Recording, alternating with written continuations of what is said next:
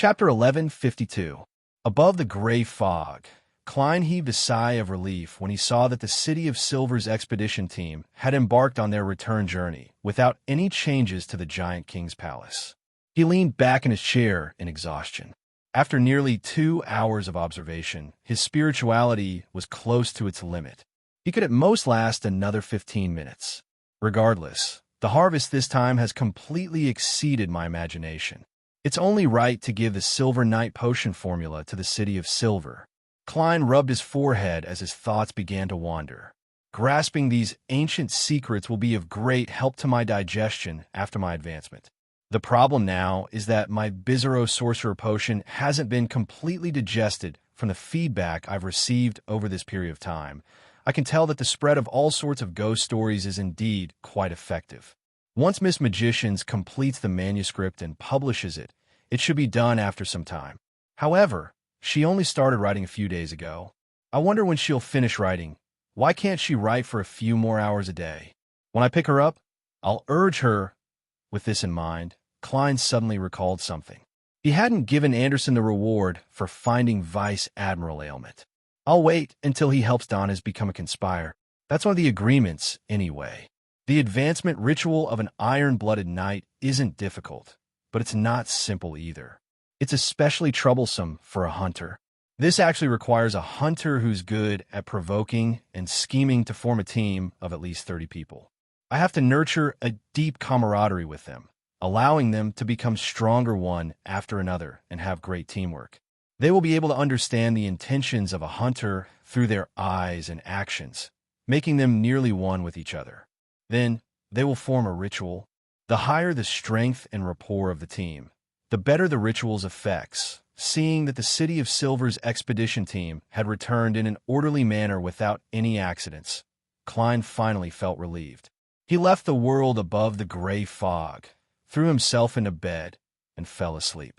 At the afternoon town camp, after a period of rest, Derek Berg finally recovered. His face was no longer as pale as before. Just as he finished eating the bread made from black-faced grass powder, a figure appeared in the shadows outside the door. "Derek, the chief is looking for you." "Yes." He stood up instinctively. "Thank you." He was going to look for the chief and hand over the potion formula of the Silver Knight. After watching the messenger retreat into the shadows, he walked out of the room and arrived at the campsite that was illuminated by the bonfire. At a glance, Derek saw many team members who hadn't participated in the expedition gathered together in 2s and 3s, discussing something in low voices excitedly.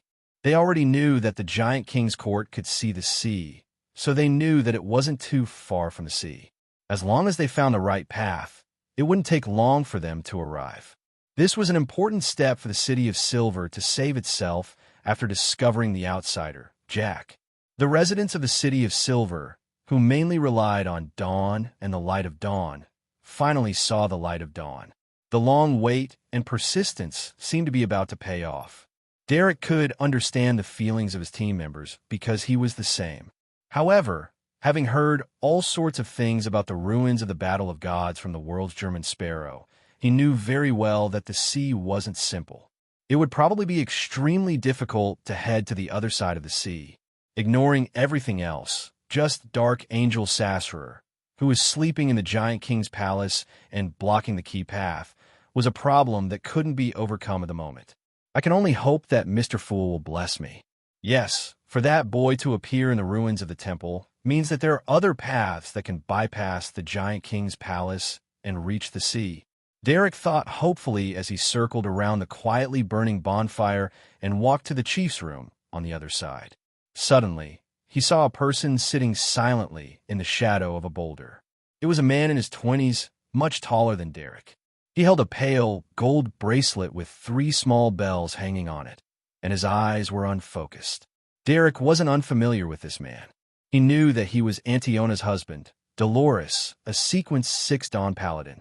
In the City of Silver, before the age of 18, one could freely fall in love until marriage. And if one didn't have a spouse by the age of 18, one would be arranged. It was the same for those who had been widowed for 3 years.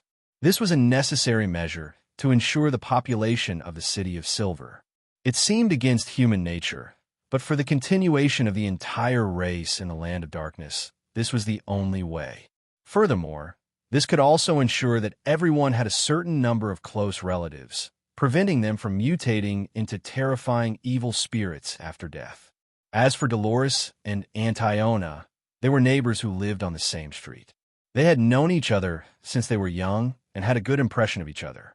Finally, they fell in love when they were teammates in the patrol team. Step by step, they became husband and wife, and their relationship was very deep. Considering that their children were still young, Colin Iliad had deliberately left one behind during the exploration of the Giant King's court. On the one hand, Derek felt that there was nothing wrong with the chief's arrangements, but on the other hand, he felt a strong sense of sorrow from Dolores' performance. It was as if he had returned to the state when he had to personally stab his parents to death. From the beginning to the end of the exploration, it only took half a day, but to Dolores, everything was different. After a moment of silence, Derek retracted his gaze and continued forward. His footsteps unconsciously became heavier. At the same time, he thought of a rumor. Shepherd Elder Lovia once had a husband, but he had died during an exploration. This was originally a very common matter that wasn't worth discussing at all. However, apart from Lovia, the entire team that explored the ruins of the temple had gone crazy. After they were eliminated, a rumor gradually spread among the residents of the City of Silver. During that exploration, Elder Lovia had eaten her husband. The night, with very low lightning frequency, made the wind a little cold. Derek shivered and focused his attention back on what was in front of him. He took a few quick steps and arrived at his destination. He raised his hand and knocked on the chief's door. "Come in," Colin Iliad said without any abnormality in his voice. Derek pushed open the door and entered. He saw the chief in a linen shirt and a dark coat wiping the two swords with grease. Colin Iliad didn't stop. He raised his head and looked at Derek, who was at the door. He looked up at Derek and asked, "What are your thoughts on this exploration? What's the purpose of the chief's question?" Having been influenced by the hanging man, Alger, Derek subconsciously had this thought. He was unable to grasp the chief's exact intentions, so all he could do was close the door and frankly answer, "There might be other paths to the sea. There might be another way to the seaside. The Giant King's palace should be very important, but it's too dangerous. We need more information." Colin Iliad nodded and asked, "There might be other paths to the sea. Was the conspiracy of the kings of angels and those existences in the name of deities to resist the Lord? And this success resulted in the abandonment of this land?" Although Derek had never directly heard of such a deduction, it wasn't difficult for him to come to a similar conclusion based on the various secrets he had learned on the tarot. Yes, that should be the case. Colin fell silent. Even his movements of wiping the sword slowed down. After a few seconds, he put down the items in his hand and took 2 steps forward. Those who participated in the conspiracy are still active on the other side of the sea. After a moment of silence, Derek deliberated before replying, "Most of them, but not too active." Colin Iliad nodded, indicating that he had nothing else to ask. Derek hurriedly said, "That's right. Chief, when Light Slayer Merskogan died, I obtained the incomplete formula of the Silver Knight potion, including the supplementary ingredients and the advancement ritual." When he said that, Derek knew that his lie was too fake and could be seen through at a glance, because he didn't even dare to open his eyes. However, he still couldn't think of a better excuse. If Mr. the Hanging Man were here, he would definitely have a better solution. Just as this thought surfaced in his mind, he heard the chief speak slowly. "Very good, what is it?" After being stunned for a second, Derek hurriedly explained the corresponding ritual and the supplementary materials in its entirety. After Demon Hunter Colin listened quietly, he let out a long sigh and said, "Your contribution this time is very great. This is of great importance to the City of Silver. In the future, our upper limit will be Sequence 3, not Sequence 4. Within a certain range, the risks encountered by the exploration team will be greatly reduced." Why is the risk encountered by the exploration team within a certain range reduced when the upper limit is Sequence 3? As Derek was happy that he had made such a contribution, He found it difficult to understand the chief's words. However, he knew that this was knowledge that he wasn't qualified to understand. He planned on asking about it at the tarot gathering later. He then bade farewell and turned to open the door. "Derek!" Colin Iliad suddenly shouted at him. Derek turned his head in puzzlement and realized that the chief's expression was rather solemn. Colin fell silent for a moment before shaking his head. "Be careful of Lovia." "Yes, Your Excellency," Derek replied from the bottom of his heart. Bakeland, North Borough. Hazel rode a carriage back to the city from Moose Manor.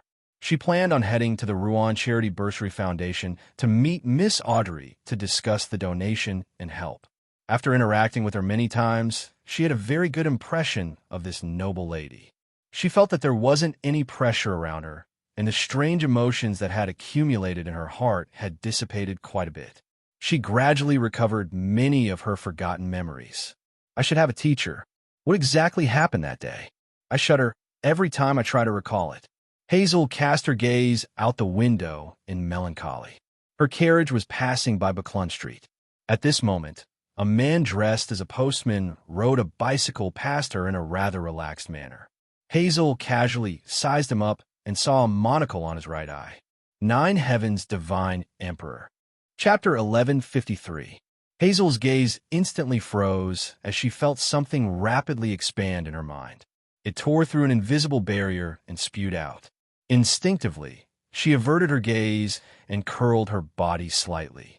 Then, she felt a light rise up from the depths of her heart, exploding into countless memory fragments as they roared back and forth. She remembered at once what had happened at home that day. She remembered her father, her mother, the maids, and the footmen putting on their spectacles or pressing their eyelids. The unspeakable horror was so vivid that it seemed to have been engraved in her bones. Hazel's expression broke down as she curled into a ball and trembled. It left the maidservant in the carriage stunned as she hurriedly got up and reached out her hands in a bid to help her mistress up. "No!" Hazel's body trembled as she shouted with a nearly shrill voice. The maidservant was alarmed and frightened as she stood rooted to the ground, unsure of how to react. After shouting, Hazel calmed down significantly. She sat up and looked ahead with extreme fear. She saw that the postman with the monocle had already entered another street. All she could see was his back. "I felt a little uncomfortable just now, but I'm much better now." Hazel turned her head and forced herself to say to the maidservant. She realized that she wasn't as horrified as she remembered. It was as though after some time, she could already accept the situation. If not, I might have lost control just now. Why did I use the word lost control? Thankfully, I've forgotten this memory. I didn't do anything too eye-catching when I saw the postman. I only broke down after about 10 seconds. Otherwise, I might have been discovered and something terrifying would have happened. Hazel's thoughts flashed uncontrollably as her body trembled slightly.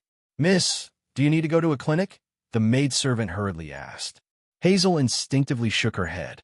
Her mind was in chaos as she casually said, "Let's go to the Rouen Charity Bursary Foundation first.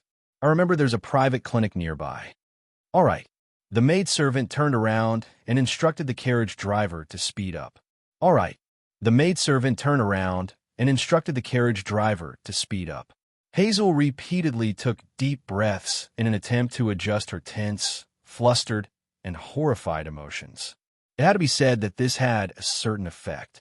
She, who didn't break down immediately, seemed to calm down a little. At this moment, a sparrow had appeared above the carriage at some point in time. It blinked its right eye and spoke in human language with a nearly inaudible voice. "She seems to have some unnecessary misunderstanding about me. From the looks of it, I have crossed paths with her in the past. Ah, she's a resident of Buckland Street. Interesting." Before long, the carriage arrived at Phelps Street. Seeing that the Rouen Charity Bursary Foundation wasn't far away, Hazel suddenly said, "Go to church. Head to St. Samuel Cathedral first. I want to say a prayer." She wanted to tell the bishops what had happened that day and what she had seen today. In the gap of the carriage, a black ant moved its right antennae and whispered with a human voice. Humans these days are really uncreative. Whenever something happens, they like to go to the church. I thought I would discover something by following her. Next time, I will steal the church right in front of them." As it spoke, the other tentacle of the ant also moved. Hazel immediately forgot what she had just said. She forgot what she had recalled, and that she had encountered a postman wearing a monocle. She got off the carriage at the entrance of the Rouen Charity Bursary Foundation and walked in with her maidservant. Clearly, her maidservant and her carriage driver didn't remember the previous instructions. Inside the Rouen Charity Bursary Foundation, Audrey welcomed Hazel and brought her new friend to participate in the aid for the injured soldiers on the front lines. As the World German Sparrow had mentioned that the Secret Order's leader, Zeridol, and other angels had infiltrated Bakeland, Audrey had cautiously given up on the third stage of the treatment for Hazel, hoping that she wouldn't recall her past experiences for the time being to prevent any accidents from happening. Her current plan was to participate in charity activities and help others, allowing Hazel to gradually become more cheerful and strengthen her ability to resist the psychological trauma. In the Free City of Pirates, Furs was drinking the local specialty fruit wine with high alcohol content as she recorded what she had seen and encountered today. Suddenly, her spiritual perception was triggered as she instinctively looked to the side. She immediately saw a figure appear in the void and quickly take form. It was none other than the cold-looking German sparrow, who was wearing a half-top hat and a black trench coat. With a whoosh, Furs stood up with a wine glass and fountain pen in her hand and subconsciously said, "That's right." She subconsciously said, "Good afternoon. Mr. Sparrow." As she spoke, she hurriedly placed the items in her hands on the table. Klein pressed down on his top hat and surveyed the area. "Are you thinking of leaving?" Furs's eyes darted left and right. All right, over the past few days, she had already taken down the basic characteristics of this city that were different from other places. Klein didn't say a word as he gestured at the items on the table with his chin, indicating for Miss Magicians to quickly tidy up. Furs didn't hesitate as she hurriedly tidied up the manuscripts as though she had heard the instructions. Klein stood there and watched as the man busied himself.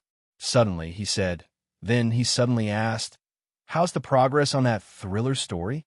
Furs's body trembled indiscernibly before she replied, "Soon. Soon." Klein nodded slightly. "How much longer?"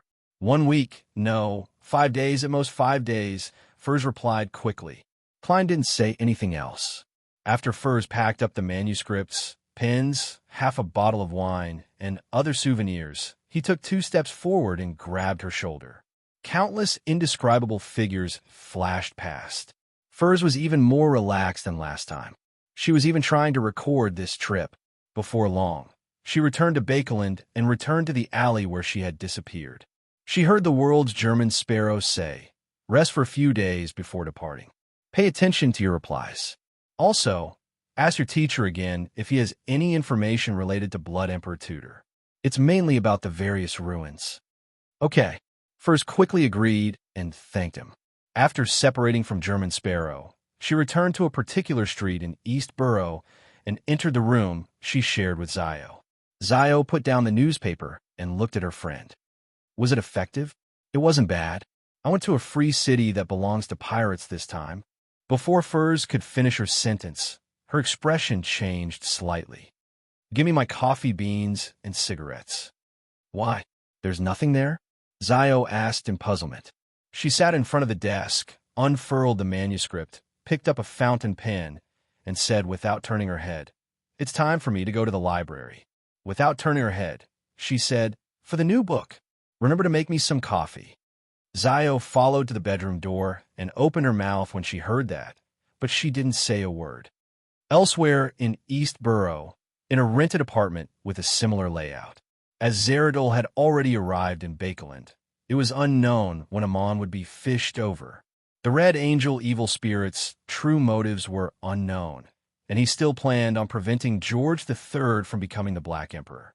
On the one hand, Klein was busy digesting the Bizarro sorcerer, and, on the other hand, he was making all sorts of preparations. At this moment, after settling the matter regarding the magicians, he spread out the letter and wrote, "Dear Mr. Aztec, I've learned a lot about ancient history during this period of time. I believe you should be very interested. Otherwise, you wouldn't have chosen to be a history teacher after losing your memories.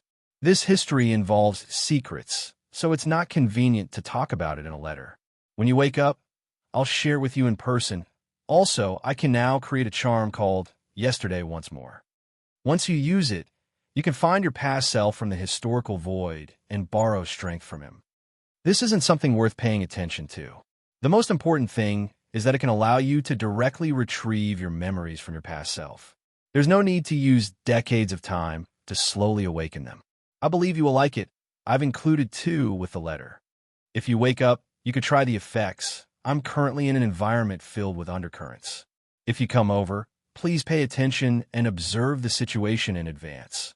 I will attempt to do something regarding George III advancement to Black Emperor, but the chances of success are very slim. Finally, I wish you well and wish you an early awakening. Your eternal student, Klein Moretti. After folding the letter, Klein stuffed it, along with the 2 yesterday, once more charms, into the envelope. Following that, he took out Aztec's copper whistle and blew it. The gigantic skeleton messenger emerged from the floor and received the letter with a posture that was lower than Klein's. Klein nodded slightly and watched the messenger disintegrate into white bones before vanishing.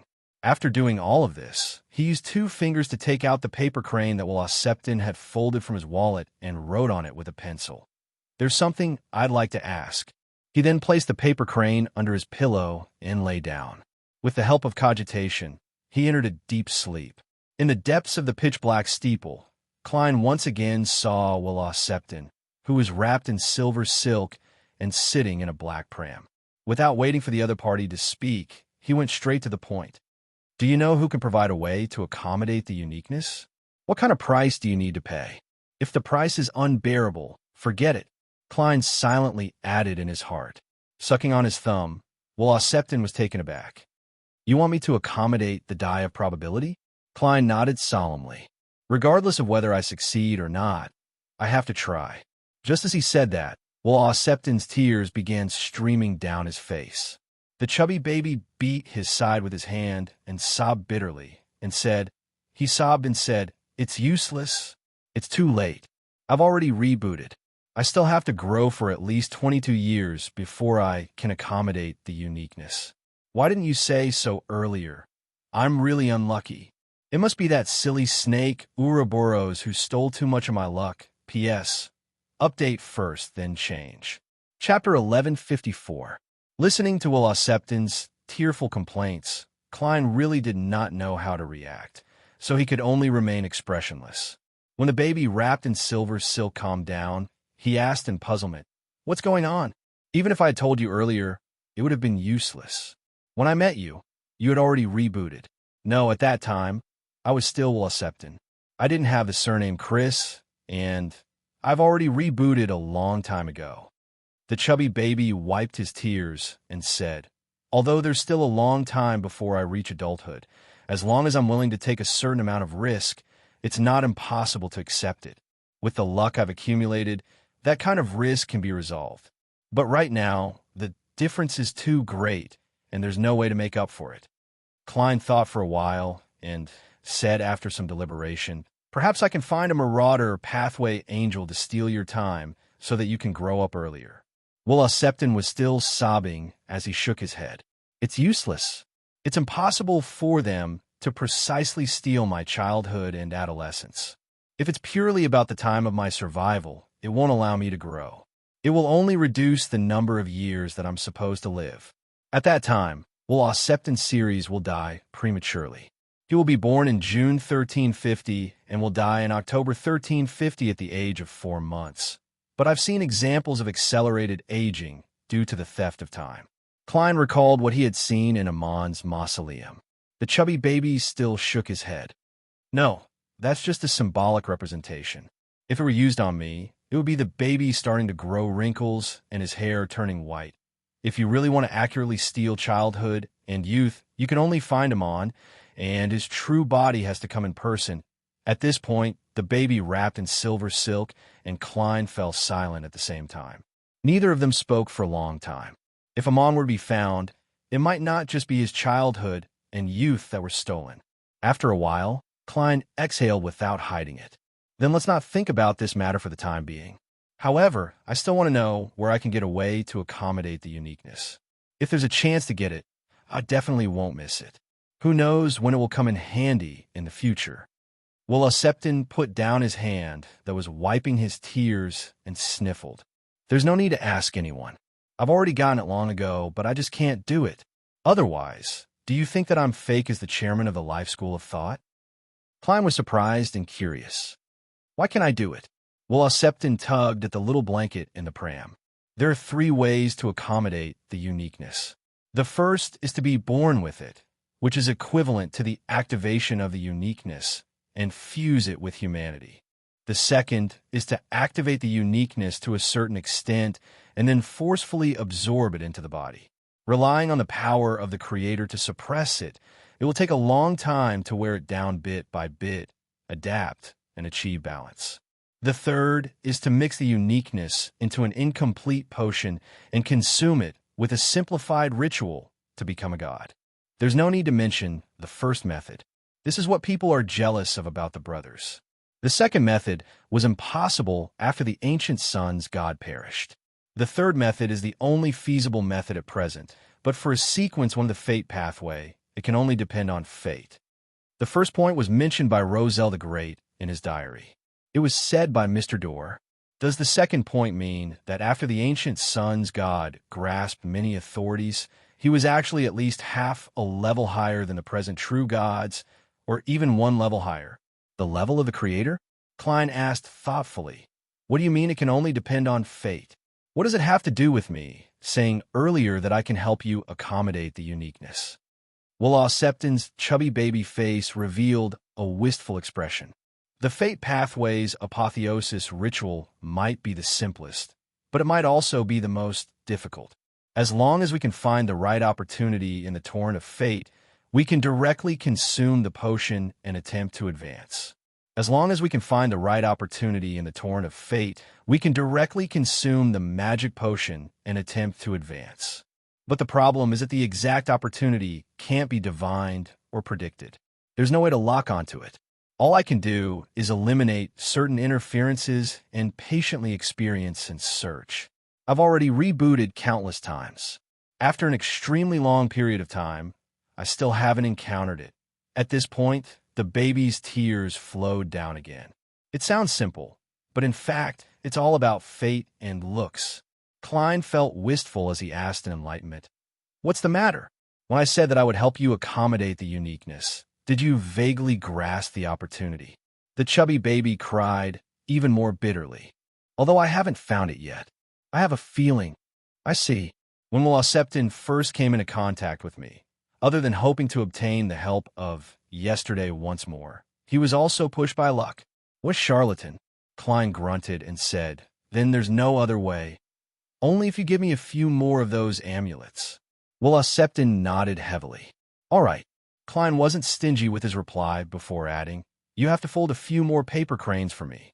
With that said, the baby wrapped in silver silk and him fell silent. In the rental apartment, Klein, who had woken up from his dream, got out of bed, walked to the room outside, took out a pen and paper, and began writing to Leonard. I've obtained some high-sequence beyonders of the seer pathway. It allows one to borrow strength from their past selves. Klein didn't mention if his dear poet needed it. It was as though he was simply describing it. After folding the letter, he took out a gold coin and a rectangular diamond-like charm and blew into the adventurer's harmonica.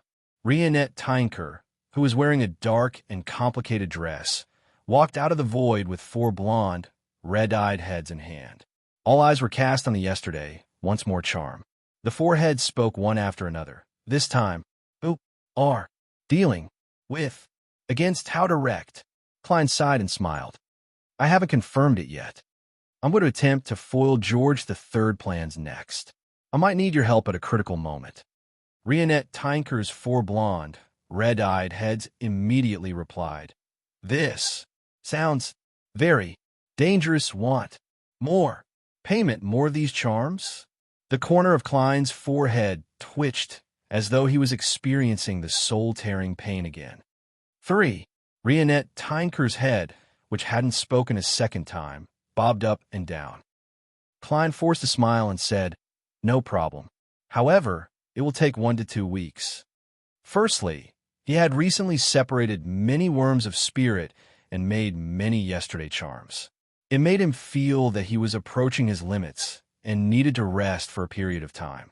Secondly, he felt that in another 1 to 2 weeks, with the release of Miss Magician's new book, he should be able to digest the Bizarro Sorcerer Potion and attempt to advance to Scholar of Yore. When that happened, there might be a simpler and easier method. Rionette Tynker's foreheads bobbed up and down with the help of her hair, indicating that there was no problem. Klein then pointed at the letter and gold coin. Sent it to the mailbox at 7 Pinster Street. He had previously done a divination and discovered that Leonard wasn't home. He seemed to have gone south of the bridge. One of Rionette Tynker's heads bobbed up as she sucked the letter, gold coin, and yesterday once more charm in her mouth.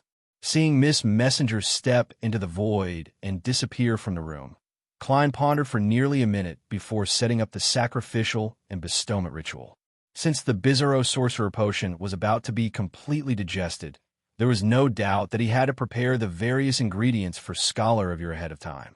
Among them, the demonic wolf of Fog's Heart and white frost crystal could be obtained from the Evernight goddess. And with the demonic wolf of Fog's Heart, he could fish the hounds of Fulgrim in the spirit world. After a period of work, Klein finished setting up the altar. He took 2 steps back and observed his surroundings. It's still rather clean, with a wall of spirituality sealing it. I've satisfied the ritual's requirements. I haven't contributed much recently, so how should I pray for a bestowment? Could it be that I tell the goddess that I plan on getting a credit loan and paying it back in installments? Wouldn't that be a little blasphemous to the deities? Yes, I'll try to sacrifice something of value. If the goddess is willing to accept it, she'll give me a corresponding bestowment, something of value. As he thought, Klein's thoughts turned to the junk pile above the gray fog.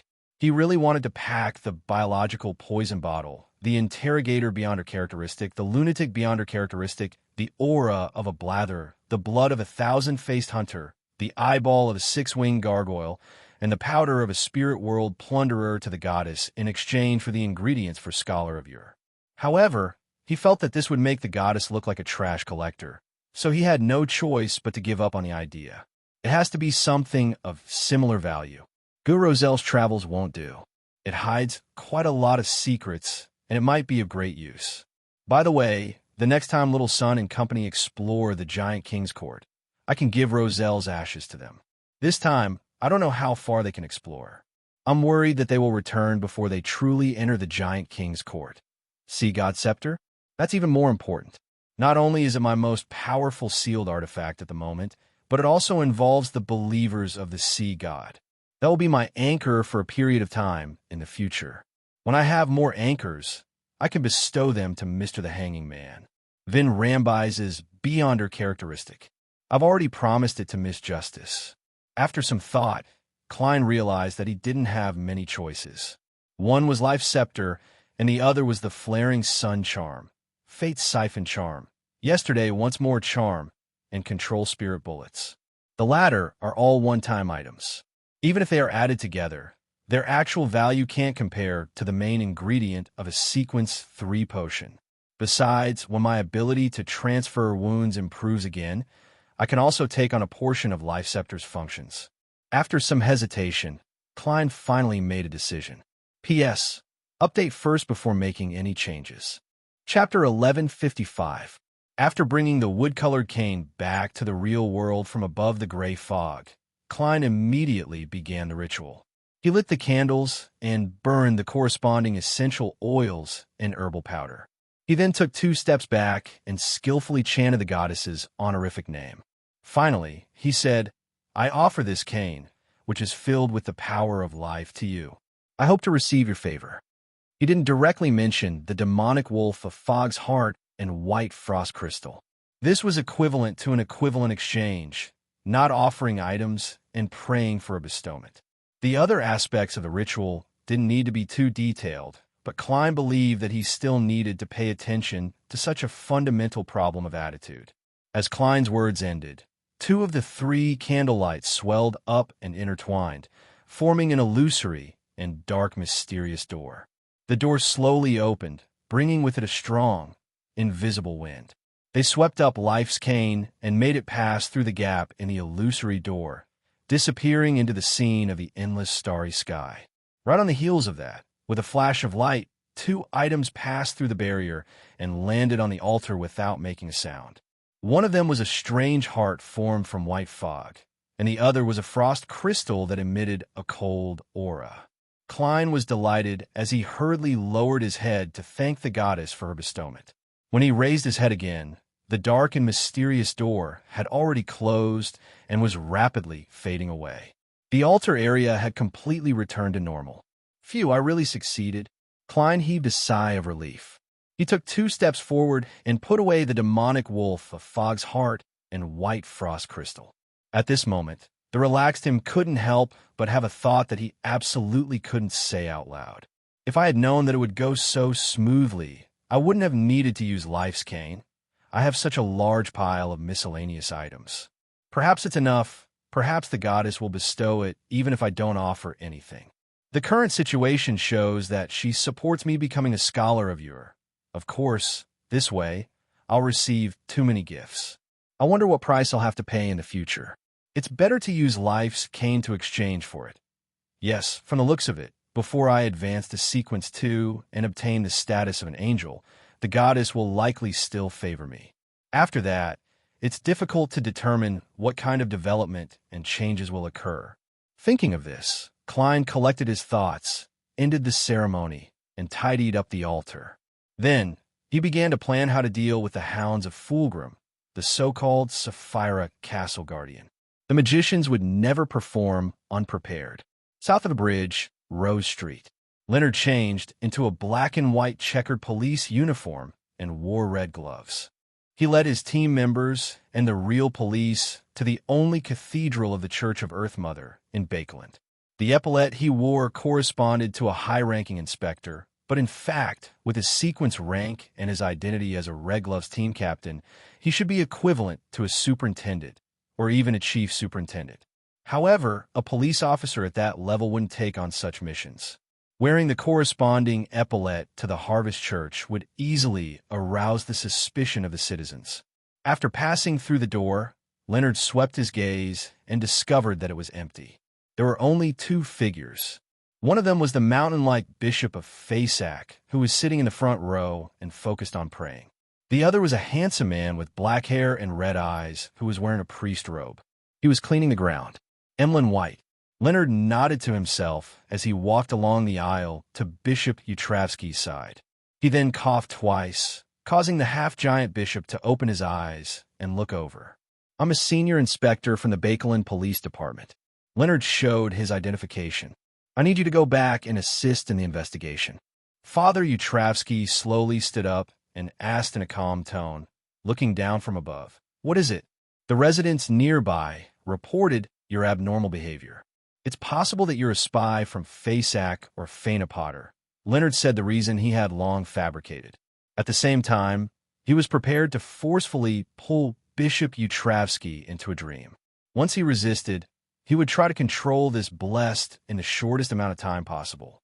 With the Red Gloves team's configuration, as long as they didn't directly encounter a real demigod, they had a high chance of taking down a blessed who wielded a holy artifact. Furthermore, before Leonard set off, he had applied for a Grade 1 sealed artifact. This was also the reason why he had delayed taking action until today. Father Utravsky fell silent for 2 seconds before turning his head to look at Emlyn White, who was standing beside the candlestick. Emlyn's slightly complicated expression froze. He opened his mouth, but he didn't know what to say. Father Utravsky retracted his gaze and nodded slightly. "All right. So cooperative? I thought I would experience an extremely intense battle. I had to be rather careful to not cause any casualties." Leonard was taken aback for a moment before he smiled. "Thank you for your cooperation. If there really was a battle that harmed a blessed of Earth Mother," Leonard suspected that the already tense situation would change drastically. Through the ancient history he learned from Guru Zel's travels, the various secrets he learned from the tarot, and Old Man Palez's explanation, he understood that the current relationship between the Church of Earth Mother and the Church of Evernight was like dried wood. All it took was a spark to ignite it. When the time came, the history books would record today's events as follows. The fuse that turned the war from a local to a full-blown war. Leonard Mitchell ignited a religious gunpowder keg. Phew! Seeing that Father Utravsky didn't resist and accepted the custodial protection, Emlyn White secretly heaved a sigh of relief. He was very satisfied with his performance on the tarot. At this moment, the Red Gloves team member, Cindy, looked at Emlyn, who wasn't masculine enough and had the gentleness of the moonlight. He suppressed his voice and said, "Captain, boss, there's still a priest. Should we take him with us?" "Yes. We can also close the Harvest Church for a period of time to prevent any accidents from happening." Emlyn. Leonard. After a few seconds and repeated deliberation, Leonard finally said, "If the spy case involves Potter, he's also quite suspicious. If the espionage case involves Potter, he is also quite a suspect. Please ask him to go back with us to assist in the investigation." Emlyn was stunned, unsure of what expression to show. East Borough, in a 2-bedroom rental apartment. Furs rubbed her dark circles and drank the last mouthful of bitter coffee. She stood up abruptly and began changing her clothes. "Done writing?" Zio, who was enjoying her breakfast, was taken aback. "It's only been a day and a half." Furs shook her head and took a deep breath. "No. However, I've already written the first part.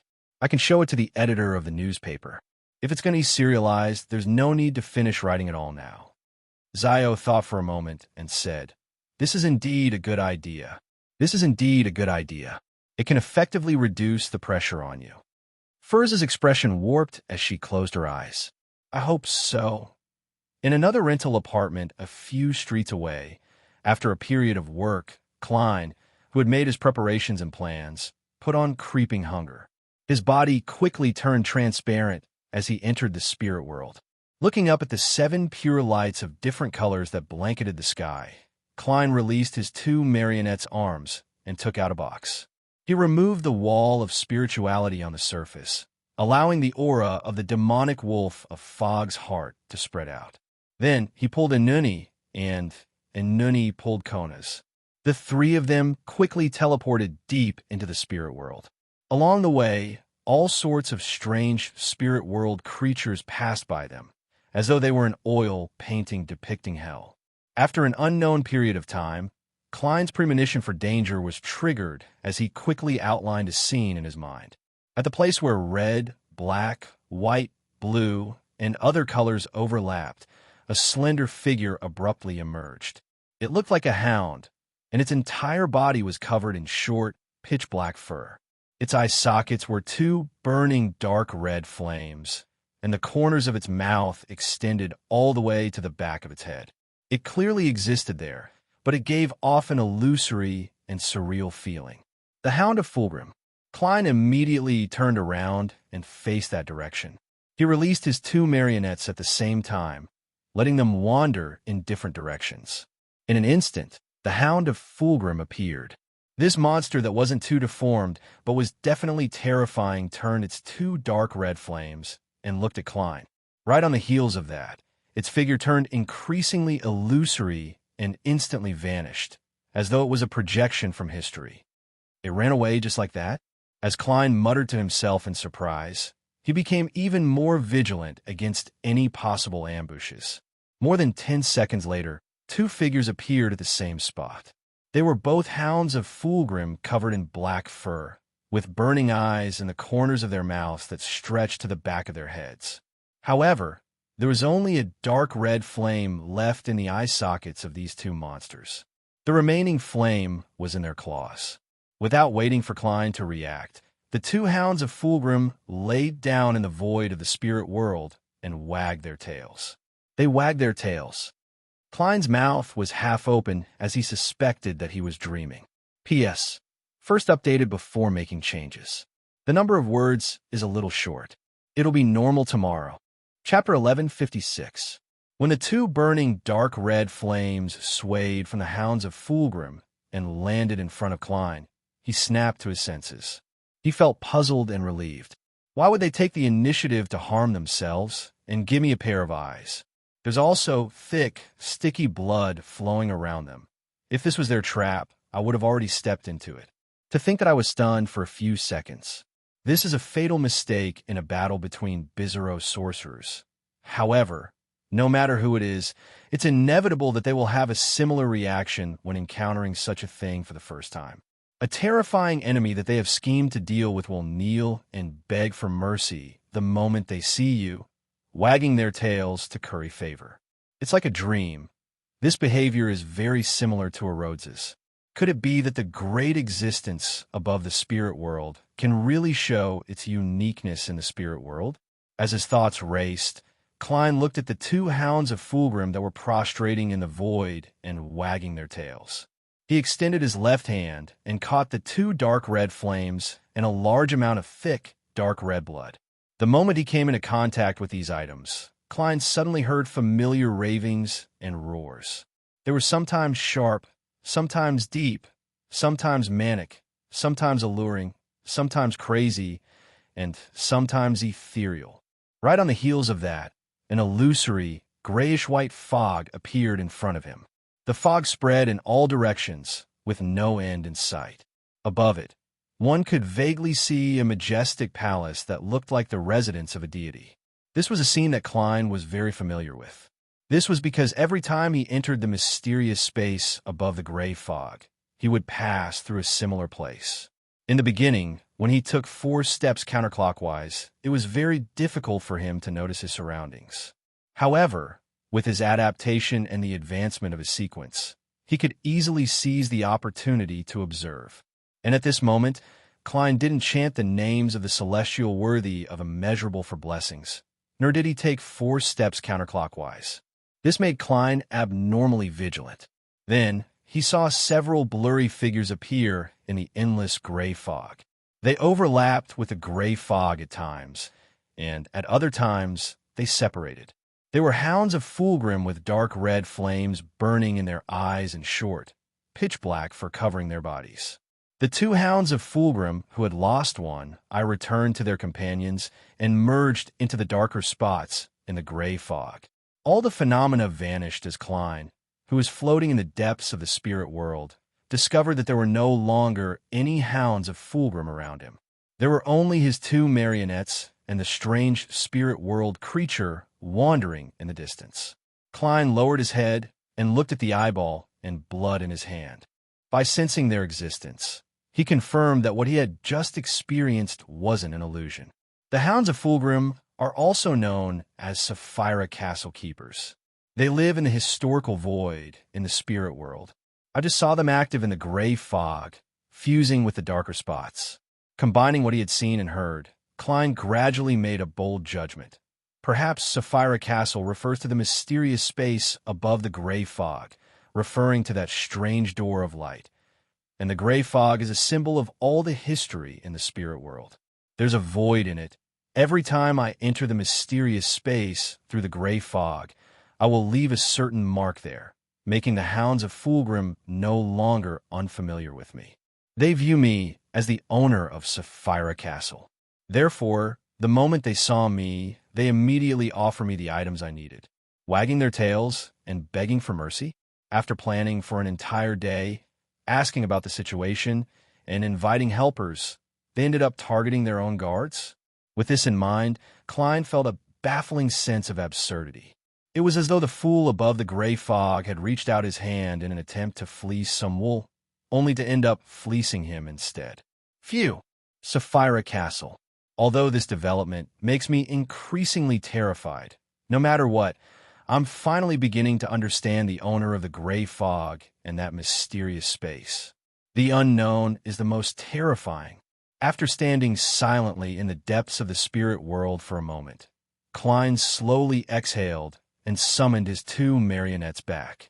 He planned on waiting for the Bizarro sorcerer potion to be completely digested before attempting to seek knowledge related to Sapphira Castle from Erode's. When the time came, if anything were to happen, He could use his advancement to resist it. East Borough, in a two-bedroom rental apartment. Furs, who had dark circles under her eyes, returned from outside and picked up the day's newspapers and letters. How was it? Zio, who had just returned home for lunch, looked up and asked. Furs covered her mouth and yawned. Not bad. The editor I know is very satisfied with my new book's theme and writing style. He's decided to arrange for it to be serialized as soon as possible. You might not know, but the horror legend of Bakelin Hospital has been very popular recently. There are already best-selling authors who have gained inspiration from it and have begun to serialize similar stories. I'm actually not the first. That's a good thing. Zio thought for a second and nodded seriously. This meant that Furs, who was also writing about the horror legend of Bakelin Hospital, wouldn't attract so much attention. Her new pen name wouldn't be tested. I know. Furs threw down the newspaper and took out the few letters inside. She quickly flipped through them. Soon, she discovered a reply from her teacher, Dorian Gray Abraham. Furs's expression immediately turned a lot more serious.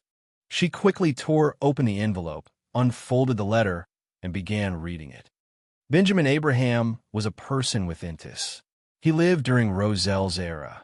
Apart from mysticism knowledge and a small amount of inheritance, he didn't leave behind anything of value. Later, everything was destroyed by the Aurora Order. I was unable to provide the corresponding information. Mr. German Sparrow is going to be disappointed.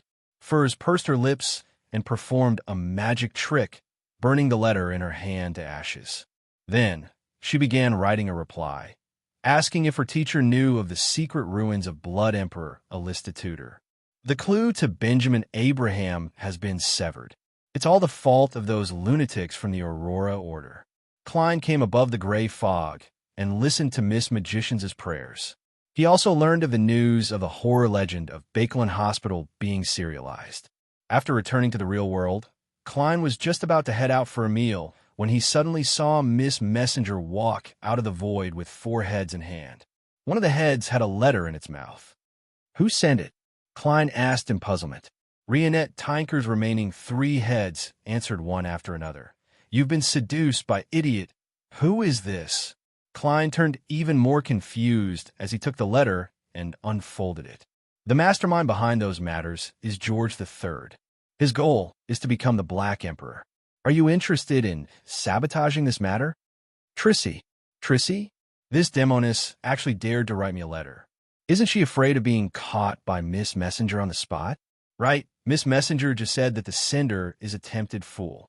Trissy seduced a man and got him to help summon a messenger while she hid far away, waiting for the other party to contact her through the mirror. She's quite smart. Yes, she's really persistent in investigating this matter. Isn't she worried that she'll be killed by me or George III? That man should be a beyonder. It's still very difficult for an ordinary person to hold a ritual to summon a messenger. After all, it mainly relies on one's own spirit and spirituality. Klein was first surprised before he came to a realization. Right on the heels of that, he began to wonder why Trissy could guess that George III wanted to become the Black Emperor. Without sufficient mysticism knowledge, without grasping the Black Emperor's apotheosis ritual, and without understanding the corresponding history, even a demigod would find it difficult to guess. It definitely wasn't as easy as the Red Angel evil spirit made it out to be. Could it be that Trissy has other helpers? Or could it be that she has obtained more powers from the primordial demoness, including all sorts of knowledge and secrets? Klein frowned slightly as he increasingly felt that there was a huge problem. If he had the chance, he would definitely get rid of demoness Trissy. After thinking for more than 10 seconds, he took out a pen and paper from his pocket and wrote a reply. I have some interest, but I'm not sure what you want to do. In the Bakelin Bridge area, a man in his 30s was horrified to see the headless, no, 4-headed demoness that had appeared not long ago appear in front of him and throw a letter at him. Are all the messengers in the world of mysticism that terrifying? After Rionette Tinker left for nearly 5 minutes, the man took a breather, picked up the letter, and opened it to take a look. During this process, his eyes gradually burned with passion because he could meet that dreamy beauty again. According to the instructions, he waited until evening before finding a black blob that resembled paste. He separated a small amount and evenly smeared it on a mirror. A few seconds later, the mirror turned dark, as though it was connected to another world. In the blink of an eye, a room that was completely different from the current environment appeared in the mirror. There stood a gentle and beautiful girl in a dark black dress. She was none other than Demonis Trissy. The man who had completed the ritual immediately revealed a look of infatuation as he unconsciously softened his voice. The reply says that he has some interest. The faint dimples on both sides of Trissy's cheeks bloomed bit by bit, making the inside and outside of the mirror brighter. Her brows relaxed as she said, "I'll send you a letter. I'll send you a letter. Pass it to Gehrman Sparrow. You mustn't read the contents." After receiving the man's unhesitant promise, Trissy reached out her right hand and swiped it across the mirror, causing the dark aqueous glow to vanish. She then found a pen and paper, deliberated for a few seconds, and quickly wrote, "The secret mausoleum needed for George III ritual should come from Blood Emperor Alistitutor. And there's an existence who knows this very well. Perhaps he can help us infiltrate successfully and destroy the ritual. I have a way to contact that existence, but it has to wait until the next full moon. All you need to do is provide me with some blood, hair, flesh, or bones of a descendant of the House of Abraham. Trissy. P.S. Seeking monthly votes and recommendation votes on Monday." Chapter 1157. East Borough, in a 2-bedroom rental apartment.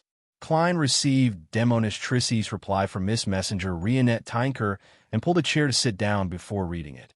She knows of Mr. Door's existence and has the means to use the bloodline connection of the House of Abraham to speak to him. Trissy can already withstand Mr. Door's cries for help, so she's not afraid of losing control. Furthermore, she seems to be very certain of Mr. Door's identity. She has really obtained more knowledge and secrets from the primordial Demonis. But if that's the case, why is Demonis of White Katarina pursuing her? As Klein read the short contents of the letter, questions surfaced in his mind.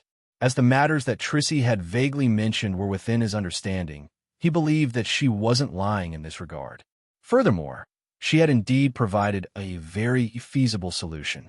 Of course, the premise of this method's success was to grasp the correct ritual, have a corresponding descendant of the House of Abraham as a medium, and be willing to bear extreme risks. Out of these 3 points, Klein was missing the first one. He still had some doubts about the third point, so he attempted to find a safer and more concealed method. As for Demonis Trissy, she only lacked the second point. To me, it's easy to find a descendant of the House of Abraham. I can directly contact them through Miss Magicians, but once their hair, blood, flesh, and bones are given to Demonis Trissy, they will bear the risk of being cursed. Klein knew quite a bit about the Demonis pathway and knew that they were extremely good at curses. As his thoughts raced, he gradually came up with a countermeasure. It was to use the hair, rotting flesh, or bones of the deceased. He remembered that Miss Magicians had mentioned to the fool that she had once buried an old gentleman named Lawrence. Without a doubt, he was a descendant of the House of Abraham. I hope it's not a cremation. Although it's a little desecrating of a corpse, speaking to Mr. Door is also a necessary procedure to remove the ancient curse of the House of Abraham. Using the dead is better than implicating the living. When the time comes, I'll add this line in my reply to Trissy. I'll pretend to be a descendant of the House of Abraham, providing a ritual medium. Also, I have to first confirm that Trissy wants to speak to Mr. Door and not attempt to pull him back to the real world. They are either of a high status or are involved in high status. It's very difficult to obtain an effective revelation using divination. However, the Emperor said that the ritual Mr. Door needs to return to is very complicated. It's definitely not something that can be set up by a small number of bloodline descendants. I can get Queen Mystic, Miss Sharon, and the others to monitor Bakelin's underground market to see if there are any abnormal movements of materials or people. Klein nodded slightly and decided to find Miss Magicians later to rush her for her script. North Borough, Phelps Street. A young man with a thin face and a wide forehead was sitting on a bench. He was wearing a black windbreaker and a silk top hat. He was staring at the withered leaves of the parasol tree with intis in a daze. He wore a crystal monocle on his right eye, making him look rather refined. At that moment, an elder who was heading for St. Samuel Cathedral passed by. Seeing that he wasn't in a good state, he stopped in his tracks and gently asked, "Why are you here? Young man, what are you worried about? For the things lost in this war."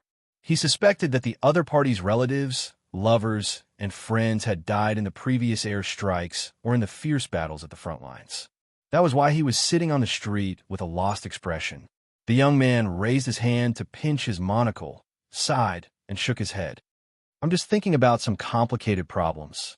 Are you a philosopher?" The old man was stunned for a moment and blurted out, "No, but I often ask people philosophical questions, like who I am, where I am, and where I am going." The young man smiled calmly and continued his thoughts. From time to time, he would move his lips and whisper silently. The elder found it difficult to understand. All he could do was shake his head and slowly walk away under the gazes of the stray dogs, sparrows on the trees, ants on the ground, and microscopic creatures in the air. The young man didn't turn his head. His monocle reflected the falling yellow leaves as he muttered to himself. He muttered to himself, "Parasitic. No parasitic. Parasitic. No parasitic. Watch the bait. Swallow the bait. Watch the bait. Swallow the bait." After receiving the strand of hair from Lawrence's remains from Furs, the magicians, and seeing the Tussock Times begin to serialize the terrifying legend of Bakelin Hospital, Klein entered a state of patient waiting. He also promised to send Miss Magicians to a new place next week to record new scenery and folklore. In the blink of an eye, a new week arrived. After Klein had lunch, he planned on taking a nap to prepare for the tarot at 3 o'clock.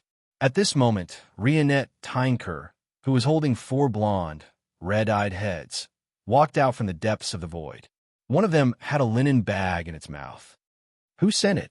Klein suddenly had a baffling and complicated premonition. For a moment, he didn't reach out to take the bag in Miss Messenger's mouth. Rionette Tynker's 3 idle heads spoke one after another. Mutated. True. Mushroom, king. Of mushroom, this series of modifiers. I roughly understand what's going on. Klein controlled himself from baring his teeth as he slowly took the bag. When he opened the bag, he wasn't surprised to see a large number of all kinds of devils. No, mushrooms. Some of them were white and plump, as though they would spew out milk with a single poke. Some were black with blood-colored filaments and fat patterns embedded in them. Some were covered in golden stars, and their caps were the size of a palm. At this moment, these mushrooms were still squirming slightly, as though they were trying to spread their mycelium and spores. Klein gulped a mouthful of saliva and picked up a letter that was surrounded by mushrooms. He unfolded it and read it. "My dear friend, Gehrman, I've finally completed your request. I've invented mushrooms that can be grown in dark and harsh environments. They rely on devouring the flesh and blood of monsters to grow and reproduce. They don't need any other conditions. Their descendants are split into 2 types. One will accumulate all kinds of toxins and can't be eaten, but it can be used as a source of toxins. The other type can be used as food after being steamed, boiled, fried, or fried at high temperatures. You must remember not to eat them raw or before they are cooked. Otherwise, they will reproduce in your body and use your flesh and blood as a breeding ground. Considering the taste, I invented a total of 11 types of mushrooms. Some are rich in milk, which can be drunk directly. Some are like beef. Hee. When you fry them, you don't need to provide extra oil. Some are as delicate as fish, but they don't have spikes. My suggestion is to roast or boil them. All of these results can't be achieved without your help.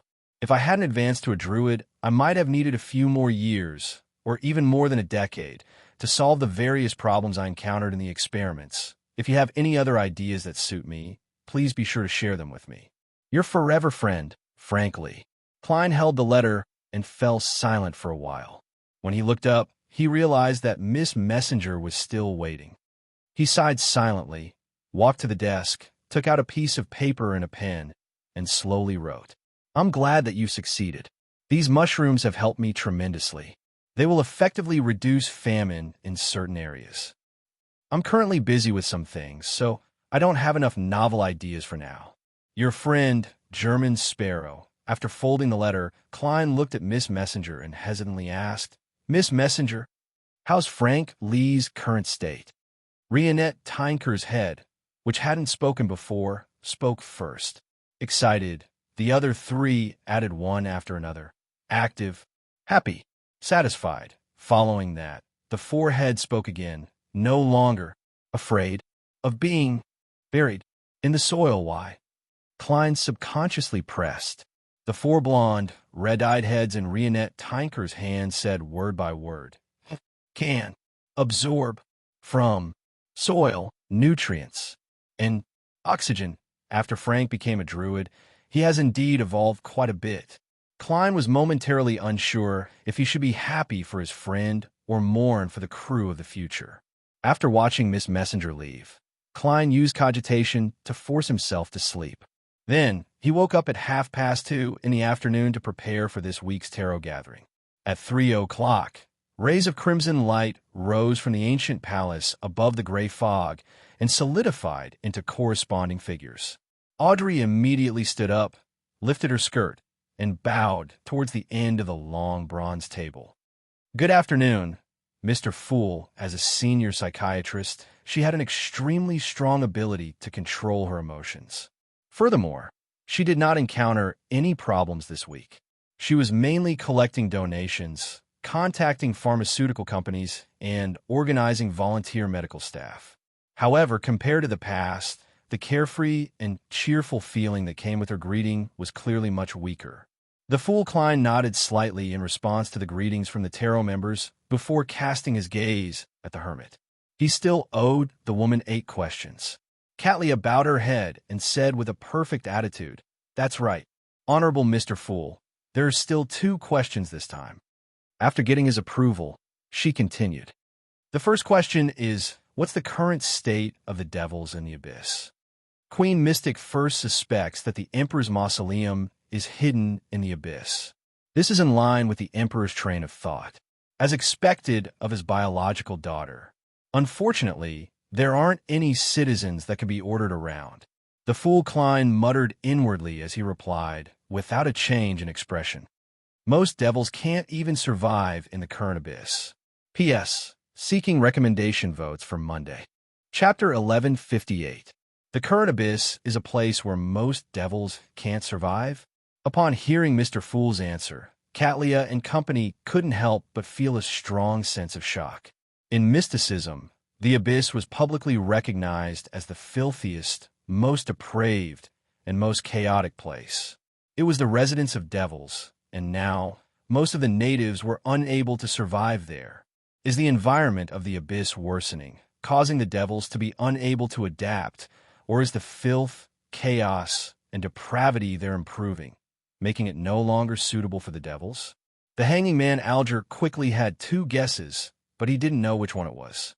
Catlia had similar thoughts as him, but she was more puzzled as to why the queen would raise such a question.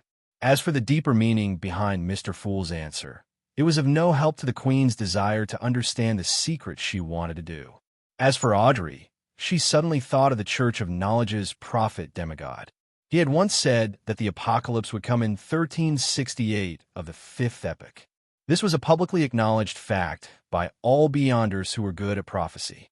Even deities had made the same claim. It's 1350 now, only 18 years before the apocalypse. Therefore, there are signs of the abyss. The filthy and chaotic environment, which is already filled with abstract meanings, has broken through its limits and become even worse. Audrey had a rough idea of what was going on, and her heart was filled with anxiety and uneasiness. Originally, she didn't believe in the apocalypse because there were no signs of it. She usually paid more attention to the current war and the people who died, were injured, and suffered in the war. But now, the anomaly in the abyss made her inexplicably horrified. She was eager to improve herself and digest the potion as soon as possible to obtain the beyonder characteristic left behind by Vin Rambis to advance to a demigod. Only by doing so could she have the ability to interfere and resist certain things she didn't wish to see. Mr. World has more requests. Audrey silently prayed in her heart as she calmed her restless emotions. Leonard, Magician's Furs, Zio, and the other members actually had some doubts about the existence of the Abyss. This was because after the second epoch, the Abyss had never appeared in front of the world again. Most of the devils active in the real world came from the blood sanctification sect. Even the high-level devils and evil existences that the rituals pointed to were likely the top echelons of the blood sanctification sect. Of course, the evil god, the dark side of the universe, was widely believed to be the incarnation of the Abyss, but his presence was very low. If not for the occasional response to rituals and showing the characteristics of the devil domain, him would probably be considered a pure myth, just like Giant King Orir. But even so, the confidential information of the Church of Evernight that Leonard had access to indicated that the dark side of the universe was a disguise created by other evil gods and hidden existences. Sun wasn't surprised. In some places far away from the City of Silver, in the depths of the endless darkness, there were many devils who couldn't maintain their calm. Among them, there was no lack of demigods like devils. They didn't seem to be much different from the Abyss. If not for the existence of iconic items like the Giant King's Court, the citizens of the City of Silver would definitely suspect that the truth behind their abandonment was that they had been thrown into the Abyss. As thoughts flashed through the minds of the members of the Tarot, the hermit Catlia reined in her puzzlement and continued asking, "Honorable Mr. Fool, the second question is, were the things that Roselle the Great did in his later years affected by external and unnecessary influences?" This question reminded Klein of the horrifying details and contradictions in Roselle's diary in his later years. He momentarily sighed. With the fool's attitude, he slowly shook his head. No, those things were done by the Emperor himself. Just as Catlia couldn't help but feel disappointed and depressed, she heard Mr. Fool say with a half-smile and half-sigh, "It's not an influence, but a corruption. It's a corruption that's very difficult to detect." Corruption. Roselle the Great was corrupted in his later years. At that time, he was already a grounded angel. How could he be corrupted? This came from a certain true god, or is it an underground corruption that even the ancient gods fear? Amidst her shock, Audrey made a guess based on the secret she knew. The Hanging Man, Alger, and the other members of the Tarot also didn't expect such a thing to happen to Roselle the Great in his later years. They had some doubts about his goal of creating the cards of blasphemy. At the same time, they believed that Mr. Fool's act of collecting the cards of blasphemy might have a deeper meaning, one that involved more than what they had originally deduced. In this game of cards that involves the entire world, only an important figure like Mr. Fool has the right to be a player, and we're just a card or some chips. Kings of Angels, Sequence 1 angels might have the right to participate. The Hanging Man, Alger, sighed as he had the desire to become a player. The story of the Emperor's later years goes from being a tyrant to an evil god. A book that begins with romance, inspiration, passion, love, adventure, and the erotic life of high society with Intis eventually becomes a horror story. Even I wouldn't dare to write it like that. If I were to write it, I would make the Emperor's tragic ending stem from the betrayal of love, marriage, and promises. Magician's Furs couldn't help but let her thoughts wander. She had the urge to write a biography for Roselle the Great. Of course, there were many biographies of Roselle on the market, and some of them were even banned items. Corruption. So it's corruption. Catlia felt both wistful and sorrowful. She felt wistful that the Emperor didn't end up like the story of the dragon-slaying warrior, turning from a hero to an evil dragon. He was still a legend worthy of worship. What was sorrowful was that this misunderstanding had only been resolved today. After her emotions gradually settled, Catlia recalled the matter of being corrupted, and the more she thought about it, the more horrified she became. She believed that she was the one who understood Roselle the best among all the Tarot members present. She knew very well what heights the Emperor had reached in his later years. Mr. Fool was the convener and witness, but he wasn't a member. But it was such a sequence, one angel who had the throne of a true God as his goal, that had been silently corrupted. And the people around him didn't notice it at all. This is even more terrifying than terrifying. Catlia secretly took a deep breath and slowly exhaled to regulate her emotions. Then, she bowed at the end of the long, mottled table again. "Thank you for your answer, Honorable Mr. Fool. I also thank you for not asking questions that were out of line." The Fool Klein gave a self-deprecating remark as he leaned back in his chair and nodded slightly. "You may begin." Just like before, the members of the tarot had either just advanced, were still digesting, or didn't have anything to trade. They were temporarily in a state of no need. After exchanging a few looks, they decided to directly enter the free exchange segment. Of course, Emlyn was an exception. He really wanted to make a request and get someone to help rescue him from St. Samuel Cathedral's basement. Yes, up to this day, he was still being held in protective custody behind Cheney's Gate in the Church of Evernights, Bakelin Diocese headquarters. Next door was Bishop Utravsky, and during this period of time, no Nighthawks had come to interrogate them. If it wasn't for the fact that the staff in charge of guarding the sealed land would bring them a certain amount of water and food every day, Emlyn definitely believed that he and Father Utravsky had been forgotten.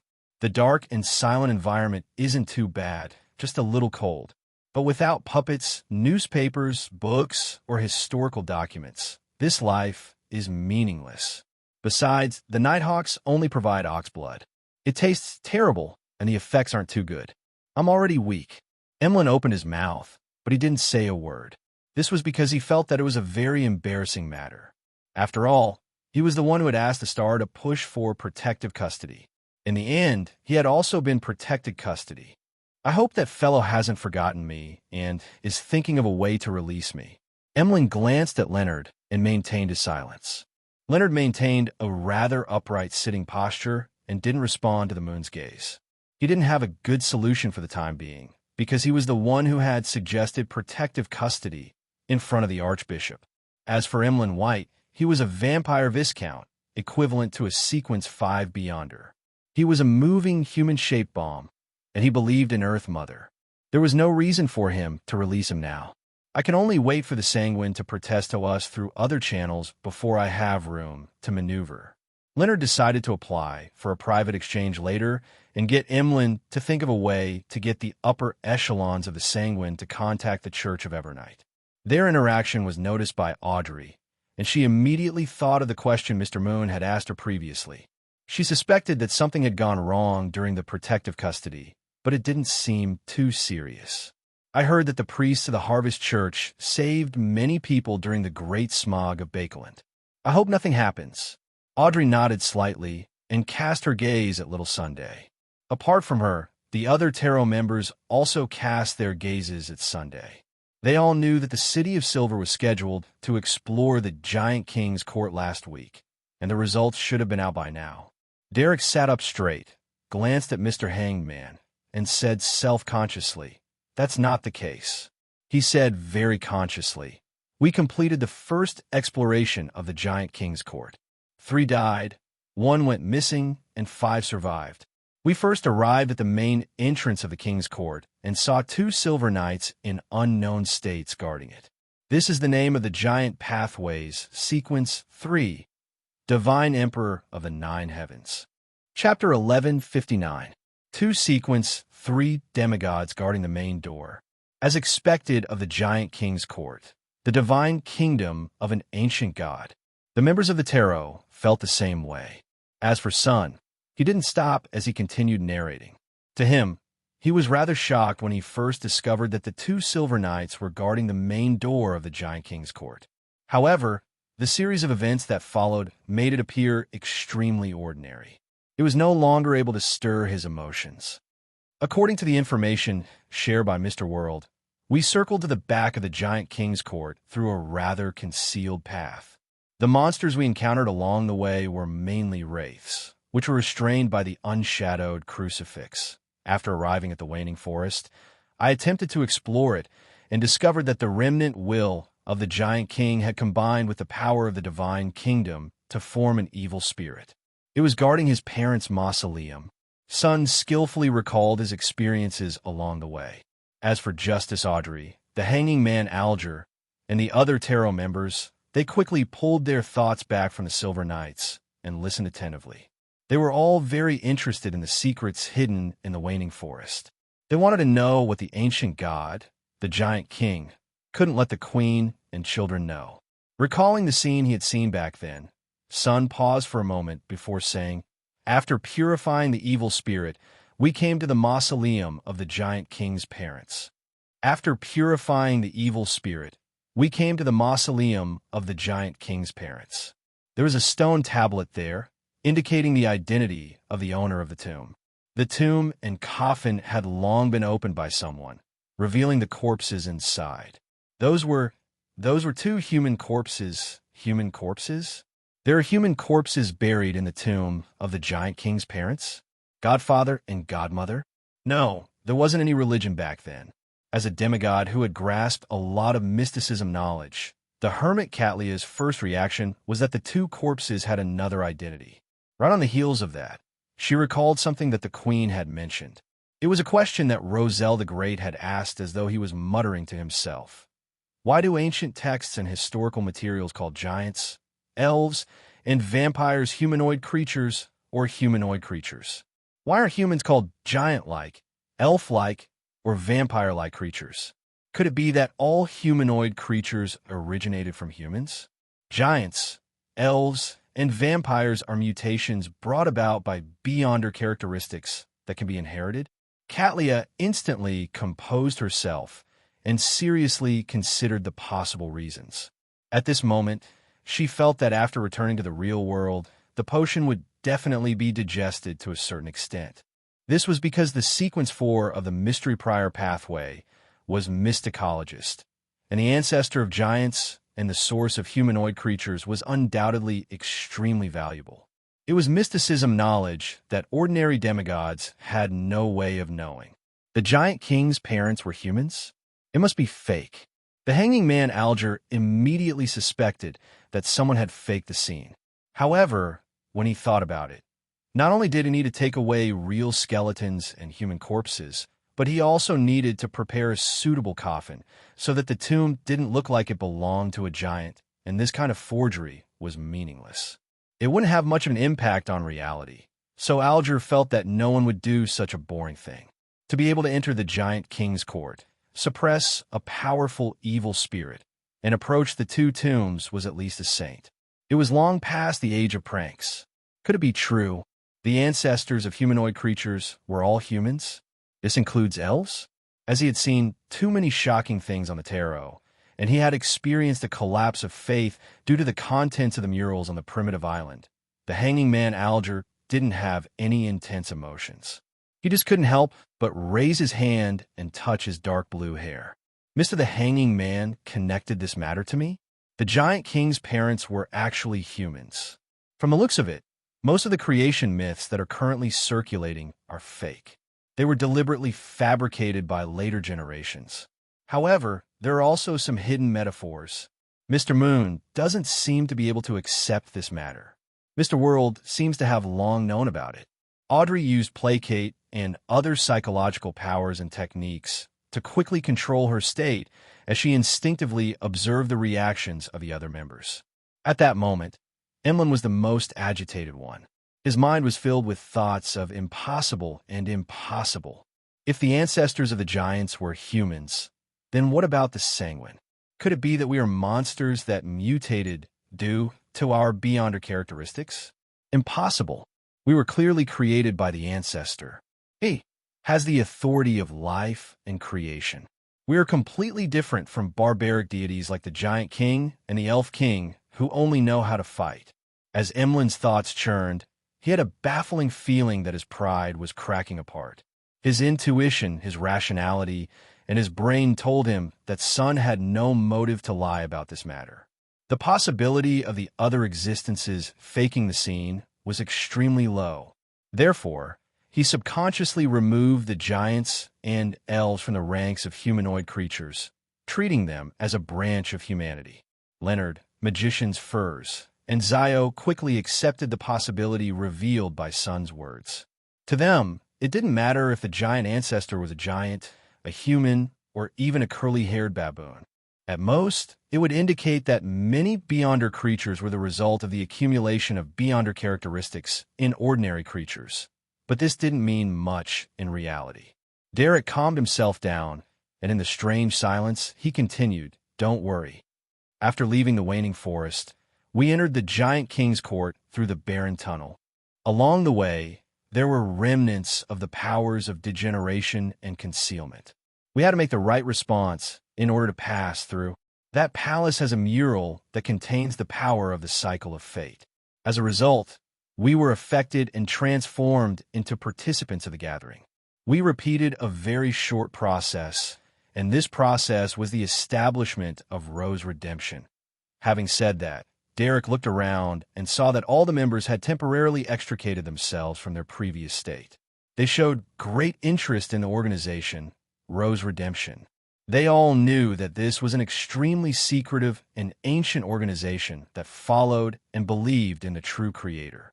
It was the source of the Aurora Order, and its members included King of Angels Ouroboros, Medici, Sassurer, and other important figures. Derek retracted his gaze and silently exhaled. The two conveners of Rose Redemption are Dark Angel Sassurer and Evernight Goddess Ammonizes. Audrey, Leonard, and Zio momentarily doubted their ears.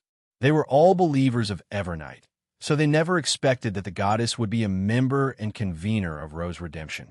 This was akin to saying that the Evernight goddess was a member of the tarot.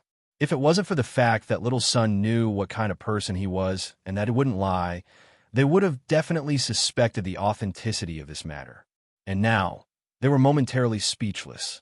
They didn't even dare to think too deeply. Alger subconsciously turned his body to the side and looked at Derek as he listened to him speak slowly and heavily. "That's right, Derek. I'm not sure." He listened to him slowly and heavily say, "The participants are White Angel Aucuses, Wind Angel Leodoro." Alger's eyelids twitched as he didn't dare to have any thoughts. "God of War Badheil, Earth Mother Omabella." Emlyn, who was leaning back in his chair, unknowingly sat up straight. There was only one piece of information echoing in his mind. Goddess of Harvest, Giant Queen, Omabella, God of the Dead, Salinger, God of Spiritual Creatures, Tolzna. Sun's voice resounded in the ancient and magnificent palace. It made Catlia, Magician's Furs, and the other members exchange looks. No one dared to speak, as though they would suffer the wrath of the gods if they delved any deeper into the matter. After Derek finished speaking, they remained silent. The scene was so quiet that it was a little strange. Finally, Catlia sighed and said, "Rose Redemption is truly terrifyingly powerful. Rose Redemption is so powerful that it's terrifying. Before this, I couldn't imagine that those existences were its members." Just as she said that, the world's German sparrow said with a hoarse voice, "That was an organization established to fight against the ancient sun god." It was an organization established to fight against the ancient sun god. Later on, only a few kings of angels remained. Upon hearing their conversation, Audrey and the other members seemed to wake up from a dream. All of them subconsciously cast their gazes at the end of the long, mottled table, at the figure shrouded in gray fog, as though they were waiting for the judgment of the authoritative figure. The Fool Klein had long imagined such a scene. Without giving a direct response, he nodded slightly and sighed. As a result, the fallen creator was born. It's true. It's true. So Mr. Fool's reminder of Rose Redemption has such a deeper meaning. What is his identity in ancient times, and what is his position in these matters? Thoughts instantly formed a storm that swept through the minds of all the members of the tarot. Sun looked at everyone, and seeing that no one spoke, he had no choice but to talk about the subsequent exploration. We encountered the leader of the king's court chasers, Light Slayer Merskogen, outside the giant king's palace. He said that Dark Angel Sassurer was sleeping in that palace, compared to the matter of Rose Redemption. The news of the mysterious Dark Angel sleeping in the giant king's palace didn't cause much emotional turmoil for the Star Leonard, the Moon, and the other members of the tarot. It only satisfied a certain curiosity. Of course, as a mysticologist, Catlia only hoped that Sun could speak a little more. After that, we returned. Mr. Fool bestowed us the Silver Night potion formula. At the end of the narration, Sun gave a very honest summary. Audrey and company were still immersed in what had just happened. They were still feeling the lingering fear of blasphemy, so no one gave any feedback. Only the hanging man, Alger, thought for a moment and said, since the true creator's birth stemmed from the Rose Redemption, he shouldn't be unfamiliar with what happened in the Giant King's court. Why wasn't that shepherd Elder Lovia prepared for this? 9 Heaven's Divine Emperors. Chapter 1160. This is also the question I wanted to ask. At the end of the long, mottled table, the Fool Klein echoed Mr. the Hanging Man inwardly. Leonard thought for a moment and tried to find a possible reason. The true creator's birth stems from Rose Redemption, but that doesn't mean that he knows everything about Rose Redemption. Perhaps figuring out the truth back then is one of his goals. Just as he said that, Audrey denied this guess. The angel of fate, Ouroboros, who painted that mural, is still inside Rose Redemption and follows the true creator. If he has any questions, just ask him. Perhaps the true creator's goal is to confirm Dark Angel Sasser's condition. From Shepherd Lovia's strong desire to enter the Giant King's palace, this can be determined. Catlia gave her opinion. That's also my judgment. The hanging man Alger glanced at son Derek and said, of course, we can't eliminate the possibility raised by the star. Perhaps Angel of Fate Ouroboros' condition isn't right and has lost most of his memories. He can only rely on the murals left behind in the past to slowly recover his lost past. This probability is very low, but it doesn't mean that it doesn't exist. We don't know what's special or problematic with the King of Angels. As he spoke, the hanging man Alger glanced at Mr. Fool, as though he wanted to obtain a hint from this existence. But unfortunately, he failed to receive any feedback. It wasn't that the Fool Klein didn't have any ideas, but that he had too many ideas to give. Every time Tale de Ouroboros reboots, he would grow up beside the true creator. No one knows what his current state is. After mumbling inwardly, seeing that no one had any more inspiration for the time being, Klein controlled the world to look at son Derek. I recently harvested a batch of mushrooms that can grow and reproduce by devouring the flesh and blood of monsters in the darkness. I wonder if your city of silver is interested? A mushroom that could devour the flesh and blood of monsters? Zio and company were momentarily alarmed and curious, unsure of how such a creature could exist. Indeed, there are many things in the world that we don't understand yet. This is what a scribe should record. Magician's fur sighed as she came to a realization. Catlia's gaze suddenly deepened. She sat there without saying a word or moving her body. She was like a statue. Derek was delighted when he heard that, but his thoughts raced as he blurted out, "What's the matter? Can the mushrooms attack the monsters?" If possible, this could be used as food, and it could also be used as the outer defense system of the City of Silver. I thought little son would be afraid of those mushrooms. In the end, his request is even more excessive. The corners of the world's German sparrow's mouth twitched. No, if mushroom can actively attack monsters, then you guys won't be an exception. Son immediately felt a little ashamed as he hurriedly nodded. I understand, Mr. World. Klein then made the fake world give a further description. Some of those mushrooms can be ground in a flour, some can produce milk, and some can be rich in oil, equivalent to beef. Some have a texture similar to fish, but they don't have any bones. Apart from milk that can be drunk directly, the rest has to be cooked through steaming, boiling, frying, roasting, and other methods. Otherwise, those mushrooms will absorb the flesh and blood in the body and regain their vitality, turning a person into countless mushrooms from the inside out. Audrey, the hanging man Alger, and the other tarot members were originally listening to a novel and interesting story. But as they listened, they subconsciously shrank back and became abnormally silent. Only Catlia's eyelids twitched. She decided to have a good talk with Frank when she returned to the real world. She was very worried that one day, when the Star Pirates held a vote among the crew, a large number of mushrooms would cast a solemn vote. At this moment, Sun, who had been listening attentively, couldn't hide his anticipation and curiosity. Mr. World, what's flour? Just like black-faced grass powder? Also, what's milk, what's beef, and what's fish?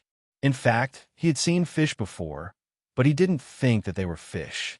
In a swamp southwest of the city of Silver, there were many strange fish-shaped monsters that contained venom. Some of them were covered in lumps, some had teeth growing out of their eyes, and some had split heads with a layer of white membrane that could be used to hunt other creatures. No matter how strange those mushrooms are, to the city of Silver, there's something worth looking forward to. The first thing they need to resolve is whether they have them, not whether they're good or not. The fool Klein sighed when he heard that and turned his gaze to Justice Audrey. Describing in detail what flour, milk, beef, and fish was not in line with the persona of the world, German Sparrow. As a senior spectator and German Sparrow psychiatrist, Audrey instantly understood what he was trying to express. After some deliberation, she said, "Don't worry." After some deliberation, she said, "Milk is the liquid that cows use to nurture their offspring." She believed that little Sun could easily understand this point. After all, the city of Silver had pregnant women and infants. Seeing Sun nod in understanding, she continued, "Milk can provide a lot of nutrients, helping you grow taller and stronger." Audrey didn't finish her sentence because little Sun, who was sitting in his seat, was extremely tall and sturdy. After Miss Justice finished explaining the concepts, Sun looked at the world, German Sparrow, with a fervent gaze. After Miss Justice finished explaining the concepts, Sun looked at the world, German Sparrow, with a fervent gaze. "Thank you, Mr. World. This is exactly what our city of Silver needs. When I return, I'll immediately inform the chief. He will definitely be very happy. What do you want in exchange?" The fool Klein hesitated for a moment before controlling the world, German Sparrow. The potion formula of classical metallurgist.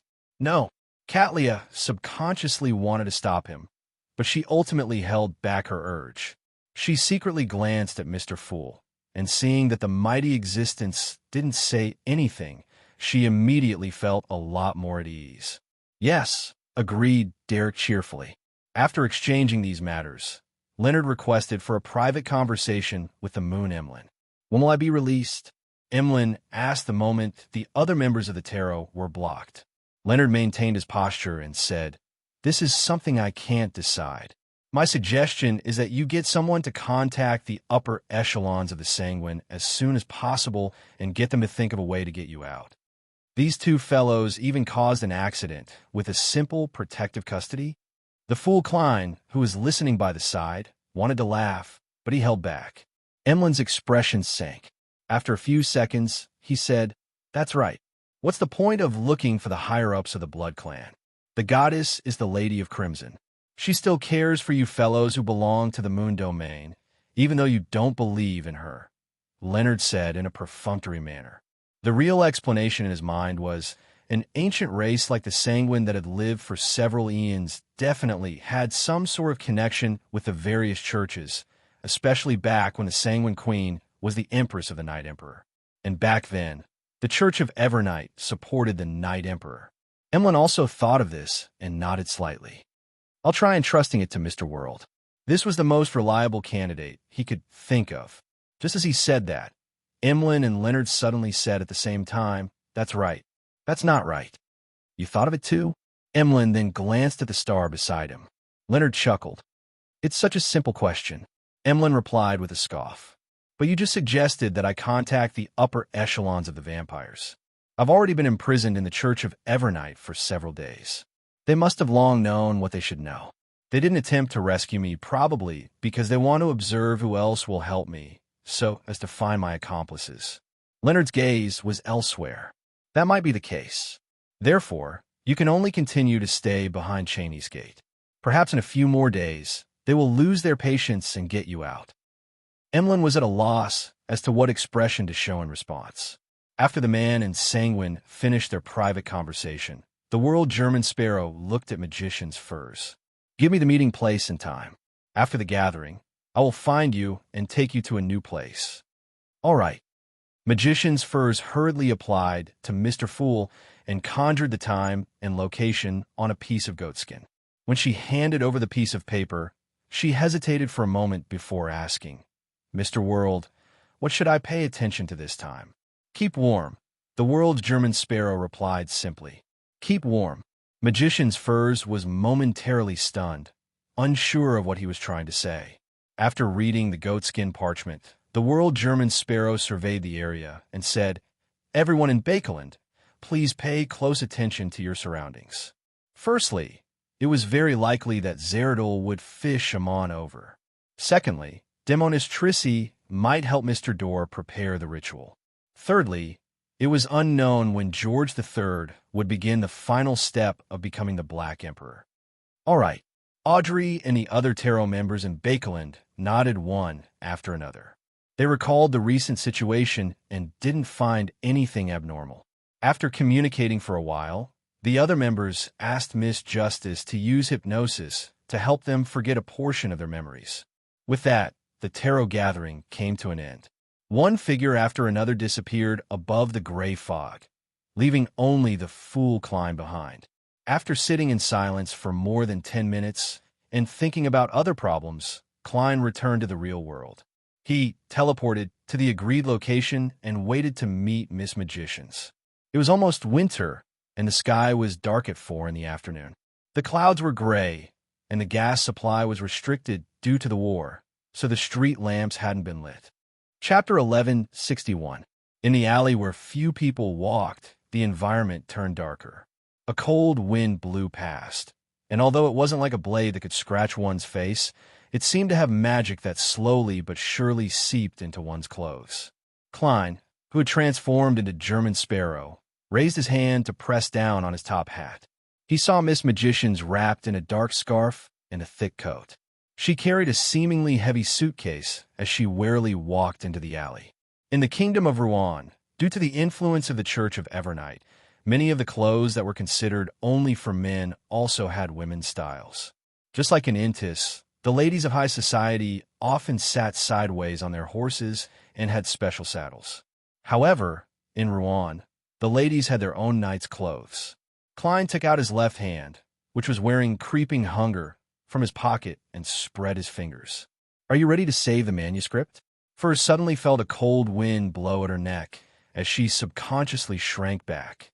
"It can be serialized for at least 2 weeks. I've already handed it to the editor of the newspaper."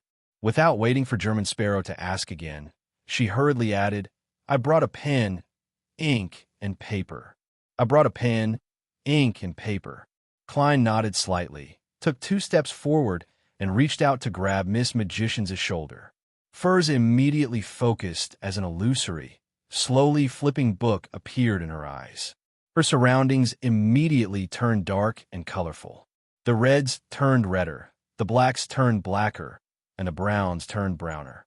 They stacked together, giving off a hallucinatory feeling. Furs was already completely accustomed to this state as she successfully recorded this journey. She also seriously observed the scenery of the journey. She copied the strange and indescribable spirit world creatures into her mind. A few breaths later, her vision turned black as she felt a chill she had never experienced before. Her body couldn't help but tremble. Instinctively, Furs cast a spell to illuminate the environment. She looked around and found that she was in a wooden hut. The German Sparrow, the world, had disappeared. What is this place? Furs looked at the window, only to see that there was a thick layer of something that prevented any light from shining in. This made her even more confused. She walked to the door, stretched out her right hand, and pulled the door open. Amidst the creaking sound, she saw the snow that had accumulated to the point that it had blocked the exit. Furs was stunned. Her mind echoed with German Sparrow's reminder. "Keep warm." And in just a short minute or two, Klein had already circled the sea and used the prey he had long chosen to appease creeping hunger. He returned to his rented apartment in Bakeland and waited for Queen Mystic Bernadette and Miss Sharon to gather information on any anomalies. In fact, with Klein's style, he would definitely personally take action on such matters and do additional investigations at the same time. He wanted to ensure that Demonis Trissi didn't have any plans to help Mr. Door escape.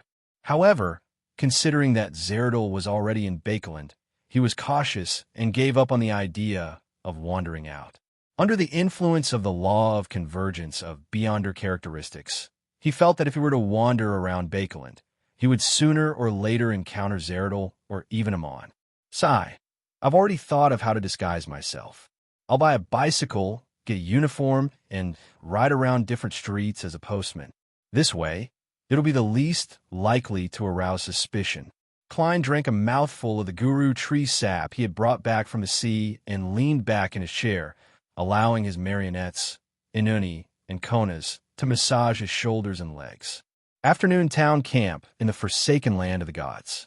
After Derek Berg opened his eyes, he immediately stood up, opened the door, and walked around the bonfire to the chief's room. He suppressed the excitement in his heart, took a deep breath, raised his hand, and lightly knocked on the thick wooden door. "Please come in." Amidst the knocking, Colin Iliad's deep voice sounded. As he turned the doorknob, he pushed the door open and entered. As he cast his gaze at the white-haired demon hunter Colin, who had an old scar on his face, he blurted out, "Your Excellency, I discovered some strange mushrooms. They can be eaten." Colin Iliad fell silent for a moment before slowly saying, "Your Excellency, I discovered some strange mushrooms." Mushrooms? Upon hearing the puzzlement in the chief's words, Derek instantly recalled a type of mushroom he had seen before.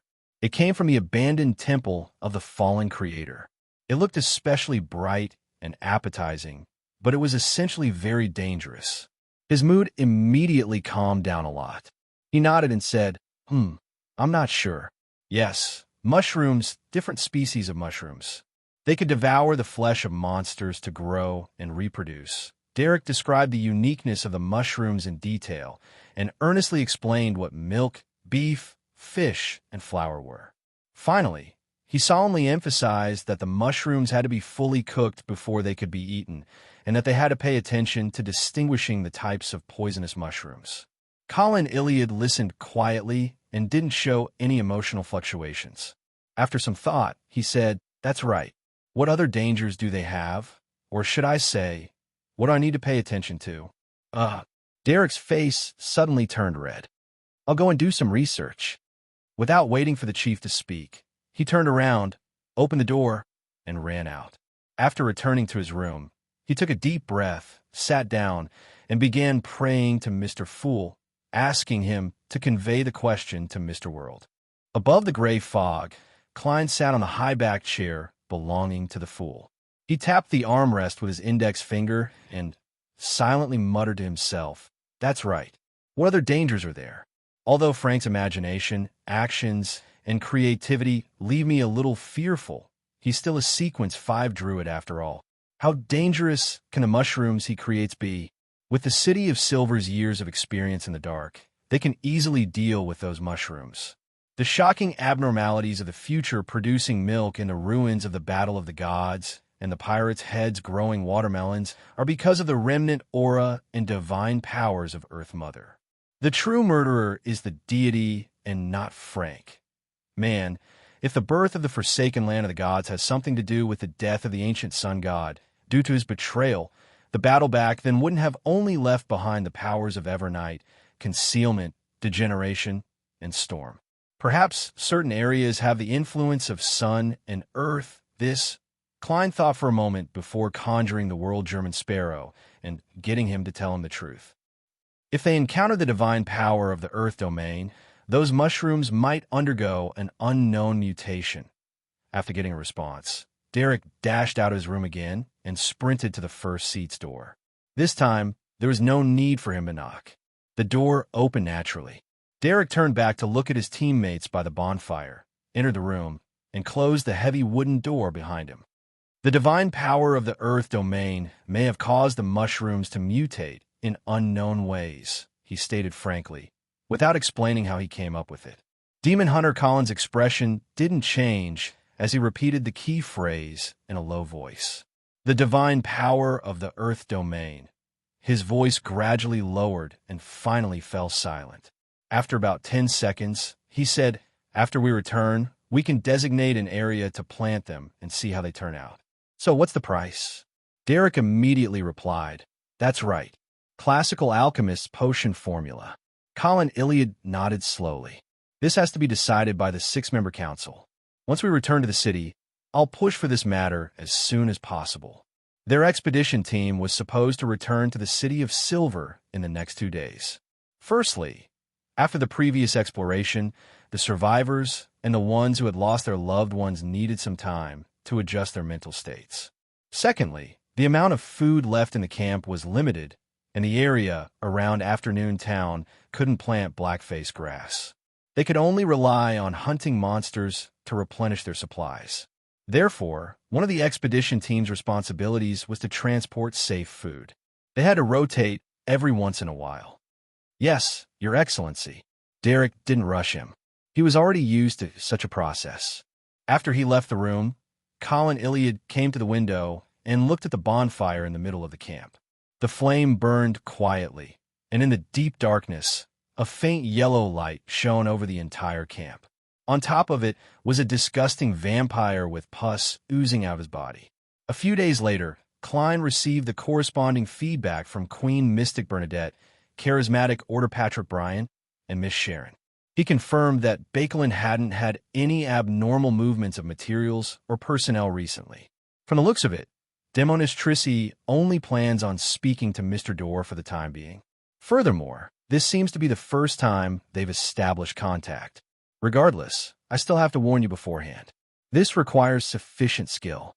The more you say, the greater the possibility of making a mistake. Furthermore, you can't reveal your trump card. Klein thought for a moment and found the hair of the deceased provided by Miss Magicians. He unfolded the piece of paper and wrote, "This is the material you need.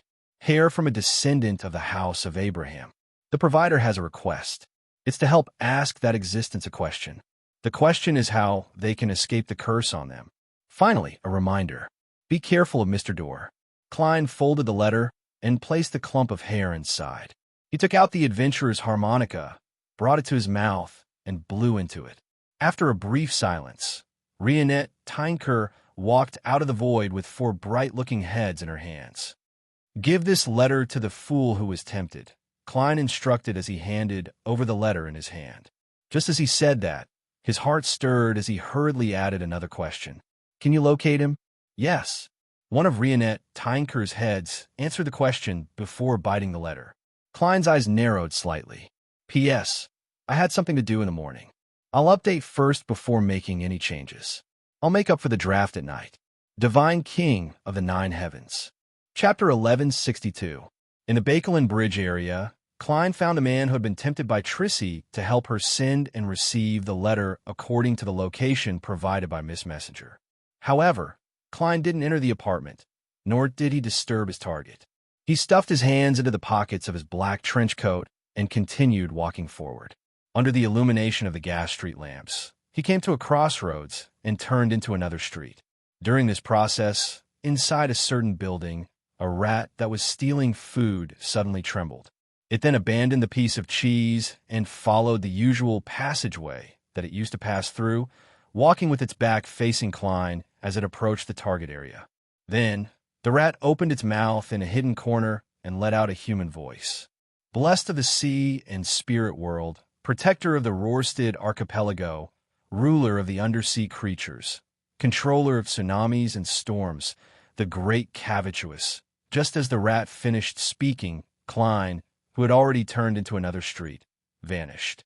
All that was left was a wisp of fire that quickly dissipated. He had used Flaming Jump, but he wasn't using it to travel.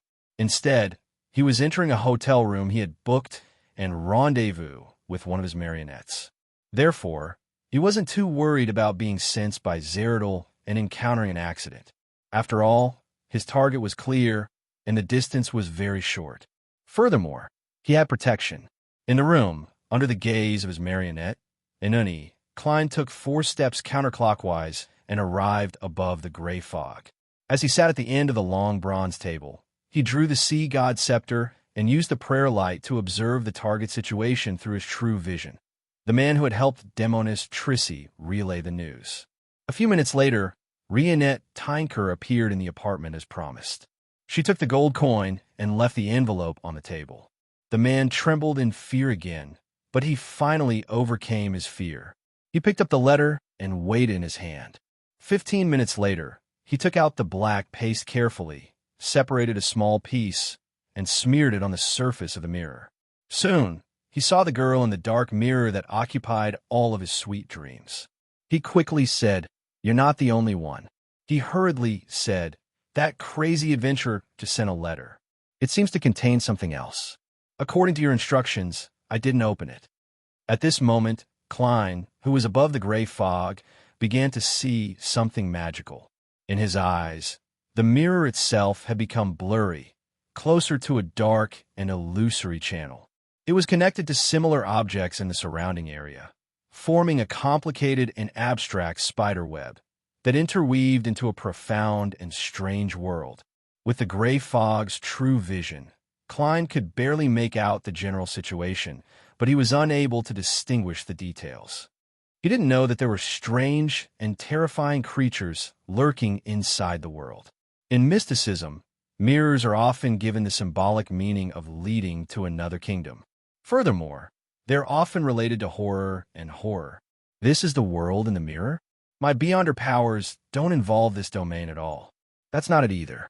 If someone prays to me and attempts magic mirror divination, then the world in the mirror will naturally have an illusory channel that points to me and the gray fog. Strictly speaking, the world in the mirror isn't the real world. It's closer to an amalgamation of doors. It connects to different mirrors and different mysterious kingdoms. If one were to get lost inside, they might directly appear in the abyss or even the cosmos. Of course, a demigod with such abilities should be able to create a reflection of the world and hide inside an amalgamation of doors. Apart from demonesses and wraiths, high-sequence beyonders of the apprentice pathway also have similar powers. Does the mystery of a secrets sorcerer represent the mirror world? This is sufficiently mysterious and secretive. Under normal circumstances, even with true vision, there's no way to directly see the mirror world unless someone activates it. Klein nodded in thought as he heard Demoness Trissy reply in a sweet voice. That's right, it's impossible for him to see the mirror world. He heard Demoness Trissy reply with a sweet voice. Throw the letter into the mirror. Can you throw it in? As a low-sequence beyonder, the man had never seen such a magical thing. After a moment of hesitation, he held the letter and pressed it against the mirror. On the surface of the mirror, the darkness suddenly spread out like ripples of aqueous light. Just as the man felt the solid sensation lighten, he saw the letter magically penetrate the surface of the glass and enter the illusory interior. Right on the heels of that, the letter seemed to be attracted by a massive vortex as it continued falling deep into the room where Trissy was. Above the gray fog, Klein raised the sea god scepter and focused on tracking the letter in an attempt to lock onto the Demoness location. At this moment, in his true vision, the dark and deep world in the mirror began to fluctuate violently, turning everything into a blur. By the time the tremors calmed down, Klein had already lost track of the letter and Demoness Trissy. The aura of the primordial Demoness can actually interfere with such a gaze. After a moment of silence, Klein let out a sigh. It was precisely because of Trissy's various oddities that he didn't take the risk of mixing his hair into the materials to locate her. It was very easy for him to suffer a terrifying curse, and he might even die on the spot. To Klein, it didn't matter if he died suddenly. After all, as long as his corpse wasn't pulverized, he should be able to revive. However, that meant that he wouldn't be able to seize the opportunity to lock onto Trissy. She would definitely move quickly. Wouldn't that be equivalent to wasting a precious opportunity to revive? Having suffered a setback, Klein quickly returned to the real world and left the Bakelin Bridge area. The next morning, with an ordinary face, Klein rode a carriage to St. Samuel Cathedral. He planned on telling the Evernight goddess about Demoness Trissy by chanting her honorific name and praying softly. When the time came, if anything were to happen on the night of the full moon, there would at least be a deity watching Bakelin and making preparations ahead of time. Back then, The Evernight goddess had exiled and sealed Mr. Door. She definitely knew the other party's tricks. In such matters, Klein never flaunted his superiority. He knew himself very well. Since he couldn't resolve the problem himself, he had to find someone who could. As for why he didn't do it at home and insisted on coming to St. Samuel Cathedral, it was because Klein wanted to observe the situation in Buckland Street and the surrounding area in passing. He wanted to find the minute traces of Amon's arrival. Hazel and her family had once been embroiled with Amon, and she herself belonged to the Marauder pathway. Be it the intersection of fate or the convergence of characteristics, it made her a high-risk group for encountering Amon. Klein didn't dare to be negligent or careless about this. He reminded and arranged for himself to come every once in a while for a checkup. Similarly, due to Miss Justice's subsequent treatment of Hazel's psychological trauma, it was very easy for her to be implicated if anything were to happen to Hazel. Therefore, Klein was also very worried about the noble lady's safety. He believed that it was necessary to use the Crimson Star to confirm her condition from time to time. Of course, he would avoid the more awkward times. As his thoughts raced, Klein, who was approaching Phelps Street, got off the carriage ahead of time. He got his marionette, Inuni, to recite the honorific name of sea god in a hidden spot. He switched places with his marionette, Conus. In a sealed space that he distorted, he took 4 steps counterclockwise and entered above the gray fog. Then, with the help of the sea god scepter's true vision, he carefully observed the situation in Buckland Street and the Rouen Charity Bursary Foundation. Hazel wasn't parasitized. Miss Justice isn't either. Their maids, pets, and bodyguards aren't either.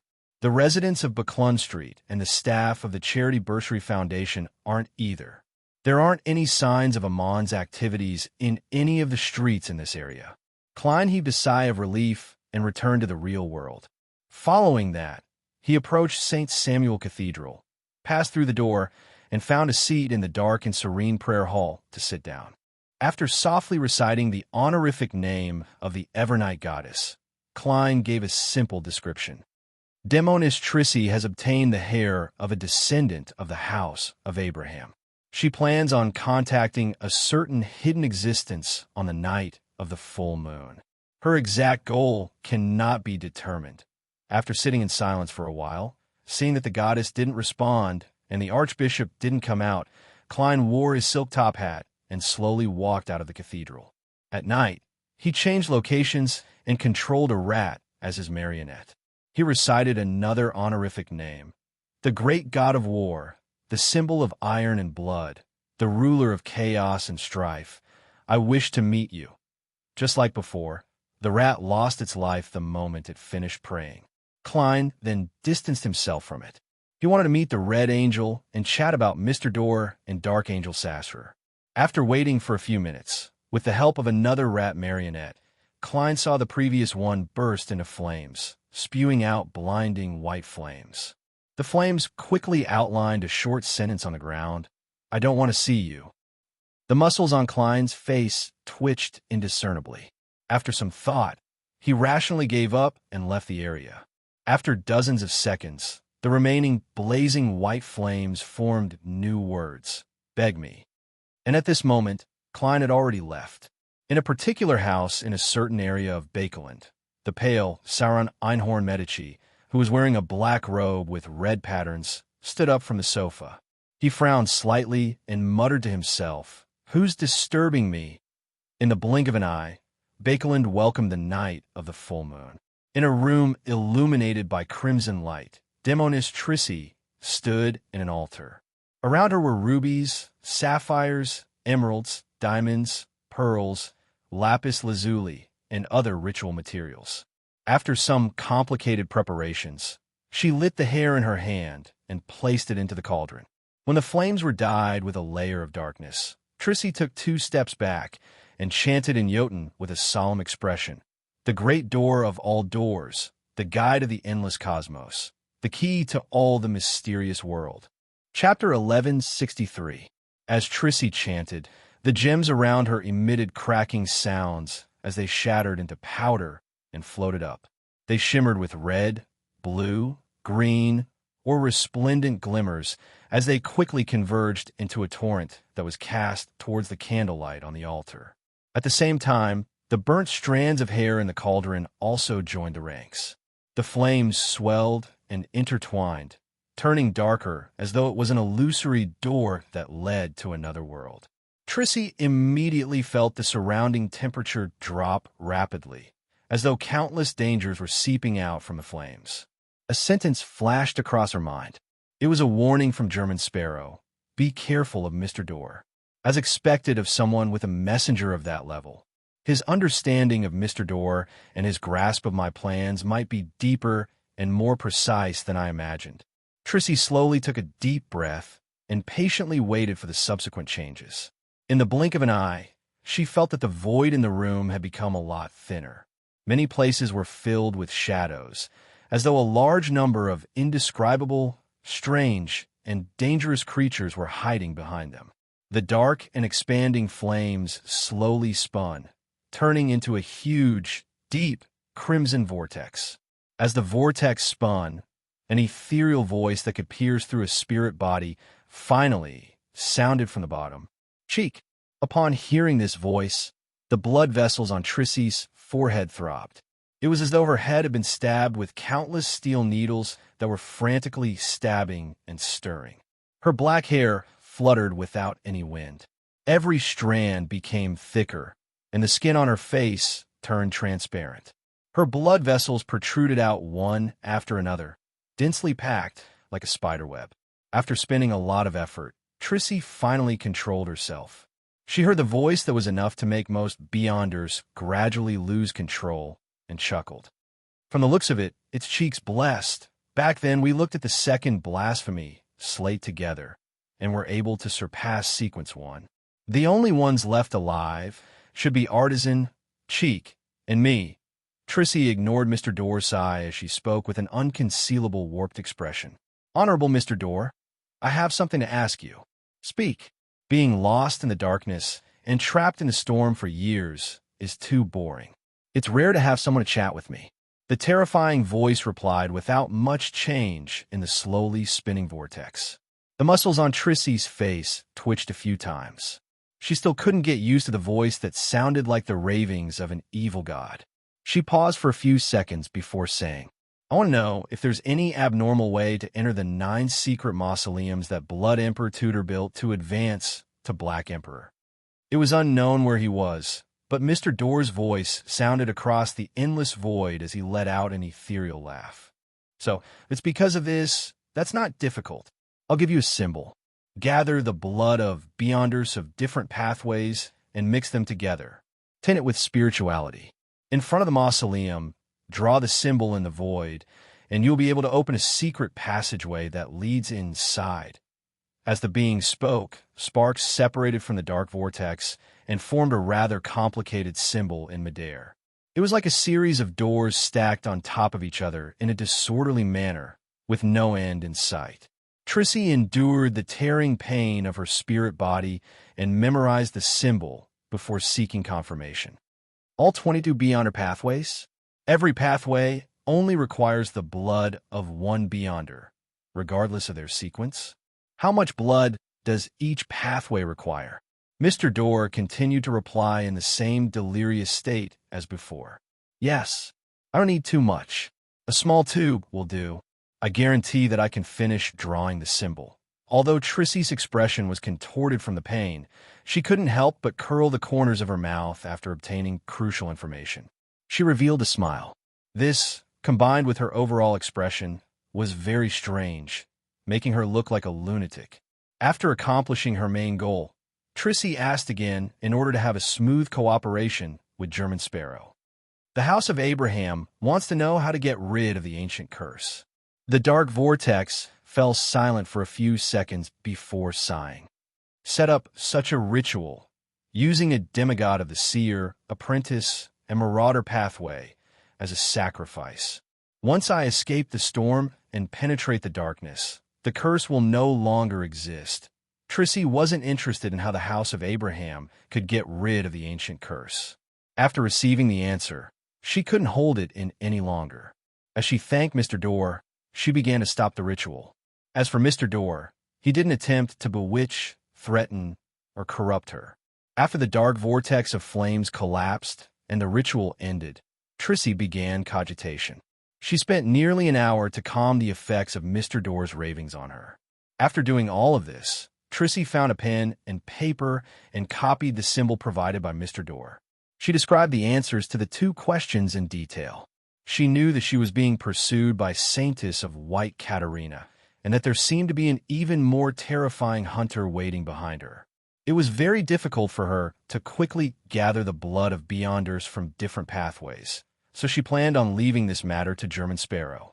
In addition, she believed that even if George III and company believed that the secret mausoleum was safe enough and didn't leave too many guards behind, there would definitely be necessary defenses inside. It wasn't something that she, as a sequence 4, could quickly break through and destroy. If that happened, she would be intercepted by reinforcements and lose the best opportunity. As for German Sparrow, even his messenger was at the level of an angel. The strength of the organization behind him was obvious. They had the ability to destroy the mausoleum at the critical moment and cause the Black Emperor ritual to fail. Since she couldn't complete it herself, she naturally had to find someone with the ability to complete it for her. After throwing the letter into a mailbox on a nearby street, Trissy, who was wearing a black dress and a black coat, slowly walked down the cold, dark road. Looking at the light from the gas lamps, she laughed self-deprecatingly. Just because of a little indignation, I actually walk step by step to such an extent. You're lucky. At least I'll avenge you. And if I were to die, apart from those who hate me, no one would remember me. After receiving Trissy's letter from his messenger, Klein sat in a chair and read it a few times, before heading above the gray fog to divine the authenticity of Mr. Door's method. He subconsciously thought about how quickly he could gather the blood of the 22 Beyonder pathways. This symbol is very similar to the symbol on the back of Miss Magician's chair. A seer can use his apprentice to find Miss Magician's, and I can also give her some pressure to write her manuscript. There are 3 choices for the Marauder pathway. Marionette as a mosquito to sting Hazel. Obtain it from Vice Admiral Iceberg's 3rd mate, Flowery Bow Tie. Get Leonard's grandpa to give it to me, Spectator pathway, Miss Justice. Bard pathway, Little Son. Storm pathway, Mist of the Hanging Man. Reader pathway, Vice Admiral Iceberg, or that demigod named Luca. Secret suppliant, Fine Ma, M. Hermit's 2nd mate. Bloodless Heath Doyle, Corpse Collector pathway, Numinous Episcopate's Patribrian. Sleepless pathway, My Dear Poet. Warrior pathway, most of the citizens of the City of Silver, or Father Utravsky, Planter Frank. Apothecary, Emlyn Arbiter, Miss Zio. Lawyer, Marionette Konas. Hunter, Donis or Anderson. Demoness, I'll get Trissy to provide it herself. Prisoner, Miss Sharon or Merrick. Criminal, I don't have one for now, Mystery Prior, Mime Hermit. Savant, Frank's experimental assistant. Monster, Marionette Enemy. From the looks of it, most of them can be obtained in a short period of time. The corresponding channels trust me enough to believe that I won't use blood to curse them. This Demoness, Trissy, definitely has a way to remove the connection between blood and her main body. She won't object. Only devils. Although I've already encountered a few, they've either died or escaped. I'm currently lacking a target to choose from. Yes, I'll ask Little Son if the City of Silver has any devil flesh and blood in storage. They encounter it from time to time. On careful thought, Klein realized that he had transmigrated less than 2 years ago, but he had established a rather deep connection with most Beyonders of the Beyonder pathways. He immediately reined in his scattered thoughts and seriously considered Mr. Door's escape ritual. To sacrifice a marauder, apprentice, and seer demigod. These are 3 pathways that can be interchanged. Is Mr. Door going to use the temporary combination of the 3 pathways to use an ingenious method to open a passageway to return? The demigods of these 3 pathways aren't that easy to capture. It was possible when the House of Abraham was at its peak, but there was basically no hope for high-sequence Beyonders after the War of the 4 Emperors and the corresponding aftershocks died. If Mr. Dorr was a little more patient and gave his descendants more time to grow, it wouldn't be impossible. But why is he constantly calling for help, causing one descendant after another with potential to die? Could he have already gone mad? A lunatic who looks like a normal person on the outside? Klein pondered for a moment before burning the letter and entering above the gray fog. He did 2 divinations. The revelations he received were, the method to enter the secret mausoleum was real, and Mr. Dorr's return ritual was also real. Looking at the spirit pendulum in his hand, Klein sat silently on the high-back chair for a while. After a few minutes, he pulled and clenched the topaz pendant tightly with his left hand. He muttered to himself, "Once the Bizarro Sorcerer Potion is completely digested, I'll hold the ritual with George III." Chapter 1164. Sonia C. Pasu Island. The summoned Blue Avenger finally arrived at the headquarters of the Church of the Storm and docked at one of the ports. Alger took off the cloth around his head and jumped out of the ship from the side. Under the wind, he landed steadily on the dock. The wind-blessed potion he had just consumed had long been digested. The reason he did this was to make his behavior more similar to the other members of the church, making them feel closer to him. All the things he had encountered over the years told Alger that it was best to stay in line with the people around him most of the time. He didn't want to appear too unique. It was even more so when he was hiding quite a few secrets. Haha. Alger, control your impatience. A man who had been waiting at the dock came over with a smile. He had a head of soft blonde hair and wore a robe embroidered with lightning patterns. He was Alger's former partner, but one of them chose to be the captain of a ghost ship and continue drifting at sea, while the other returned to the clergy system. Alger smiled, raised his right hand, and punched his left chest. "May the storm be with you. May the storm be with you." The blond man in his prime responded with a smile. He immediately lowered his voice and said, "Don't worry. I heard that you've already adapted to the wind-blessed potion. Yes, it's very simple. Let yourself fly every day and maintain a floating state, often using the wind to travel to different places. I'll be able to adapt very quickly. I've already sent a telegram back to report this matter." Alger made the corners of his eyes look a little proud. The yellow-haired man glanced left and right and maintained his previous volume. "It's no wonder you were summoned back.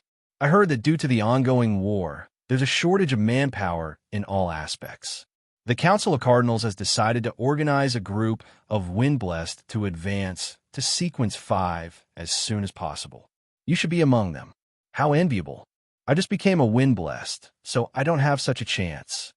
Organize a group of Wind-Blessed to advance as soon as possible." Knowing that there might be a war in the world, Alger Wilson wasn't surprised. A word popped up in his mind: cannon fodder. In fact, with his contributions to the Banksy Harbor incident, Alger, who was only a seafarer back then, could have advanced to Ocean Songster without any obstacles. Furthermore, he was usually busy and had completed countless missions, but he only became a Wind-Blessed. He had to wait in line for an opportunity to advance to Sequence 5. But now, without needing to do anything, he was suddenly put on the reserve list and would soon enter the ranks of the church's higher-ups. He could not help but feel suspicious. Indeed, once a full-scale war begins, the order that prevents people like us from rising will crack open. However, the most important thing is to survive the war. Only by surviving will everything be meaningful. As Alger's thoughts raced, he put on a look of pleasant surprise and asked, "What's the meaning of this? Signs, really? I can't be sure. Anyway, that's what I heard. Let's go and get together. If you have the chance to become a senior deacon or a cardinal bishop in the future, don't forget us." The yellow-haired man called Signs reached out and patted Alger's shoulder. Alger stepped aside without a trace and replied with a smile, "Sure." In the city of Silver, after the expedition team brought back the news that there was a sea on the other side of the Giant King's Court, all the citizens temporarily entered a state of excitement. After 2 days of waiting, Derek Berg finally received a notice from the 6-member council to receive the classical metallurgist potion formula. This meant that the upper echelons of the city of Silver had agreed to exchange for the batch of strange mushrooms. The advancement ritual is to personally refine a stone of life. What's a stone of life? There's no explanation here. Derek glanced at the goat skin in his hand and began to prepare the ritual without much thought. In his opinion, Mr. Fool definitely knew what a stone of life was, so he didn't need to worry about Mr. World. After preparing the altar, he took out 2 metal tubes, each containing the blood of himself and a city of Silver Dawn Paladin. The Dawn Paladin had reached a certain age, and his body could no longer withstand the corrosion of various toxins in most food. Under the circumstances that everyone could foresee, he was gradually approaching the end of his life. 2 days ago, his granddaughter had personally stabbed him with her last sword. Derek had obtained the chief's approval beforehand and found an opportunity to obtain some of the deceased's blood. As for the devil's blood that Mr. World needed, the City of Silver's inventory temporarily didn't have it. However, Chief Colin Iliad had said that as long as the mushrooms could satisfy a portion of the City of Silver's food needs, he would organize a small hunting team and head to an area with devils. After placing the 2 metal tubes and goat skin on the altar, Derek took 2 steps back and began the sacrificial and bestowment ritual in front of the lit candle. After a period of busy work, the illusory door that was formed from flames and spirituality materials opened heavily. It took away the items that had been sacrificed, leaving behind a gloomy glow. The glow slowly faded, and a large number of mushrooms of different shapes appeared before Derek's eyes. As for whether or not their looks were strange, Derek didn't even think about it. This was because he had only seen mushrooms once, and they were abnormal mushrooms. He lacked sufficient reference points. Recalling Mr. World's description of the different mushrooms and their effects, Derek quickly categorized them and placed them into different leather bags. Right on the heels of that, he couldn't hide his excitement as he picked up the unshadowed crucifix and prepared to head for the spire. However, just as his hand touched the bronze-green crucifix, he felt a slight burning and stinging pain. It was as if light was seeping out from the rust and shining onto the mushrooms. They are evil and need to be purified. Derek was confused for a moment before he finally decided to believe Mr. World. He hid the unshadowed crucifix, carried Thunder God's roar, and went all the way to the spire to meet Chief Colin Iliad. "Are these the mushrooms?" As he asked the question, 2 complicated dark green symbols appeared in Demon Hunter Colin's eyes. His gaze swept across the different mushrooms that were either white and plump or fleshy. "Yes." Derek introduced them one by one. Colin returned to normal and fell silent for a few seconds. "There's an aura of evil and impurity, but it's very little. It can be withstood.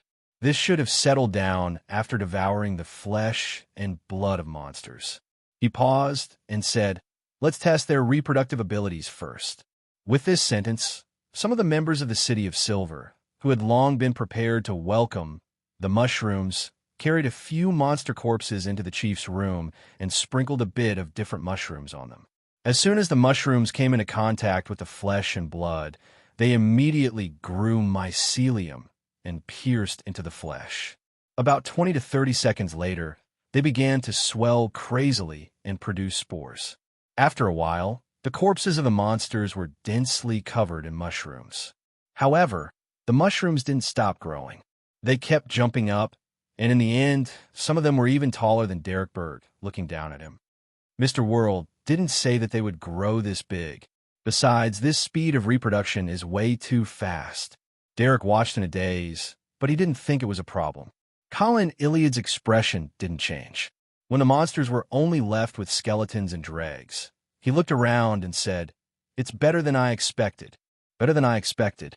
Next, who wants to try the effects of eating it?" Derek didn't hesitate to take a step forward. "Your Excellency, I'll do it." He was in charge of introducing the mushrooms, so he naturally had to personally confirm their safety. Colin Iliad nodded slightly. "All right." He then turned his head and said to another resident of the City of Silver, "Get Elder Lovia over to prevent any accidents." As a Beyonder who controlled flesh and blood, Lovia could resolve most of the mutations in the human body. As a Beyonder who controlled flesh and blood, Lovia could resolve most of the anomalies in the human body. Everyone waited for a few minutes before Shepherd Lovia, who was dressed in a dark purple robe, arrived at the chief's room. Just as she passed through the door, her pale gray eyes suddenly narrowed as she instinctively looked at the mushrooms that occupied most of the space. After staring at them for a while, Lovia looked at Colin Iliad and nodded slightly, indicating that she was ready to rescue him. Without any hesitation, Derek Berg chose a mushroom that was half his height. It had a black base and was inlaid with blood-colored threads and fat patterns. He tore off the mycelium that wrapped around the skeleton, started a bonfire, and began roasting it. Without any hesitation, Derek Berg chose a mushroom that was half his height. It had a black base and was embedded with blood-colored threads and fat patterns. He tore off the mycelium that was wrapped around the skeleton, started a bonfire, and began roasting it. Derek Berg didn't hesitate any longer.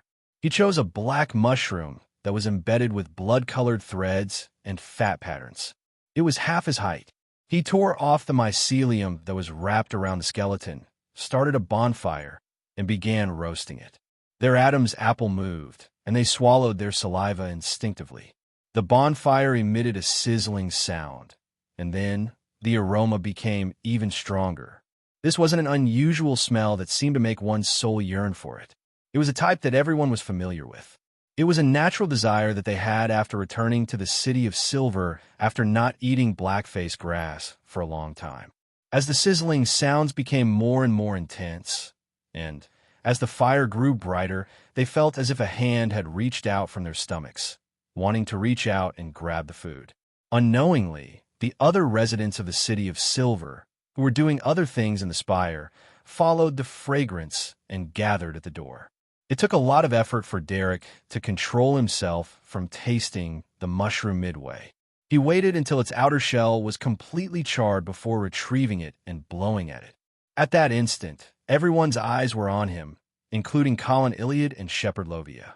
Due to his trust in Mr. World and Mr. Fool, Derek didn't say a word. He lowered his head and took a bite of the mushroom. "Hiss!" he hissed as he was scalded. Then he chewed and swallowed it in large mouthfuls. When nearly half of the mushrooms were gone, Derek raised his head with a slightly red face. His mouth was covered in grease as he said vaguely, with grease covering his mouth, he said vaguely, "What a strange texture. I can't help it. I keep wanting to eat it." Colin Iliad sized up Derek for a few seconds before turning his head to look at Shepherd Lovia. Lovia slowly shook her head. "There's no problem." The surrounding citizens of the City of Silver immediately cheered as they went forward and surrounded Derek. They either wanted to share a piece or asked about how to deal with the other mushrooms. Upon seeing this, Demon Hunter Colin's expression gradually relaxed. He slowly closed his eyes and raised his chin slightly.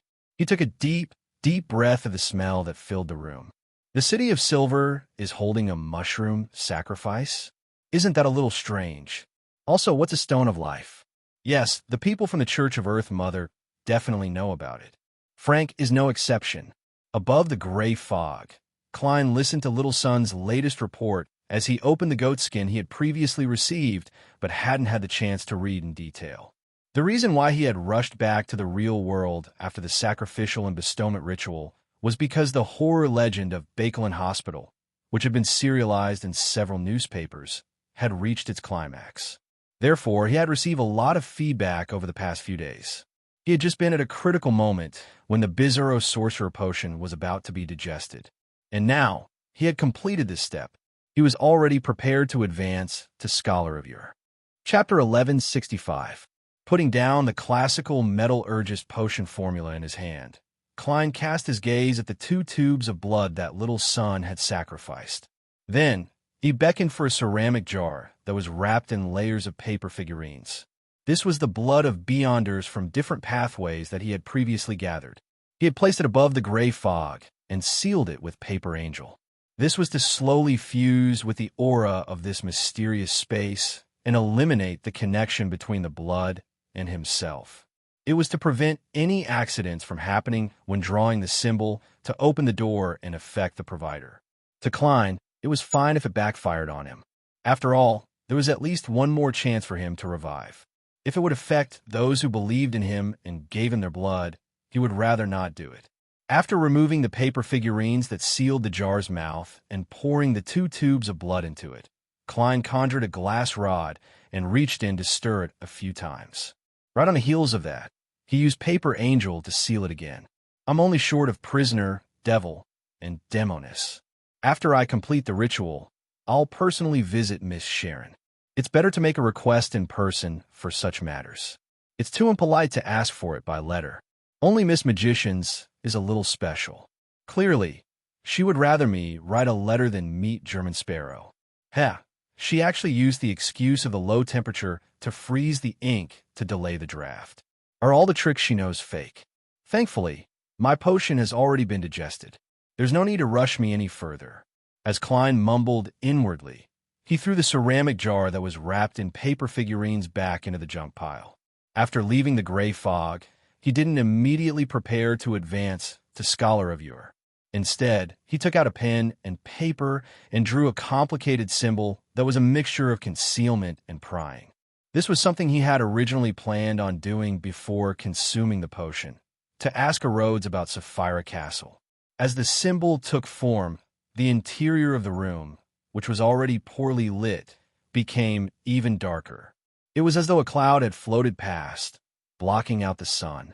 After more than 10 seconds, the surface of the full-body mirror with cracks suddenly rippled with aqueous light. Silver words quickly seeped out. Great Supreme Eternal Master, your devout, loyal, and humble servant, Rhodes, has come to answer your summons. Am I still your most trusted, intimate, and favorite servant? This question, I seem to be able to read the panic and anxiety of this magic mirror. Is it feeling a sense of danger? Klein thought for a while and nodded in amusement. Yes. Actually, it's never been like that. I'm just comforting you. After answering, Klein silently added a few words in his heart. On the surface of the mirror, the aqueous light suddenly became much brighter, and the silver words were all dyed with a bit of gold. They wriggled and formed a new sentence. Great Master, do you have a question? Test me? Yes. Klein secretly tensed up and said, What do you know about Sapphira Castle? Rhodes fell silent for a few seconds before the pale golden words changed. I don't know much about this. I've only heard some rumors. In the early days of the Second Epoch, the ancient gods believed that the original creator had left behind some items. It might be a kingdom formed from a part of his body, or it might be something created by him. And Sapphira Castle is one of them. This is the name given by the king of demonic wolves, Fleegria. He called the hounds of Fulgrim Sapphira Castle Keeper. However, up until his death, he had never entered Sapphira Castle. Therefore, many powerful creatures suspect that Sapphira Castle doesn't really exist. It's just an abstract concept. It's related to the original creator, who created the world. After some thought, Klein said, I'm not sure. One of them. How many other places or items like Sapphira Castle are there? 8. There are specific records on the second blasphemy slate. Unfortunately, I've never seen it. On the surface of the mirror, lines of words appeared one after another, but the pale gold color had faded and was replaced with silver. The ancient gods suspect that the source of the underground corruption comes from a place similar to Sapphira Castle. They call it Chaos Sea. Also, rumor has it that deep in the spirit world city of Calderon City, there are clues to the river of eternal darkness. This comes from the ancient death, Phoenix ancestor Greg race. As for the others, I've heard of some names, and they aren't complete. There's Shadow World, Knowledge More, and the Brood Mother related to the moon. There's a total of 8. Chaos Sea, River of Eternal Darkness, Knowledge More, Shadow World, Brood Mother. The Brood Mother is related to the moon. It sounds very dangerous. I wonder if it's related to the Crimson Mother tree. Klein silently repeated the key information in Rhodes's answer. He had a nagging feeling that he should be able to grasp something, but he didn't gain much from it. He was still lacking the clues to string everything together.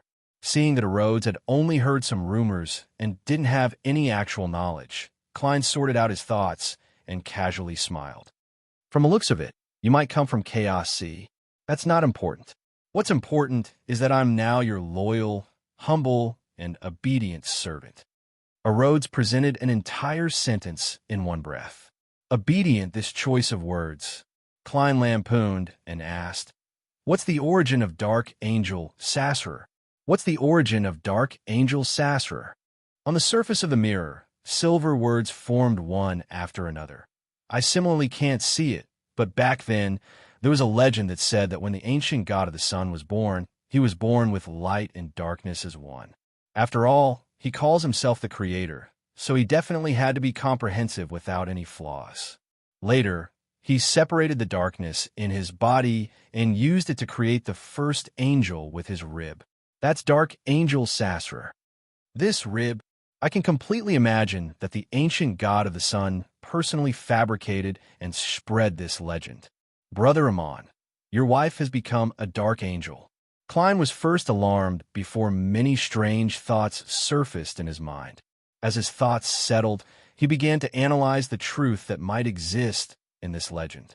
The spread of such a legend would cause believers to believe that Dark Angel Sasser is the dark side of the ancient god of the sun. They would worship him in a way that worships the Lord. Back then, no one objected to it, nor did anyone forbid this legend. And the dark angel is ultimately the deputy of heaven, the left hand of God. This means that this might very well be true. What happened after that can be summarized as the dark side of the ancient god of the sun colluding with external enemies and bewitching the kings of angels to assassinate his true body. This can explain the reason why Ouroboros and Medici joined Rose Redemption. They were only obeying the orders of the Lord. From this angle, isn't Dark Angel Sasser's position in the ancient god of the sun equivalent to the world in the tarot? Thankfully, the world is a fake person. He doesn't have his own spirituality or thoughts. As he thought about it, Klein suddenly felt a little sweaty.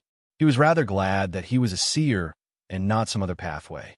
Based on his reasoning, he quickly came up with a guess as to why the Dark Angel was sleeping in the Giant King's court. Perhaps it has something to do with the fall of the ancient god of the sun. That's why Amon's brother, the Dragon of Wisdom, and the true creator want to confirm Dark Angel Sasser's present state. However, there are still quite a number of questions. Among the 22 Beyonder pathways, which pathway is this king of angels, the left hand of God? The marauder has Amon, and the apprentice has Mr. Door. The spectator, reader, bard, sailor, secret suppliant, warrior, sleepless, planter, savant, monster, assassin, hunter, and arbiter are clearly impossible. It's impossible for Corpse Collector to exist either. A death appeared in the fourth epoch, so it's impossible for there to be a king of angels at the same time, unless the Dark Angel has fallen to sequence 2. By the same logic, seer and lawyer can be eliminated until it's confirmed that the Dark Angel isn't a king of angels. Mystery Prior, Moon, and Devil are all possibilities. I can't eliminate the possibility that the Hidden Sage, Primordial Moon, and Dark Side of the Universe are Dark Angels' aliases. There might even be a Mother Tree of Harmony hidden among them. It's also possible for Prisoner. There's no clear evidence that this pathway has produced a true god.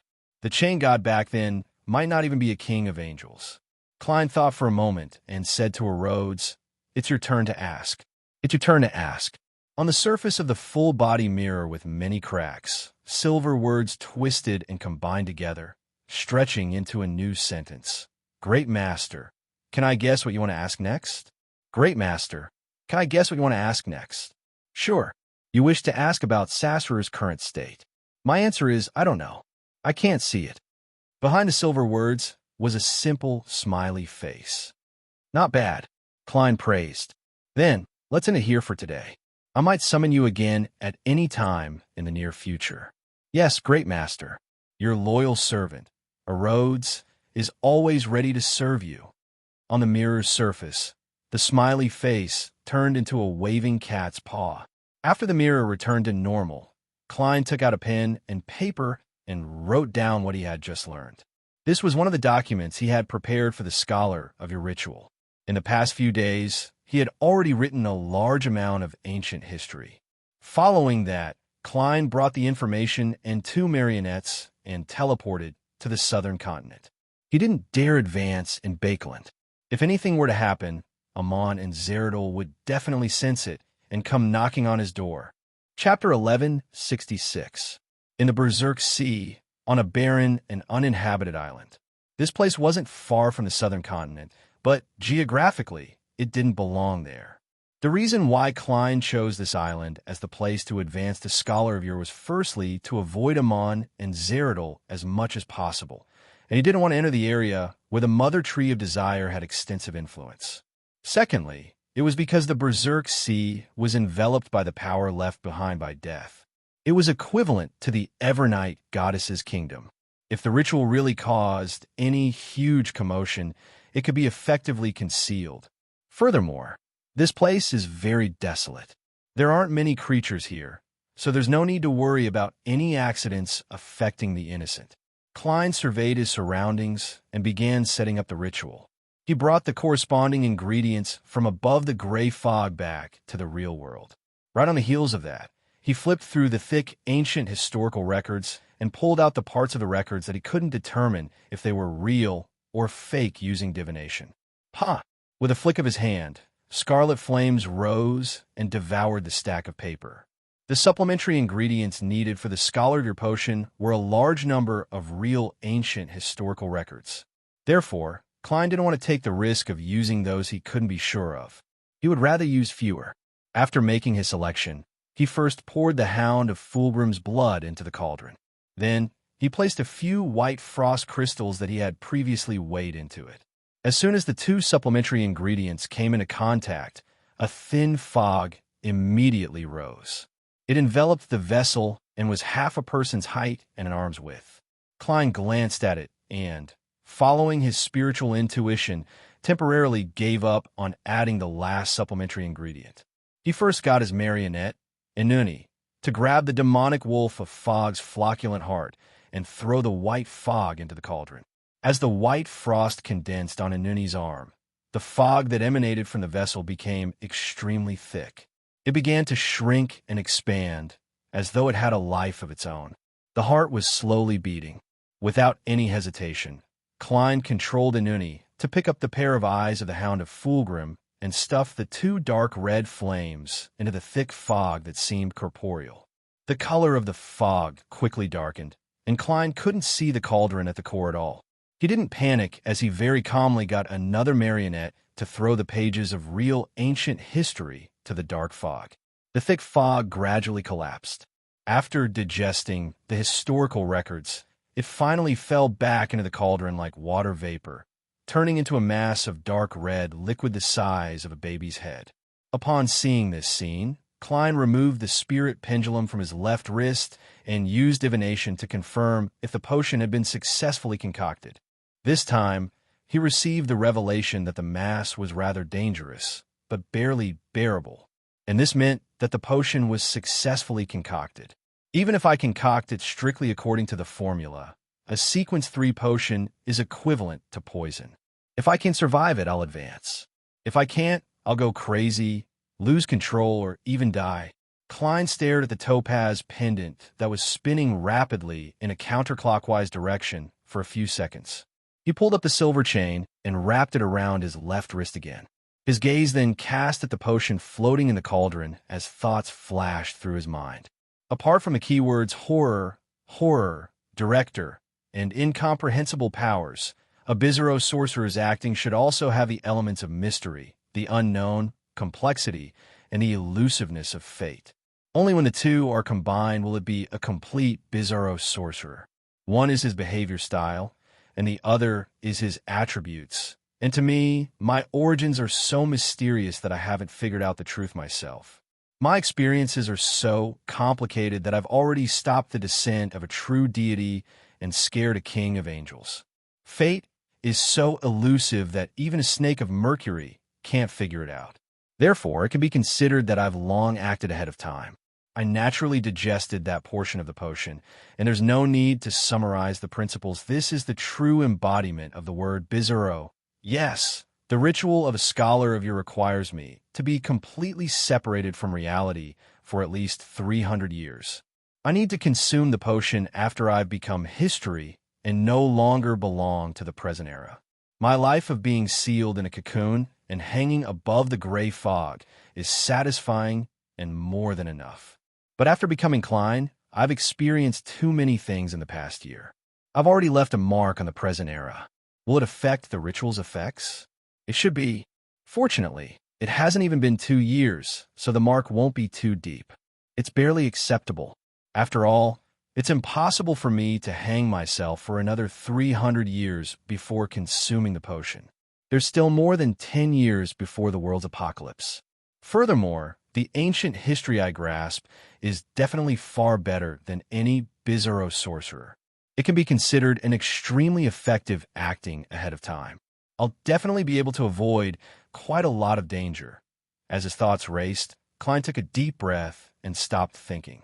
Wearing a silk top hat and a double-breasted coat, his skin suddenly turned transparent, and worms that contained three-dimensional stacked symbols crawled out one after another. The transparent maggots stirred as though they wanted to crawl into the condensed fog in the cauldron, leaving behind the empty clothes and hat. Barely controlling the state, Klein calmly reached out his right hand and picked up the potion formed from the fog. The potion didn't seem to have any weight as it gently floated in front of his face. Klein opened his mouth and took a deep breath. The blob of potion immediately deformed and elongated into Klein's mouth, making him feel as though he was devouring a dark red glow. The transparent maggots swarmed back in his body, tore off some of the potion, and swallowed it. Due to his special form as a mythical creature, he was one entity, but he was also divided into many tiny parts. Therefore, Klein could only consume the potion this way. Of course, if he could control an incomplete mythical creature, it would be much simpler. Silently, Klein felt a cold sensation spread through every worm of spirit, along with a burning pain. A familiar, boundless grayish-white fog appeared in front of him. It enveloped the entire world, and beneath it, some of Klein's past experiences appeared. This included his creation of a terrifying legend, his conversation with the Red Angel Evil Spirit, finding Miss Justice to treat the demigod Lucas signs of losing control, hunting Vin Rambus, dealing with Amon's avatar, taking revenge on Zangwill, exploring Calderon City, infiltrating St. Samuel Cathedral, rampaging through the sea, preventing the descent of the true creator, saving Tingen, and other daily details of his life. They were entangled with different people and objects. It was very complicated, forming a sea. As Klein flew above it, he was unable to find a sufficiently accurate and clear position of himself. He felt like he was about to lose himself in this area, and the cold and burning pain drove him forward constantly to vent the effects that made it difficult for him to return to the real world. Klein barely controlled this feeling. As his consciousness gradually turned blurry and his body slowly descended, he tried his best to find something that could confirm his identity. Finally, he saw a shattered spot of light deep in the gray fog at the end of the sea. His heart stirred as he followed his intuition and flew over as though he was roaming the cosmos. In that spot of light was a figure hanging on the blurry door of light. He was encased in a transparent cocoon, swaying gently. He looked exactly like the original Zhou Mingrue. He had nothing to do with his surroundings. He was alone and could be easily grasped. Previously, I couldn't see it with the Yesterday Once More charm, but now I can. In other words, during the advancement process, I can indirectly affect Sapphira Castle above the gray fog. Wait, my thinking ability has been restored. Klein's consciousness became much clearer as he finally understood the essence of the ritual. By eliminating the interference of the details, he could provide a clear and accurate position for himself to become a scholar of yore and prevent himself from getting lost. Following a similar spot of light, Klein began to fly deep into the grayish-white fog. On the way, he discovered that there were all kinds of fragments of light scattered in the surrounding fog.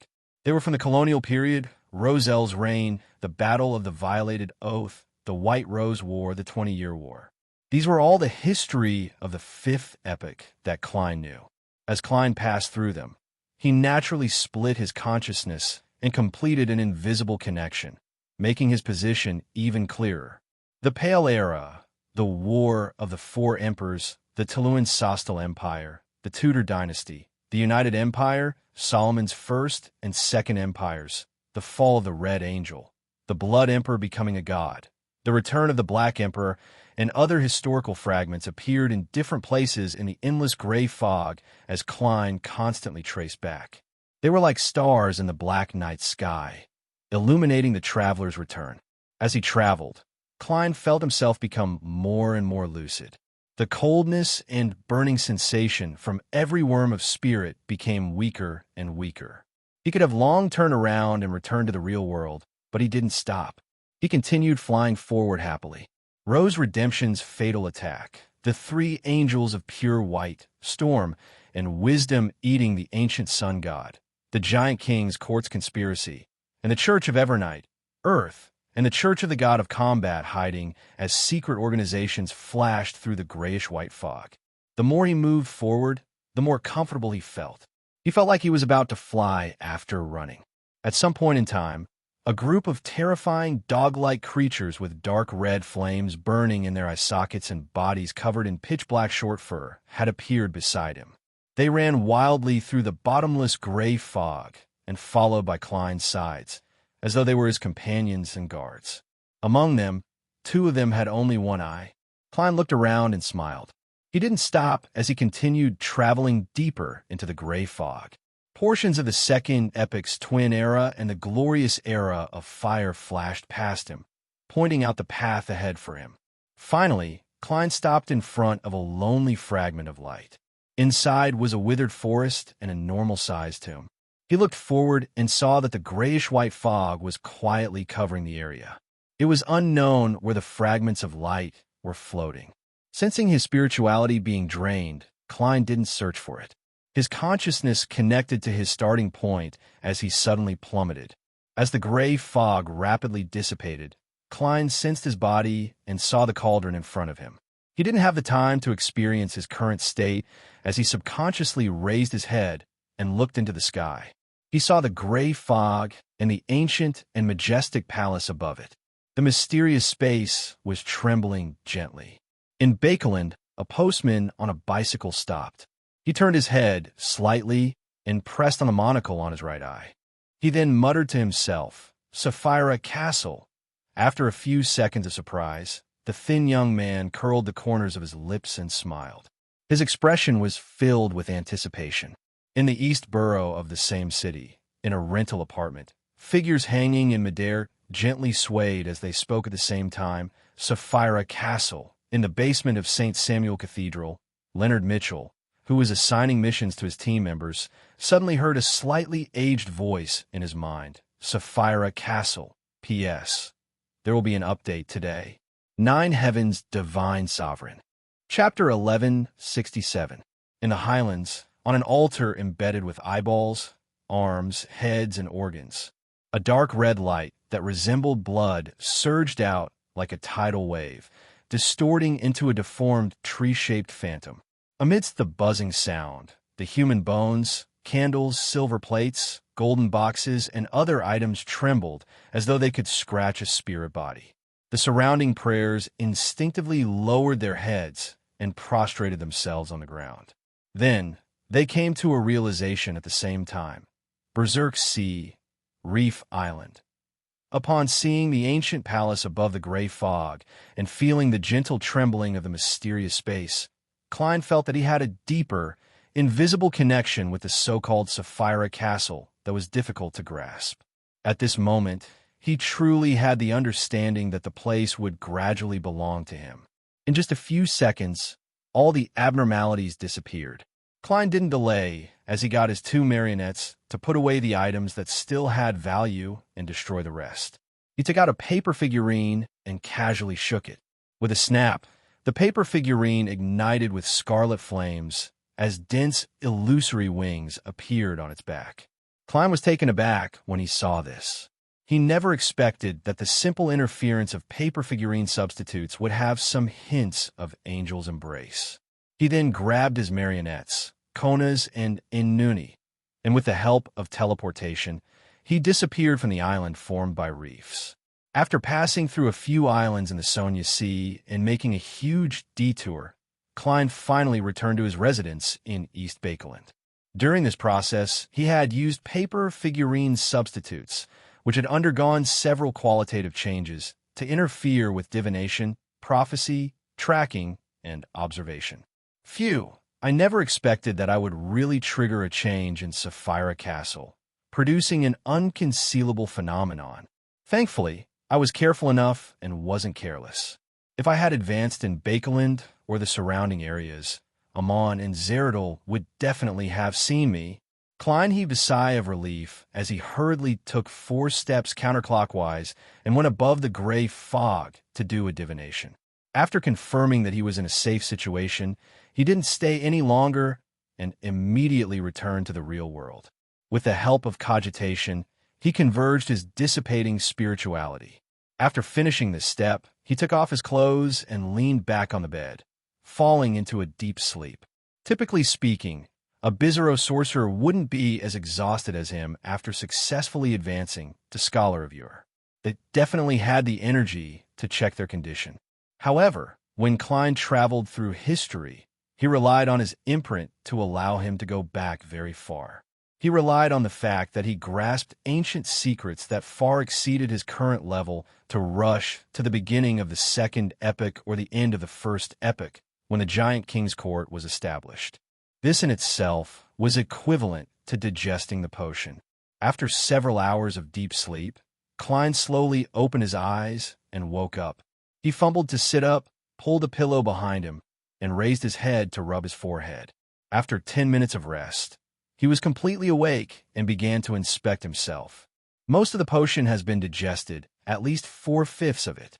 This is about what I expected, but I don't know how much ancient information I need to obtain and how much real history I need to research before I can digest it. From the looks of it, the acting of a scholar here has 2 directions. One is to be a scholar from ancient times, and the other is to be a scholar who studies ancient times. Both have to be present. The first point is relatively easy because the ritual itself contains the key point to become an ancient person. Once I advance successfully, I can naturally act as a scholar from ancient times. The second point is very difficult. It's fine in a normal society, but in this world where there are true gods, demons, and evil existences, just collecting ancient information is something that requires great risk. If you still want to find out the truth of history, you might die a tragic death at any time for no reason. The more you know, the more dangerous it is. The reason why I know so much is mostly thanks to the arrangements of a few existences, as well as the complicated fate brought about by Sapphira Castle. This makes me encounter all kinds of things. Of course, even so, as a true deity's blessed, I've died once, much less other scholars of Ur. If I swap the positions of Miracle Invoker and Scholar of Ur, acting would be relatively simple. Unfortunately, there's no such thing as an if. In addition, the previous 2 meanings are biased toward ancient times. I also have to pay attention to the word scholar. Only by researching something from history can I be called a scholar. There are a few directions to digest. First, I have to figure out Dark Angel Sasra's current state and truly restore the exact process of the cataclysm. Second, I have to spend some effort to truly connect the history of the 4th epoch together, and it's not limited to just a few fragments. Third, I have to delve deeper and go from grasping the macroscopic state to studying the microscopic details, such as the rise and fall of the Antigonus family. After confirming that acting ahead of time was effective and considering his future path, Klein combined the mysticism knowledge he had obtained during his advancement and his observation of his godhood patterns. He relied on divination and practical methods to probe the powers of a scholar of Ur step by step. The number of worms of spirit that can be split has reached 600. The godhood patterns have also changed to a certain extent. It's more complicated, and it can express the concepts of strength, bizarreness, and beyonder. The changes in the godhood patterns firstly stem from the newly obtained characteristic, and secondly, it comes from the mysticism knowledge contained in the potion. This is something that comes with the beyonder characteristic, but it's also something they obtain from a higher level. After becoming a true high-sequence beyonder, Is it possible to directly modify the knowledge of a higher dimension and influence other beyonders? Being able to decipher the potion formula from the Godhead patterns seems to be an example. Also, at the level of Sequence 3, the changes in the Godhead patterns also have the influence of a person's characteristics. This is closely related to prayers and responses. As a scholar of Ur, the corresponding honorific names will be different in nature. This is because their personalities, experiences, and characteristics are different. Yes, I can make different worms of spirit listen to prayers instinctively and give a response when it's not too complicated. It won't affect my other actions at all. The specially marked and more complicated ones will be handed over to my main body. Scholars of Ur can rely on the worms of spirit to complete the acting of a deity. How do Sequence 3 Beyonders of the other pathways deal with such matters? It's impossible for them to respond while sleeping, right? I'll think about my honorific name as a scholar later. I'll first study the specific powers. The main power of a scholar of Ur is to obtain help from history. This is divided into two parts. The first is to borrow strength from my past self. To me, this is rather awkward. It's useless at the moment, because my past self was definitely weaker than my present self. Yes, when I was hanging above the door of light, above the gray fog, I was just an ordinary person. To a high-ranking beyonder who was once an important figure but is now weak for all sorts of reasons, this is a godly skill. I could be a baby, crying for ice cream while participating in a Sequence 1 battle. I can't see any weaknesses at all. The only problem is that it can't last long, of course. As I become a scholar of Ur for a longer period of time, this will come into play. I can often borrow strength from my former self as a scholar of Ur, so that I won't have any moments of weakness, even if I'm severely injured. To a certain extent, this is what it means to be self-sufficient. I'll never be in a trough until my spirituality is exhausted. Yes, before my spirituality is exhausted, I can keep borrowing strength from my past self. There's no limit to the number of times I can do it. And with my current spirituality, even without recovering, I can borrow strength nearly 10 times a day. Each time, I can maintain it for 5 minutes. The second part is to summon a projection from the historical void. It can be a person or an object. The more detailed and realistic the understanding of the corresponding history and objects, the higher the chances of success and the longer it can be maintained. Similarly, the lower the target's level is, the higher the chances of success and the longer it can be maintained. In addition, the closer the target is to me, the higher the chances of success and the time it can be maintained will also increase. These are the 3 conditions for success. Furthermore, when summoning a person or object that's of a higher level than me, even if I barely succeed, the final projection will only have a portion of the strength and characteristics. It's impossible for it to be a complete body. Also, I can only maintain 3 projections from the historical void at the same time, including those summoned by marionettes, at present. Even if it's the most ordinary and well-understood item that once belonged to me, I can only maintain it for 15 minutes at most. The fact that the target has a close relationship with me is something worth ruminating over. In essence, borrowing strength from myself is also a form of summoning projection. However, my relationship with myself is already extremely close, so there's no possibility of failure. It's an extreme situation. In other words, if I want to summon the projection of an important figure from the historical void, it's best if I establish a sufficiently friendly relationship with them and maintain it for a long period of time. Yes, if I were to summon Mr. Aztec's projection, the chances of success would definitely be higher than summoning the historical void projections of other angels. How? Is this a beyonder power? This is clearly the study of EQ, relationships, and interpersonal communication. Amidst his wistfulness, Klein sincerely felt that the core power of a scholar of Ur was a godly skill. After all, it involved history and time. Most of them were extremely magical. However, to be truly useful, one had to have sufficient intelligence and make the corresponding preparations. This was an unchanging requirement of the seer pathway. Yes, when summoning a projection from the historical void, there's no way to talk or communicate. In other words, a scholar of Ur can't interfere with history or change the past. From the perspective of acting, this can be summarized as witnessing fate affecting the present and being unable to reverse the past. Apart from transferring diseases, wounds, curses, attacks, prophecies, and gazes, paper figurine substitutes also have an additional ability. It can transfer a particular part of a paper figurine to the target.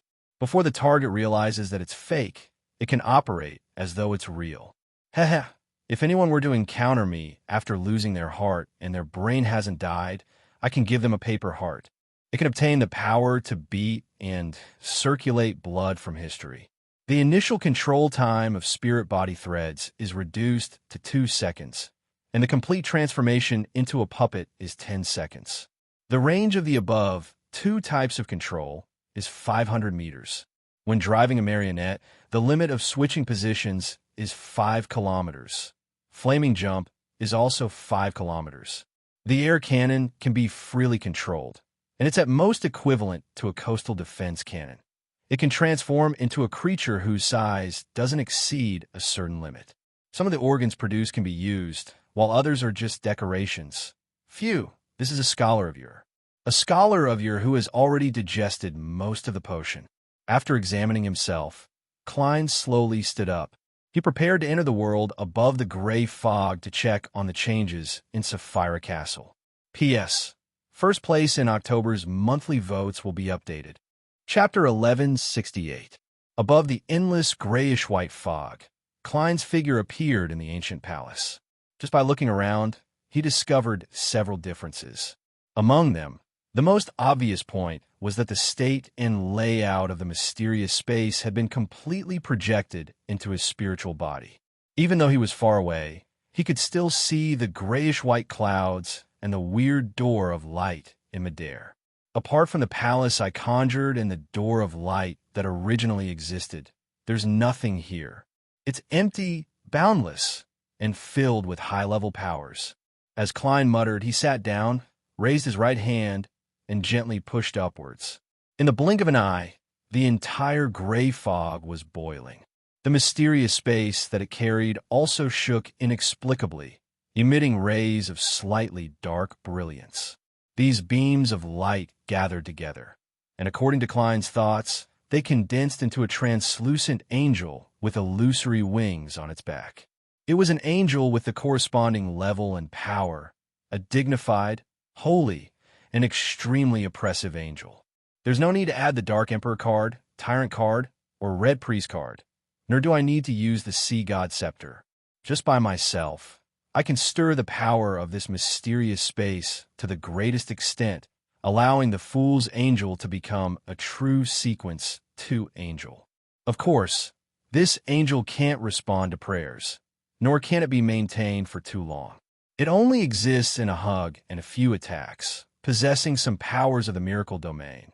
Indeed, my resurrection is a gift from Sapphira Castle. As for how many more times I can resurrect, I can't come to a conclusion now. If I can obtain a grade 0 sealed artifact and use its level to observe, I should be able to see it clearly. I'll just pretend that there's at most one more time. It's not a bad thing to count a little less.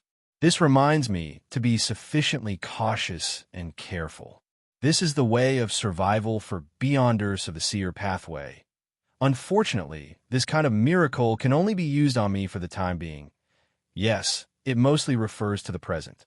To truly possess and control this mysterious space, I have to at least become an angel, or even a Sequence 1 angel, as expected of Sapphira Castle. As for that strange door of light, the requirements might be even higher. I can't tell if there's any hidden danger at the moment. What's the meaning of Sapphira Castle's existence? Bait the transmigrator and resurrect the original creator? Klein waved his right hand slightly, and the holy and powerful angel dissipated in midair. The entire Sapphira Castle calmed down. Then, Klein stood up and stepped onto the grayish-white cloud in the air. He stood in front of the strange light door formed by countless light balls. The door of light was stained with a little greenish-black, and the essence of each ball of light was a transparent and translucent worm that hugged together. Staring at the transparent cocoons suspended by the black threads, Klein reached out his right hand and slowly extended it towards the door of light in an attempt to touch it. 1 inch, 2 inches, 3 inches. His hand finally touched the edge of the light door, but it passed through as if it was only an illusion. However, compared to his previous attempts, the illusory door of light was visibly more viscous, as if it was about to take on a physical form. This is an item that represents the essence of Sapphira Castle. Klein pondered for a few seconds, then turned around and returned to the ancient palace. Without any delay, he left the world above the gray fog and began experimenting with the various abilities he had obtained. I have to get an honorific name first. The range of a sequence 3's response to prayers is a region. This is because of the different authorities. There are differences in size. It's obvious that Sea King has a larger territory. Therefore, my honorific name also has a limit. Protector of all the poor children in Bakeland? It feels weird. Yes, others have to have such a limit, but I might not. I can use the Blessed of the Spirit World and Sapphira Castle to replace it. I should be the only blessed that belongs to these 2 places at the moment. It's unique enough. This way, as long as they are in the same city or region as me, they can pray to me through this honorific name. There's nothing I can do if I'm not in the same region. It's impossible for me to be like throwing the sea god scepter above the gray fog and split a few worms of spirit above the gray fog. With the help of Sapphira Castle's level, the entire world will respond. Although I can't confirm the relationship between the Dark Angel and the ancient sun god, this is enough to warn me to be careful of my avatars and marionettes. Furthermore, I can't just split a few. I have to leave most of the worms of spirit in Sapphira Castle to achieve the effect. I don't have that ability at all. By the way, my mental state isn't bad. I don't have a split personality, nor do I become cold and terrifying uncontrollably. This means that the mark of a scholar of year in history is his anchor point. Also, this situation only became serious after the Emperor became an angel. He had no choice but to rely on his believers as anchors to provide his location. I'm still lacking a huge level. I have to search for other things that can be used as anchors other than believers, just in case. As Klein thought, he took out a pen and paper. He then wrote the first description of his honorific name, Blessed of the Spirit World and Sapphira Castle. After some thought, he began to write the second and third paragraphs with his rich experience and the knowledge he had gained from the Godhead patterns, mysteries that originate from ancient times, testimony of a long history. As a sequence 3 wasn't a true god, he couldn't use a syllabic description. Klein thought for a moment and added 2 more sentences. Protector of magic and theatrical performances, the great German sparrow. In fact, non-true gods could also use a syllabic description, but one of them needed to use the level of a true god. For example, Klein could use Blessed of the Evernight Goddess. Under such circumstances, it was essentially closer to a summoning incantation than a prayer for an honorific name. It was similar to a messenger. And if the messenger was a spirit world creature, there wasn't even a need to limit which true god's blessed it was. Therefore, it was often unknown what was summoned, making it rather dangerous. After some deliberation, Klein controlled Inuni to recite the honorific name he had just written in Ancient Hermes. A few seconds later, Klein raised his right hand and rubbed his temples with a rather odd expression. He didn't hear the prayer. What's wrong with this honorific name? Klein seriously deliberated over it a few times and gradually came up with an idea. I might not be the only blessed of the spirit world and Sapphira Castle. The Hounds of Fulgrim can be considered as well. I have to limit it. After some modifications, Inuni once again recited in Ancient Hermes. I'm going to take a look. Blessed of the spirit world and Sapphira Castle. Mysteries that originate from ancient times. Testimony of a long history. Protector of Bakeland's magic and theatrical performances. The great German sparrow. I pray for your blessings, for you to illuminate the darkness before my eyes. Just as Inuni finished speaking, Klein heard his prayer. Furthermore, only a few worms of spirit heard it. It didn't affect his main body at all. This is different from the prayer conveyed by Sapphira Castle. It's very clear. With a thought, Klein's worms of spirit responded according to the rules he had set beforehand. With a thump, a ball of fire appeared in front of Anuni's eyes. It floated in midair and illuminated the entire room. That's right. If I pray in Hermes, I have to set up a ritual and draw symbols. As for essential oils and herbs, it doesn't matter if I have them or not. Am I someone who will be pleased by such things? The symbol is formed from a scroll that represents history, a complete eye that represents a witness, and a curve that symbolizes change. Klein didn't plan on spreading this honorific name for the time being. After all, it would announce that German Sparrow had become a sequence 3, causing him to lose a trump card. Furthermore, he still had the identities of Sea God and the Fool. A new honorific name wasn't important. Ha! Klein snapped his fingers and ignited the piece of paper on the table that had the honorific name of German Sparrow written on it. A scholar of your also has the means to create fog and lower the temperature, but it's not a core ability. Next, I have to try summoning the historical void's projection. Who should I look for first? As he muttered to himself, Klein suddenly sighed. He then half-closed his eyes and used his godhood to allow a portion of his spirit body to enter the gray fog and roam through history. Following the various locations that he had previously established, Klein instantly arrived in front of a spot of light. Inside the spot of light was a spacious, bright room with 2 rows of floor-to-ceiling windows. In the room, a man wearing a dark red coat embroidered with golden threads was standing by the window, looking at the spot where the sun had set. He looked to be in his 30s.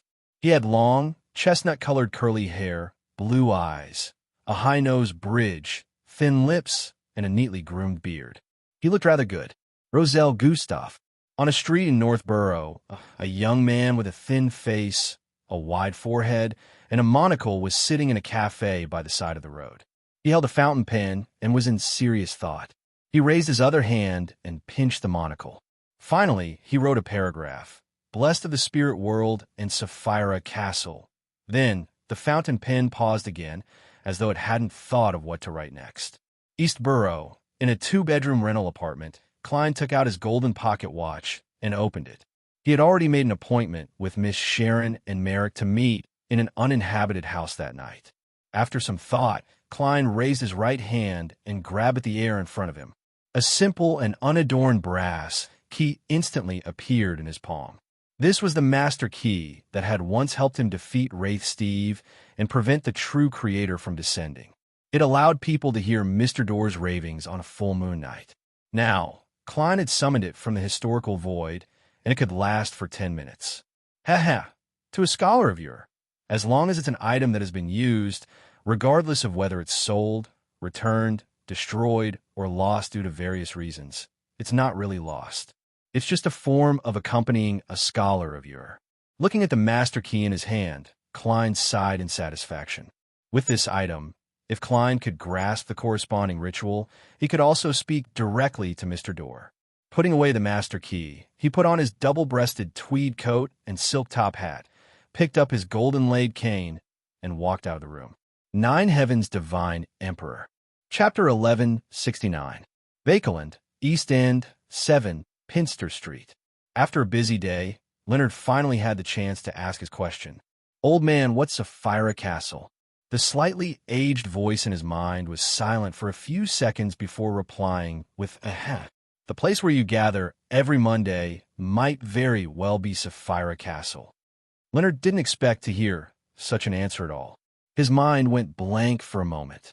He was surprised, shocked, and mixed with complicated emotions, such as expected, there's no such background. After a while, he hurriedly asked in a low voice, what kind of place is Sapphira Castle? Palazarost seemed to sigh and laugh self-deprecatingly. Actually, I'm not too sure myself. I've only heard some rumors. That's different from the creation myths, you know. Legend has it that the original creator left behind 9 different things. Some of them are countries, some are cities, some are rivers, some are seas, and some are keys. Sapphira Castle is one of them. It might not actually be a castle, but something else. You might know better than me what it looks like. The reason why I'm certain of its existence is because I sensed it when I became an angel, but I was unable to see it or establish a connection with it. My great-grandfather once mentioned a guess that the 9 items might be related to the Sphero recorded on the second blasphemy slate. Unfortunately, due to various reasons, the content he saw was limited. He was unable to decipher the parts related to the Sphero. Leonard calmed down a lot. He leaned back on the sofa and asked thoughtfully, "Old man, are you suspecting that Mr. Fool is the embodiment of Sphero?" Based on what he had seen and heard on the tarot, and what Old Man Palaz occasionally told him, he already had a certain understanding of the deity ranks. Palazarost was silent for a long while before replying. Maybe there were almost no pedestrians on the streets of Bakeland at night, when the curfew was strictly enforced. Occasionally, a carriage would pass by, and the passengers were all people of sufficient status. After Klein arrived at the agreed house, he was not in a hurry to enter. He half closed his eyes, raised his right hand, and grabbed at the air in front of him, pulling out another Sherlock Moriarty, who was wearing a black double-breasted coat, a half-top hat, and a gold-inlaid cane. This was him when he left the house. It was a historical void projection. Because Klein himself was right in front of him, the image was stiff like a prop on a stage. Based on his previous experiments, Klein knew that this was the principle of uniqueness of time and consciousness in mysticism. In other words, at the same time, every person's essence was unique. If the main body could think, the projection wouldn't. It was the same when the deceased's historical void projections were summoned. Klein suspected that it was because his current level wasn't high enough. In short, other projections could only do more mechanical questions and instinctive combat. Even if a scholar of your didn't know something, they wouldn't be able to give the corresponding answer, even if they had personally experienced it. This confirmed one of Klein's guesses. The fragments that a scholar of your could see in the fog of history were things that he had understood and studied in reality. To put it simply, the fog needed a scholar of your to light it up bit by bit. Of course, Klein also suspected that if most of the historical fragments of the same event had been lit up, the rest might very well appear naturally. At the very least, the corresponding abilities won't be lost just because I don't understand it well enough. As long as there's a projection in the historical void, the state of that moment will be completely recorded. That's enough. Klein looked at the historical projection that could only act based on instinct. His body suddenly vanished and entered the grayish-white fog. Since a hound of Fulgrim, who wasn't a complete scholar of your, could live in the historical void, there was no reason why a real scholar of your couldn't. The only problem was that there was a time limit. In addition, if time dragged on, Klein's marionette in the real world would definitely die. However, this was only a form of accompanying a scholar of your. As Klein's body entered the grayish-white fog's light spot, his consciousness suddenly came alive in the historical projection. Raising his hand to press down on his top hat, the Sherlock Moriarty Klein came outside the house. According to the agreement, he took out the master key, pressed it against the door, and gently turned it. His figure directly appeared in the room. Using the crimson moonlight, he quickly surveyed the area. The sofas, cupboards, high-backed chairs, coffee tables, and other furniture were clearly not young. They seemed to have come from 100 years ago, making them look rather old. In the dark environment, Sharon, who was wearing a gothic regal dress and a small bonnet of the same color, suddenly appeared on a high-backed chair. "Good evening." The puppet lady nodded slightly and greeted him. If she didn't speak, she would be the most standard and exquisite puppet. At the same time, Merrick, who was wearing a white shirt and black vest, appeared on the sofa. "Sir, it's already winter. Won't you feel cold wearing this?" "All right, you're a dead person." "A dead person isn't afraid of the cold." Klein lampooned inwardly. He took off his hat and bowed at the pale blonde, blue-eyed, and pale-faced Sharon. "Good evening, Miss Sharon." He then turned his body halfway and said to Merrick, "Good evening." Klein's deepest impression of this former zombie, who was now a wraith, was that he was actually playing cards with the zombies he controlled. "Let's play cards together later." He sighed silently. The reason why he suddenly thought of playing cards was that when Klein was analyzing the combat style of the Scholar of Ur, he realized that if he were to encounter Zeradol, both parties would very likely play cards on the spot. If you play Consul Roselle, I'll play Emperor Roselle. If you play Bernadette, I'll play Banyua. If you play half the fool, I'll deal with him on. I never expected that a battle between seers would one day become a game of cards, a realistic and abnormally dangerous game of cards. Sigh, but Zeradul is a sequence 1 angel. He won't give me a chance to play cards at all. Furthermore, the success rate of me summoning those important figures in the historical void projection is rather low. Klein retracted his gaze and took the initiative to say to Sharon, I need to do something recently. It's rather difficult and dangerous. One of the steps is to gather the blood of 22 Beyonders from different pathways. As for the Wraith pathway, the only people I can think of to help are you and Merrick. You should be good at curses and have the means to eliminate the connection between the blood and yourself. In fact, he could attempt to summon Admiral of Blood Seigneur on the spot and mix his blood into the ceramic jar. However, Klein didn't know if it would work, nor was he able to divine it. After all, this involved a high level that exceeded Sequence 1, and he lacked sufficient information. The only thing he could be sure of was that drawing the symbol wouldn't bring any danger to himself or the provider. As a scholar of Ur could do too many things, Klein had even attempted to summon the former witch, Trissy. He easily subdued her and smeared her blood onto Roselle's travels. However, it was useless. After some thought, Klein believed that there was a logical contradiction in the timeline that prevented him from succeeding. The blood was provided by the past Trissy. The person who pulled people in Roselle's travels was definitely the past Trissy, which was equivalent to changing history. And history couldn't be changed, so the experiment failed. Sharon quietly listened to Sherlock Moriarty's request and said without any change in expression, All right. How much do you want? Miss Sharon's reaction is just as I expected.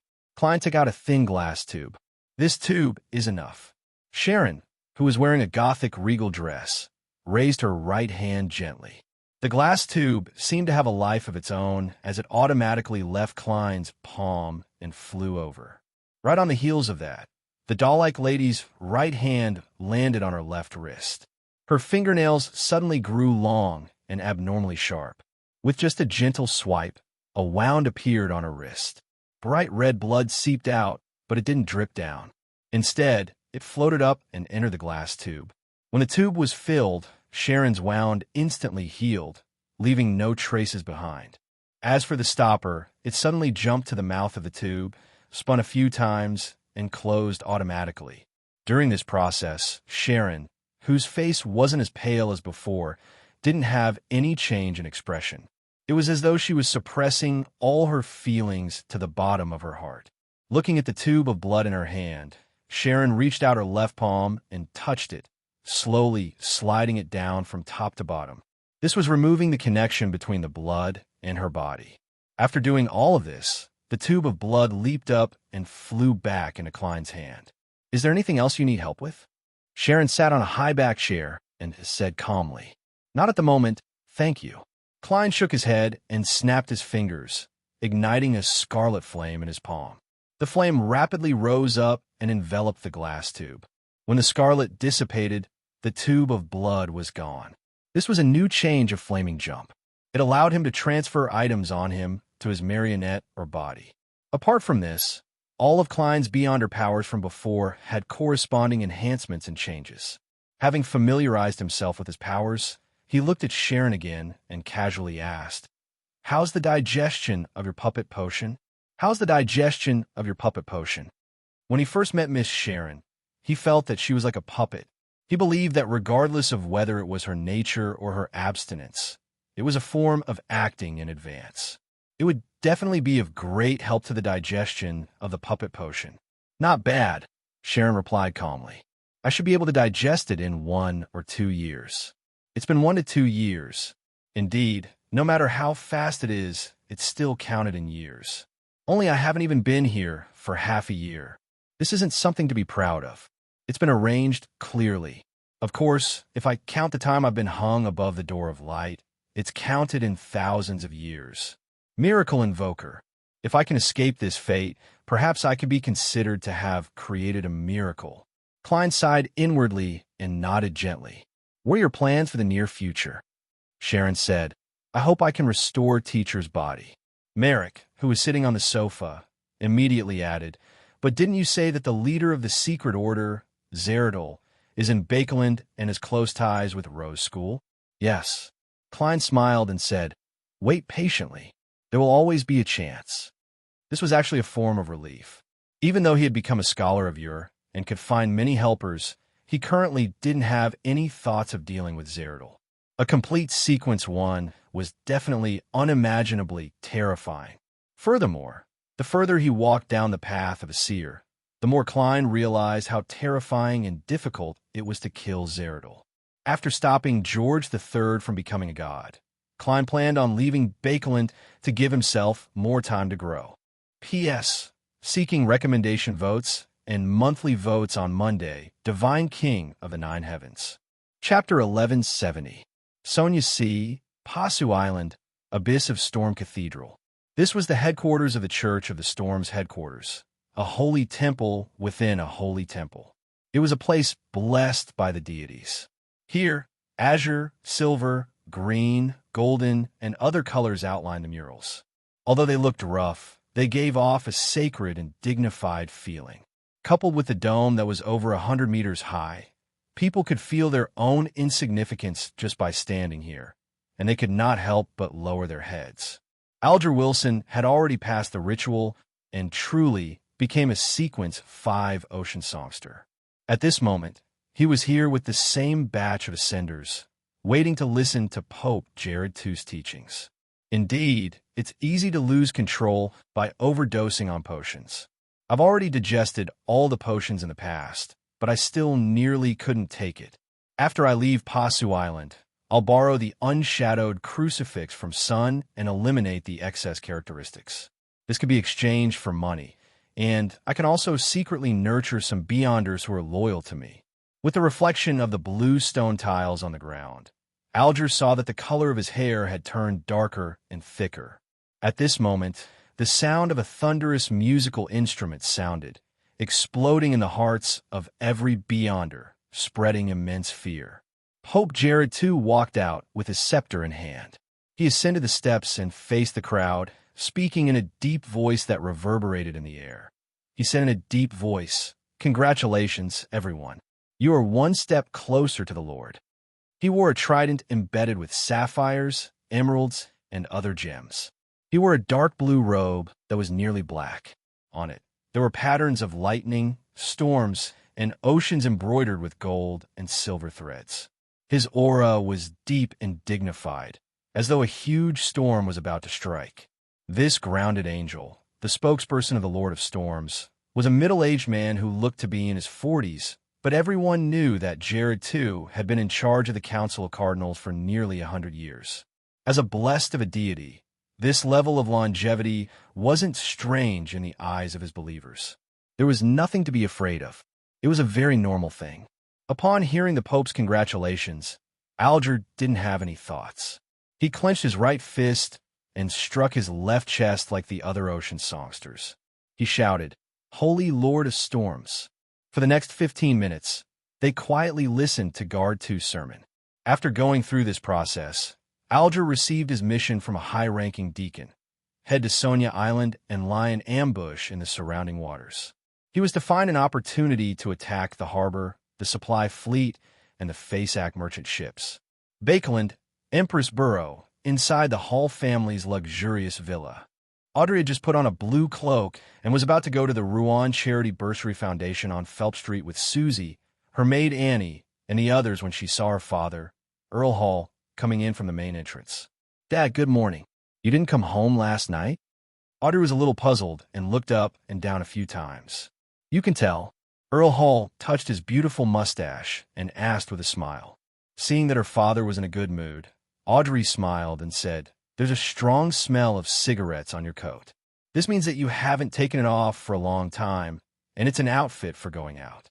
Apart from this point, there were many other details that could lead to the same conclusion, but Audrey deliberately didn't mention them. As Earl Hall took off his coat and handed it to his valet, he chuckled and said, "Not bad. You're very observant. From the looks of it, being busy at the Charity Bursary Foundation has greatly improved you." "I was at the Prime Minister's residence last night, waiting for news." Upon saying that, Earl Hall sighed and said, "The front lines of Winter County and Mid-Seashire have once again repelled the Faceac attacks. The front lines of Winter County and Mid-Seashire have once again repelled the Faceac attacks. With the arrival of the harsh winter, we finally have a chance to catch our breath." Audrey blinked and appropriately expressed her surprise. Earl Hall immediately smiled. "I understand what you're puzzled about. What the newspapers say is what we want the people to know. The situation at the Amantha Mountain Range's defense line and the major cities along Mid-Seashire's coast isn't as good as you think. In the first round of attacks, our fleets and soldiers suffered tremendous losses. In order not to cause panic, we announced that each side had its own victories and losses and allowed the various shipyards and munitions factories to work frantically. During this period of time, the two lines of defense were nearly breached several times. Many key areas were lost and recaptured. It's said that they've become humanity's meat grinders. Fortunately, we finally persevered. This winter will be the turning point of this war. Actually, I know. The number of dead, missing, and injured might have been concealed, but it also explains a lot of problems. Besides, winter isn't necessarily a good thing. Faceac's weather warlocks are very good at making use of such situations." Audrey's heart sank as she hurriedly controlled her emotions and smiled. "That's great.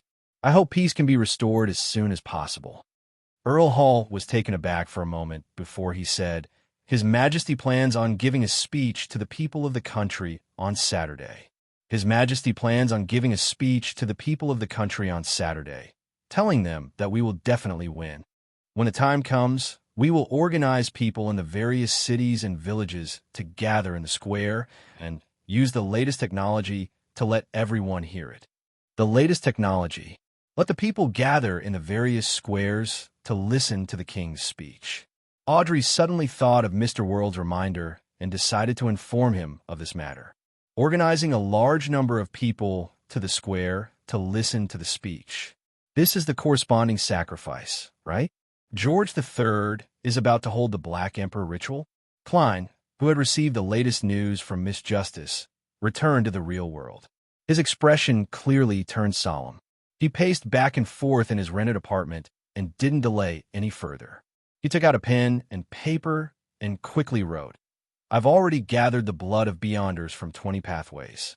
I'm only short of assassin and criminal. George III will be holding a speech to most of the people this Saturday. You should know what this might mean. In addition, I need a ritual to speak to Mr. Dorr."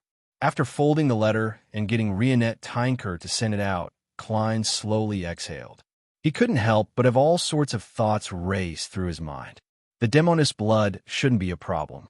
Trissy seems very determined to destroy George III plans. Queen Mystic can reveal some news that I have a way to enter the secret mausoleum. Although her main goal is to revive the Emperor and isn't willing to directly become enemies with George III. If George III succeeds, the Emperor might not be able to return. The Devil's blood can only wait for the City of Silver's chief to return. The hunting team he led set off for more than 10 days. They should be returning soon. In theory, there's still time. No problem. If that doesn't work, I'll try 2 backup plans. One is to use the Blatherer's aura to replace the blood, and the other is to summon the devils I've previously encountered from the historical void and extract their blood in a room that didn't look special in the Bakelin Bridge area. Trissy, whose black hair was glistening, reached out and took out a letter from the mirror. When she opened it, her brows gradually furrowed, making her look especially lovable. Is it finally coming? Trissy's expression changed a few times. She seemed hesitant, resistant, timid, and confused. Finally, she smiled and muttered with a slightly distorted expression, "I've killed so many people and caused so many tragedies. I've killed so many people and caused so many tragedies. Even if I die this time, I've already earned back my capital." After a few seconds of silence, Trissy took out a glass test tube from a hidden pocket in her black dress. It wasn't filled with her blood, but the blood of another Demoness. Her original name was Sherman, but she later called herself Charmaine. As a qualified and experienced Demoness, Trissy had found an opportunity to take some of Charmaine's blood when she was nurturing her, using it as a basis for her curse. This might not be useful most of the time, but it could effectively prevent any accidents. After Charmaine died, Trissy didn't throw away the tube of blood. This was because the demonesses needed this material quite a lot, just like now. In a residence in the City of Silver. As soon as the frequency of the lightning increased, Derek got out of bed, lit the fire, and quickly roasted mushroom bread. This bread was more exquisite than the black-faced grass bread. It was even sweeter and more delicious. He liked it very much, and he looked forward to his 3 meals every day like never before. The only problem was that the production of mushrooms that could be used to make bread wasn't high. Limited by the number of monster corpses, every resident could only receive it once a week, which was enough for 4 to 5 meals. After thousands of years of hard work, the area around the City of Silver was relatively safe with fewer monsters. Derek had heard that in order to hunt monsters and nurture mushrooms, some people had deliberately placed themselves in the darkness, hoping to become bait. Then he was eaten. Obtaining those mushrooms made everyone feel a certain sense of optimism. That's not good. Derek recalled the chief's wistful sentiments before he set off. He shook his head and picked up a jar he had picked up from the ruins of another city and poured out white milk. Frankly speaking, he didn't like such things, but Miss Justice's description of how milk could help humans grow taller and stronger moved him. As a resident of the City of Silver, Derek knew that since he hadn't chosen the giant pathway, the possibility of him growing taller in the future wouldn't be too great. However, he secretly hoped that he could reduce the gap between him and his friends, and the milk had allowed him to see a glimmer of hope. Gulp, gulp. Derek drank his portion of milk for the day with a serious expression. Just as he was about to take the mushroom bread, he suddenly sensed something and looked out the window. A person grew out of the shadows outside the door and said, "Derek, the chief asked me to give you this bottle of blood. The chief asked me to give you this bottle of blood." "The chief is back?" Derek stood up abruptly. "All right, thank you." Just as he said that, he saw the shadow in the crack of the door come to life, surging forward and pushing out a small metal bottle. Derek knew very well that it contained the devil's blood that Mr. World wanted. P.S. Seeking monthly recommendation votes on Monday. Chapter 1171. After removing the cover of the paper angel, Klein poured the bottle of devil blood into the ceramic jar and stirred it with a thin glass rod that he had produced for a while. Phew, I've finally gathered everything. Finally, he stared at it for a few seconds and sighed. This way, he had enough time to make additional preparations before George III held the ritual. As for whether the assassin and devil blood had the time to eliminate the connection with the original owner, Klein didn't care because he had confirmed that the original owner of the 2 sets of blood was dead. He had divined the origins of the assassin's blood to figure out if it belonged to Demoness Trissy. If it did, he would consider if he should leave some behind and smear it on the surface of Roselle's travels. The outcome disappointed him, but it didn't surprise him at all. He had long realized that Trissy was as cautious as he was. Demonesses also have the instigator sequence. It also requires quite a bit of intelligence. The instigator and conspirer potions should have the effect of increasing intelligence. Otherwise, Donna's future would be worrying. As Klein thought, he threw the ceramic jar in front of him into the junk pile.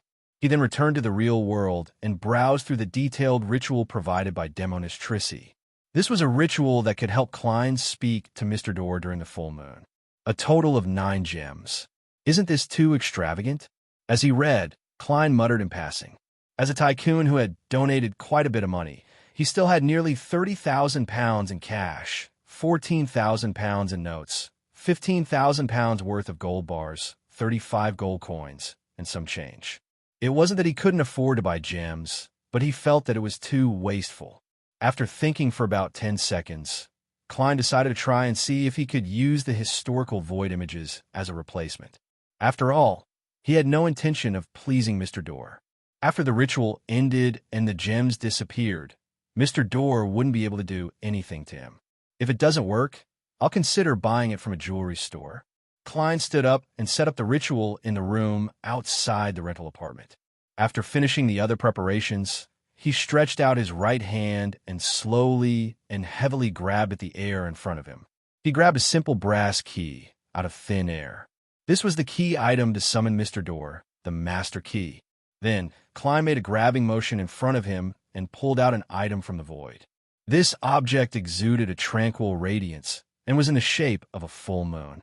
There were many scarlet gems embedded around it, and in the middle was a symbol representing the moon and many mysterious patterns. Scarlet lunar corona. The scarlet lunar corona that currently belonged to Sharon. It could create the effect of a full moon, allowing the person holding the master key to hear Mr. Door's ravings. If Klein only wanted to hear what Mr. Door was shouting, this was enough.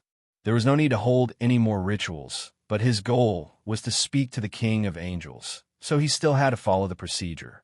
After placing the master key and scarlet lunar corona on the altar at the same time, Klein thought for a moment and reached out his right hand again, grabbing at the air in front of him. This time, he took out a gorgeous necklace decorated with diamonds and emerald.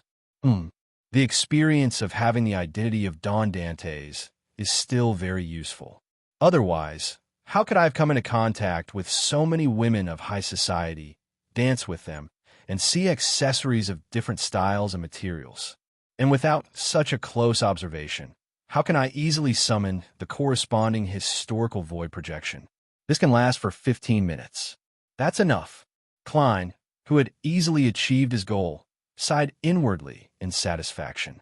Then, he continued his efforts and continued to stretch out his right hand, preparing to gather the 9 gems he needed from the ladies and madams he knew in the past. In the next second, his hand paused in midair as his expression turned odd.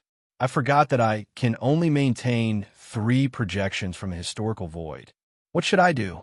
Should I replace this necklace and find an accessory with at least 9 gems? Let me think if I've seen anything similar. Yes, I can use dream divination to recall. This is dream divination used at times like this. Seer and scholar of your quite compatible. This is also an extreme form of magic. Amidst his thoughts, Klein was just about to find a chair to sit down and begin his divination when he suddenly frowned. He discovered something amiss. Under normal circumstances, it was impossible for him to forget that he could only summon 3 historical void projections at the same time. Is this a subtle spiritual warning? Klein looked at the master key and scarlet lunar corona on the altar. With a gentle wave of his right hand, he made them disappear. Then, he took 4 steps counterclockwise and chanted the honorific name. He arrived above the gray fog and sat in the seat belonging to the fool. Conjuring a pen and paper, Klein deliberated and wrote, "It's dangerous to speak to Mr. Door at the moment." This divination would clearly point at Mr. Door, causing Klein to suffer a certain counterattack. However, having gained initial control of Sapphira Castle and being able to use the power of an angel, Klein believed that he could withstand it. After all, Mr. Door was in a sealed and exiled state. Removing the spirit pendulum from his left wrist, Klein held it with his left hand and let it hang over the words, nearly touching the surface of the paper. He then closed his eyes and recited the divination statement 7 times with a highly tense mind. Silently, a shadow suddenly flashed across Klein's heart. It seemed to completely obscure his spiritual perception. He hurriedly opened his eyes and saw that the topaz pendant had shattered into powder. After I gained initial control of Sapphira Castle, certain divination techniques have become more concealed. It won't cause any accidents? Yes. Is it related to my own safety? Or is it because the gap between me and Mr. Door has narrowed to a certain extent? Of course, it's referring to Mr. Door in his sealed state. Or could it be a combination of the two? Now, this result indicates that speaking to Mr. Door now will result in unbearable danger. Why is this happening? Klein frowned. He was unable to make an effective guess or come up with a reasonable explanation. After a while, he leaned back against the back of the high-back chair and shook his head with a sigh. He gave up on his original plan. I can only make more preparations in other aspects. Klein pressed his left hand down, and the topaz pendant instantly returned to normal. After all, it was only a projection of the main body above the gray fog. Due to the changes in the divination, Klein made some connections. It was that spying on the cluster of distorted and transparent maggots on the main peak of the Hornacis mountain range might not be as dangerous as before. There's a high chance that it's a sequence, one angel of the Antigonus family. It might even be the half-fool that Leonard mentioned to me. If my spying can last a little longer, the possibility of directly deciphering the Sequence 2 Miracle Invoker or Sequence 1 Attendant of Mysteries Potion formula won't be low. Yes, there's only one chance. Who knows what changes will happen to that completely crazy monster? While I'm completely accustomed to the Scholar of your potion, I can give it a try. Klein rubbed his temples as his figure suddenly disappeared above the gray fog. After returning to the real world, he wasn't in a hurry to clean up the altar. Instead, he sat on a chair and seriously considered what other unconventional preparations he could make. The so-called conventional preparations were meeting Queen Mystic and discussing the details of the cooperation, giving more gifts to Will Septon, Rionette Tynker, and Palazurost, praying to the Evernight goddess to increase the chances of summoning the ascetic Ariana's historical projection, familiarizing himself with the core powers of a Scholar of Yore. As for unconventional preparations, it depended purely on Klein's imagination. After thinking for a while, Klein's expression turned heavy. He frowned slightly as he reached out his right hand and grabbed at the air. This time, he didn't drag anything out. Klein grabbed another 10 times, but the summoning ended in failure. This made him have no choice but to helplessly accept a fact. It was impossible to succeed just by relying on himself. He then took out his wallet and took out a paper crane. On its surface, he wrote with a pencil, "Give me some luck, and I'll bring you ice cream from the Srenzo restaurant." After folding the paper crane again, Klein entered the room inside and lay on the bed, recovering his spirituality by sleeping. In his hazy dream, he saw thin, short, silver snakes. They formed a response. 5. No problem. Klein smiled and made a promise. The next moment, he woke up. Sitting up, Klein reached out his right hand again and grabbed 10 times. All of them failed. It won't work even if I have enough luck. It's too difficult. Klein subconsciously wanted to tap the edge of the bed with his fingers, but he instantly restrained himself. This was because this action was a habit he had developed above the gray fog. It wasn't suitable for him to bring it to the real world. After pacing back and forth for a long time, seriously considering all kinds of connections, Klein finally left the bedroom. He brought an item back to the real world at the altar that had yet to be cleaned up. It was an ancient book bound in parchment with a dark brown cover. Gu Rosel's Travels. Picking up the book, Klein took a deep breath and half closed his eyes, as though he was sensing something. Slowly, he reached out his right hand and grabbed it very slightly. Failure. He grabbed it again. Another failure. After 5 consecutive failures, Klein's movements became slower, as though he was taking out a piece of charcoal from a red-hot stove. Suddenly, his arm muscles tensed as he pulled back with extreme caution. He slowly retracted his right hand, dragging out a rather dim, ancient-looking quill bit by bit. It came from the Resurrection Square in Kukua City in the northern state of the southern continent's West Balam. It came from beside Zangwil's corpse. This was 0-08 before Amon's brother picked it up. P.S. Recommending a book, Players Over Justice. It a new book by the author of Quicksilver Blood, Buki 10 Strings. The power system and dungeons are very interesting. Chapter 1172. It can only last for about a minute. Isn't that too short? A thought flashed through Klein's mind. Without considering anything else, he took 2 steps and arrived in front of the desk. He put down Rosel's Travels, held 0-08, and quickly wrote on a piece of paper. George III plans on using this speech to bait out all the enemies who want to destroy his ritual. But if everything goes smoothly and nothing unexpected happens, he will also take the opportunity to consume the potion and reveal his trump card to attempt the advancement to the level of a deity. After all, there are too many unknowns in the future, and it's similarly not safe. Besides, his present preparations are sufficiently perfect and appropriate. This is a very reasonable development.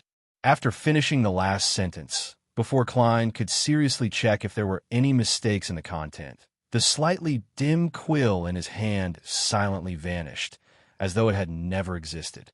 And the contents of those few short sentences seemed to drain Klein of all his energy, making him feel a little dizzy. He had no choice but to take a few steps back and sit down on a chair. That doesn't make sense.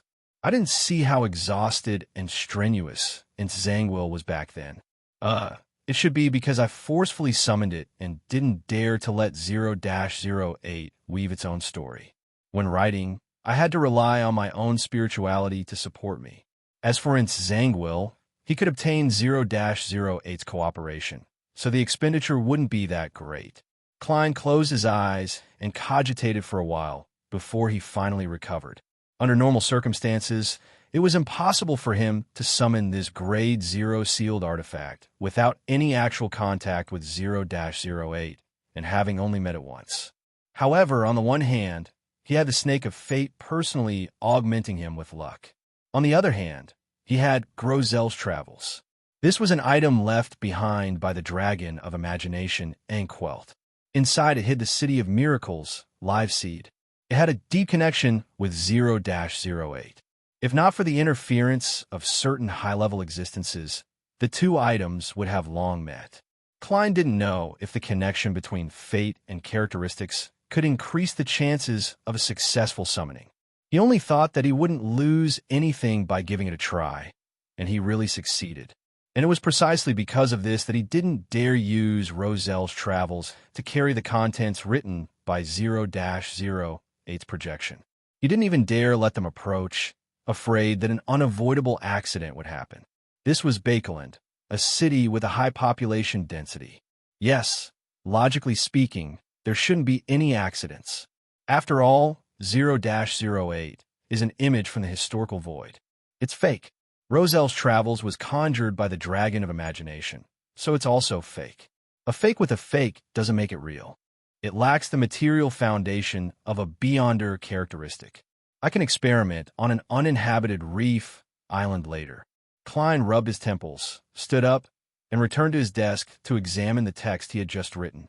He didn't directly write that George III advancement had failed and that he had perished on the spot, because he believed that when it came to interfering with a Sequence 1 angel, it was impossible to do it so directly with the projection of 0-08. He had to be more tactful. Furthermore, there was the psychological alchemy and Amon's brother on the other side. If the influence was too obvious, it would definitely be detected and easily used.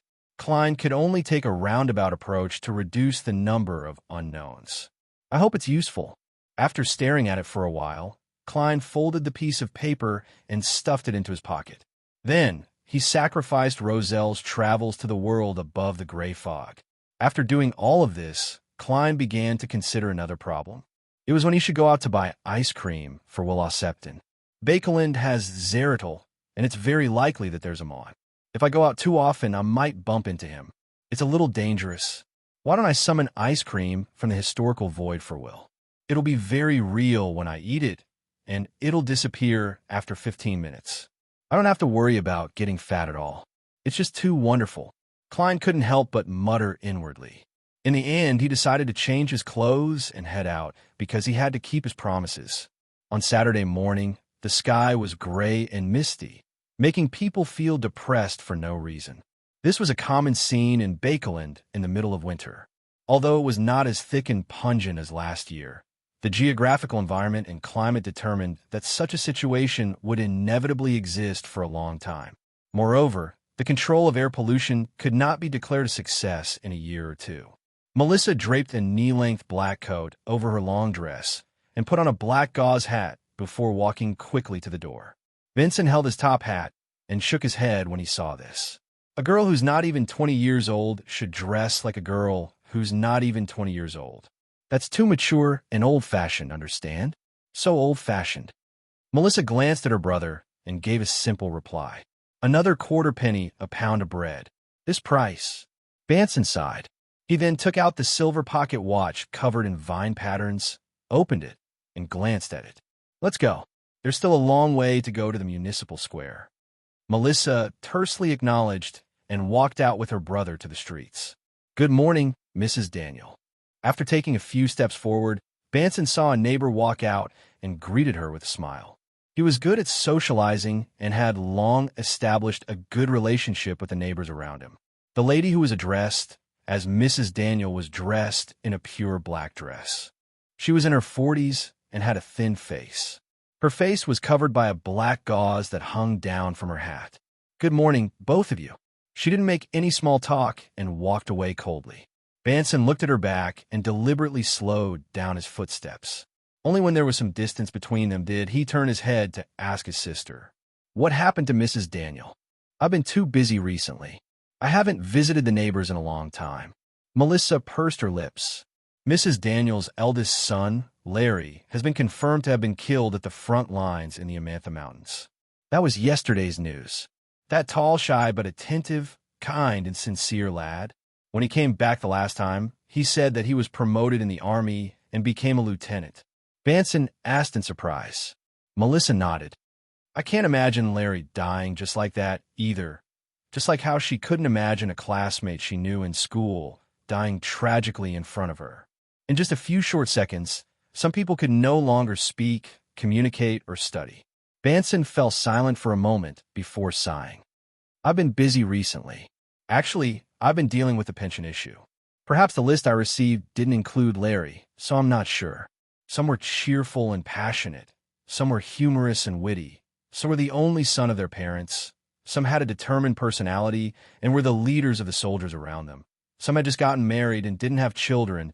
Some were preparing a gift for their youngest daughter, and some had a love letter on them, planning to send it to the post office after the battle. All of them are dead." Melissa and Banson fell silent at the same time. Neither of them spoke for a long time. When they were about to reach the intersection, Melissa looked at the road ahead and said softly, "What do you think His Majesty will be speaking about today? Perhaps it's to mobilize, or perhaps it's to convey the conviction of victory," Banson replied casually. Melissa turned her head to glance at her brother. "This isn't like you, Banson. Shouldn't you be mocking him?" "Mocking should be done after listening to the speech and figuring out the specific content. The most basic principle of being a person is not to comment on things you don't know well enough. Otherwise, you're worse than a curly-haired baboon," Banson said with a smile. At that moment, he saw another neighbor. The person had white hair and used a scarf to cover half his face. He wore a thick jacket and held a cloth bag in his hand as he hurriedly walked past the siblings. "Mr. Thomas is dressed so strangely. Is he doing something else in passing?" Banson looked at the person's back and asked in puzzlement. Melissa replied in a very soft voice, "Mrs. Thomas is sick and has spent quite a bit of the family savings." "Mrs. Thomas is ill and has spent a good deal of the family savings, and the price of food has gone up a great deal lately, and Mr. Thomas's income has not changed much, and he has to queue up at the almshouse every few days for some bread. He is a respectable gentleman and probably does not wish to be recognized. Also, the food at the relief shop is always limited. It's very likely that there won't be any left if he's too late. He has to apply for extra food from the church or the workhouse. The relief shop starts today after His Majesty's speech. Mr. Thomas probably wants to head there directly." Banson nodded slowly and asked in concern, "What's wrong with Mrs. Thomas?" "I know a few good doctors. An illness caused by worry." Melissa recounted the news she heard. "Mrs. Thomas is very worried about her youngest son who's serving in the army." "Are you talking about Thomas Jr.?" Banson frowned slightly.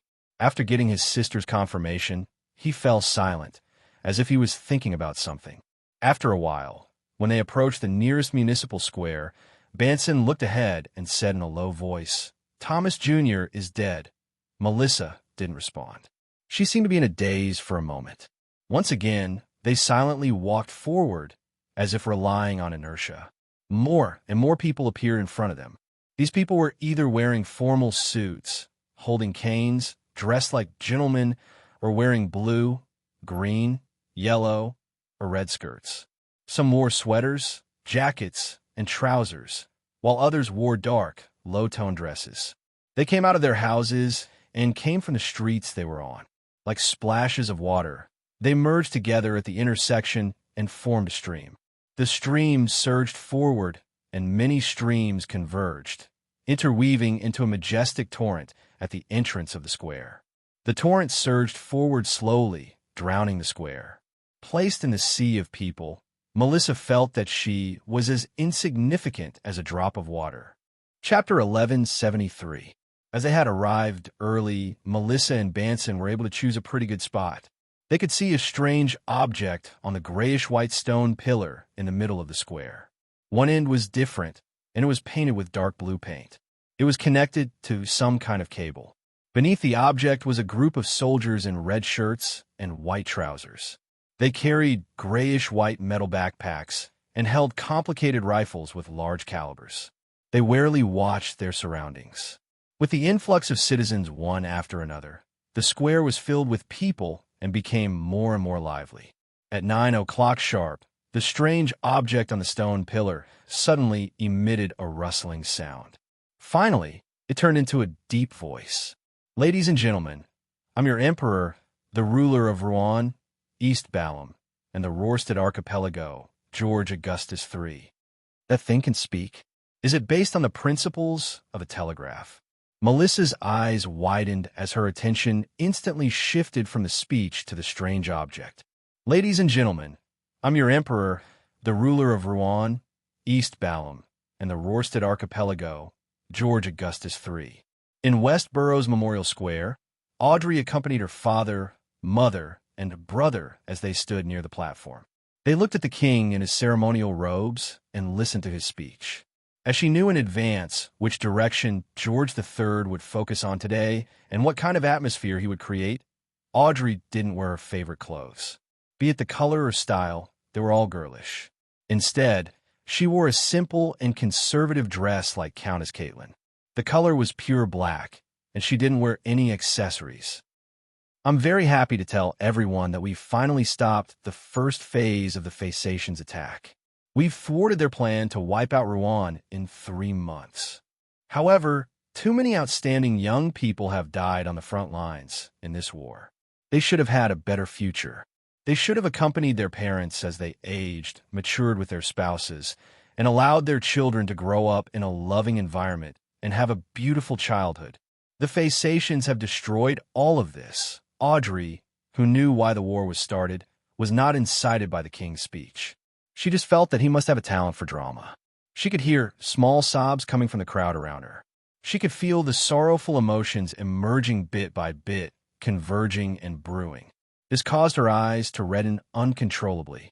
The king's speech was fake, but the people's grief was real enough, especially since Audrey had met many relatives of the fallen and helped those who lost their children, husbands, and fathers overnight. This is the great resonance of emotions.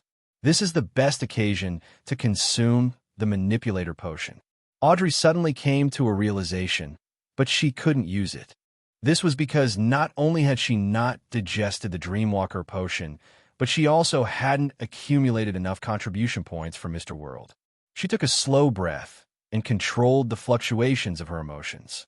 She looked away from King George III and let her thoughts wander uncontrollably.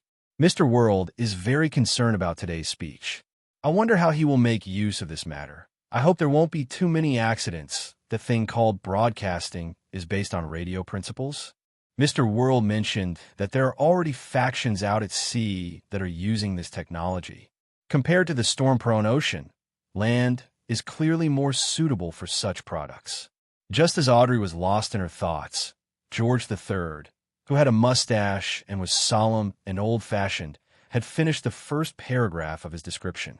He solemnly said, "Let us observe a moment of silence for our heroes. Ladies and gentlemen, repeat after me in your hearts. In the name of Emperor George III, may the souls of the dead obtain peace. May they become eternal in the kingdom of the deity they believe in." This sentence carried an indescribable sense of majesty. It made everyone, including Audrey, involuntarily lower their heads and clasp their hands as they silently chanted, "In the name of Emperor George III. In the name of Emperor George III." On the other side of Memorial Square, Klein, who was wearing a black coat and had an ordinary face, prayed at the same time with the people around him. He appeared completely normal. during the 3 minutes of silence. He used an avian marionette that was standing on the roof of a nearby building to carefully observe George III's every move. He tried to find any signs that the king was about to leave quietly, enter the mausoleum, and consume the potion. According to Klein's understanding, in the name of Emperor George III was the core of the entire Black Emperor ritual. If he were to consume the potion, it would definitely be at this moment or within 2 to 3 minutes of the end of the silence. If it was delayed any further, the effects wouldn't be too good. George III is also observing a moment of silence. He didn't do anything else. Klein held back his impatience and puzzlement as he waited patiently. The moment of silence that made many people cry gradually came to an end. Everyone opened their eyes one after another. At this moment, George III still didn't do anything. He spoke again and began his speech. We have already passed the most difficult moment. We will definitely defeat evil and brutality. This is the power of justice. This is the power of every soldier on the front lines. This is the power of every worker in the factory. This 0-08's arrangements didn't succeed. George III has no intention of becoming a god today. It's purely to bait the enemy who wants to destroy the ritual. After all, he can give many similar speeches in the future. Klein frowned slightly as thoughts flashed through his mind. Suddenly, his expression turned solemn as he thought of a possibility. In the blink of an eye, Klein switched places with Nuni, who was hiding in the sewers. The latter was dressed the same as him, and he looked the same. Just from the outside, there was no difference. Right on the heels of that, Klein took 4 steps counterclockwise and went above the gray fog. With the crimson star representing Miss Justice, he used his true vision to observe the situation in the square. He was already a sequence 3, so he didn't need to use the Sea God Scepter to expand his range. Of course, compared to a scholar of yore, the Sea King's true vision was clearly larger, but there was no need for it this time. Just as Klein cast his gaze towards the platform where King George III was giving his speech, his gaze froze. This was because there was no one there, or rather, there was only a fake illusion. It was the imagined George III giving his speech. Before Klein began his speech, he had been wary of such problems. He had specially observed and confirmed that it was the real George III. To his surprise, in just a few minutes, without him noticing, the real George III had become the imagined George III. During the moment of silence, he had used the powers of the Black Emperor pathway to distort, silently swapping himself with a substitute. This means that George III should have already entered a secret mausoleum and was consuming the potion in an attempt to advance. With a thought, Klein hurriedly observed the situation in the surrounding area. He discovered that there was an abnormal and extremely majestic dark power secretly growing beneath the podium. Klein then picked up the Black Emperor card on the surface of a long bronze table and sensed it. Using the law of beyonder characteristics convergence, he confirmed that the power belonged to the Black Emperor pathway and came from distortion. How impressive! While using his speech to bait the enemy, he used a fake person to disguise himself and silently left to consume the potion. It's almost too late. Klein tensed up and immediately returned to the real world. In the sewers, he chanted in Jotun, "Holy Spirit that pursues knowledge, mysterious world's lighthouse, eyes that pry into fate, king above the sea, Holy Bernadette Gustave." This was the honorific name of Queen Mystic, but it was somewhat different from a normal sequence 3. Her range was extremely large, and it could even be effective in Bakeland. With regards to this, Klein suspected that this eldest daughter of Roselle the Great had used a Grade 0 sealed artifact to achieve this effect. Bernadette rarely told others this honorific name, afraid that enemies would use prayers and automatic responses to lock on her location before she reached Sequence 2. This matched Klein's thoughts very well. Klein had made an agreement with her that as long as he recited this honorific name, she would randomly choose a secret mausoleum and use the blood he gave her to draw a symbol to open the door and attempt to destroy it. He and Bernadette didn't have extravagant hopes of succeeding. This was because with the other party having angels, the guards inside the mausoleum would definitely recite the honorific names of those angels every once in a while, allowing them to use the prayer light to remotely observe the corresponding area. Once they discovered anything amiss, they would immediately rush over to help. Bernadette's main purpose was to attract attention.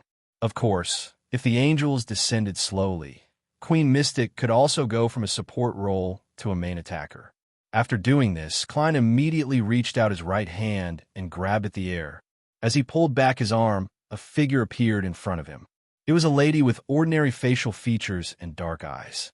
She wore a simple robe and a tree bark belt. Her long black hair hung down, and she was barefoot without any shoes or socks. The matron of the Evernight Cloister, leader of the ascetics, servant of concealment, grounded angel, Ariana. I succeeded on my first try. Klein jumped in fright, but he didn't have the time to think too much about it. He hurriedly said, "Conceal my existence and protect the citizens of Bakeland."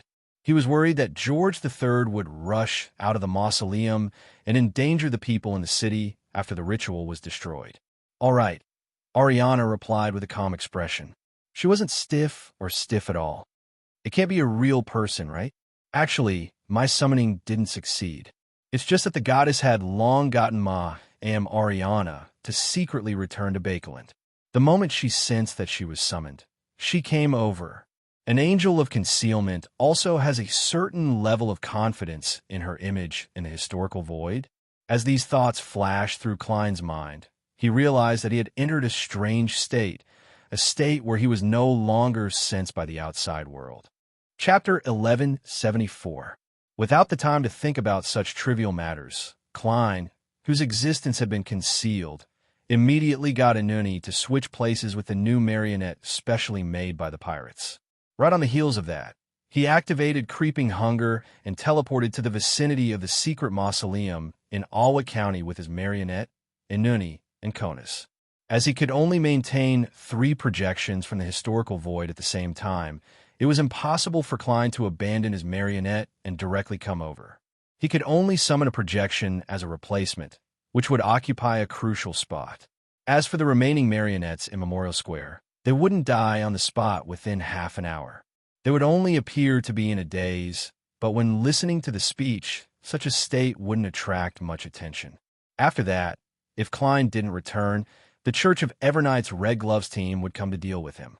At the same time, outside the secret mausoleum in Eastchester County, Bernadette, who was wearing a girlish yellow cake dress and a black bonnet, appeared while being surrounded by pea vines that grew out of thin air. Her chestnut hair was naturally draped over her shoulders. Her eyebrows were long and straight, and her eyes seemed to contain a blue sea.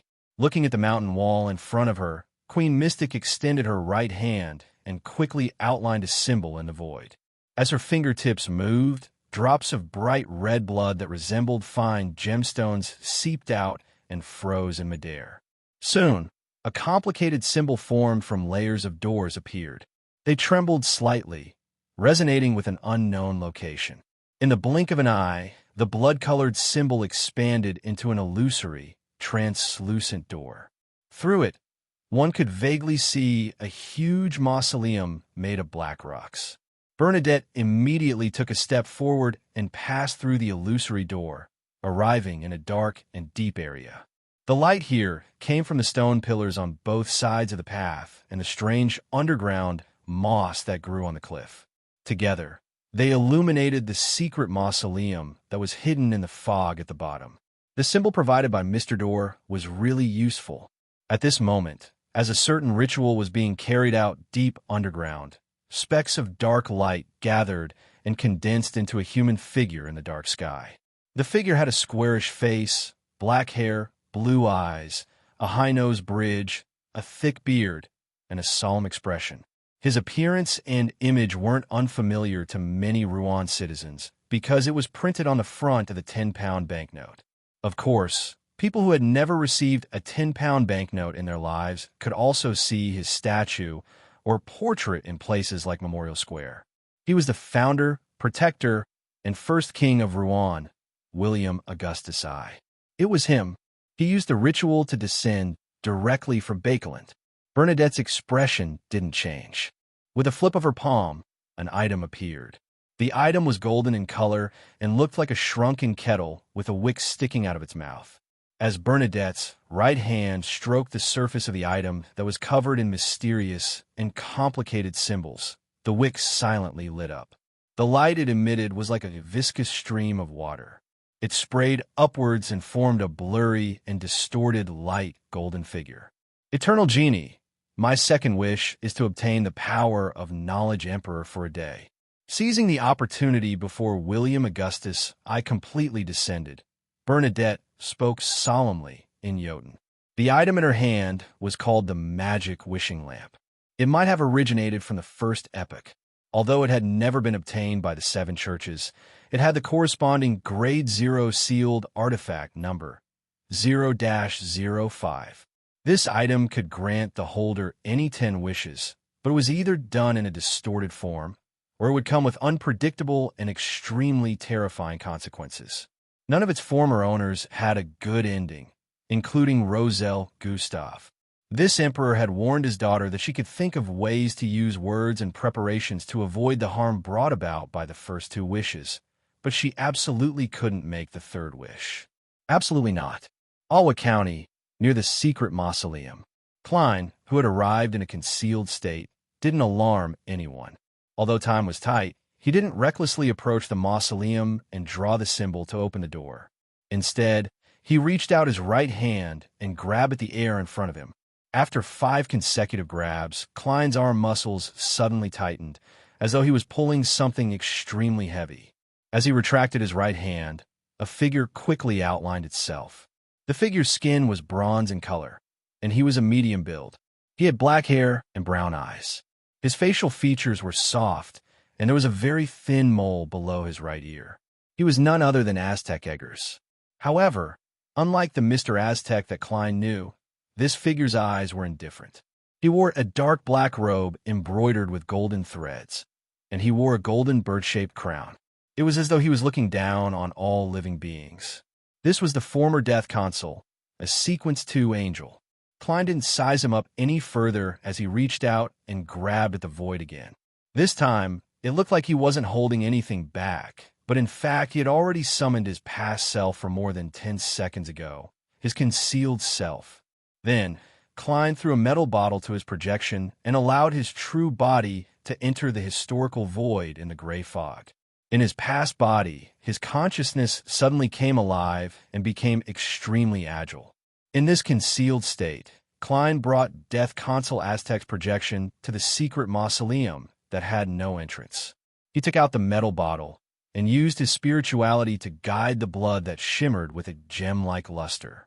In midair, he quickly outlined the symbol that Mr. Door had given him. The symbol quickly took form and resonated with a certain point in the mausoleum, expanding into an illusory door. In his concealed state, Klein and Death Consul Aztec passed through the door and entered the corresponding secret mausoleum. At this moment, the guards inside had long discovered the intruders and activated the ritual that they had prepared ahead of time.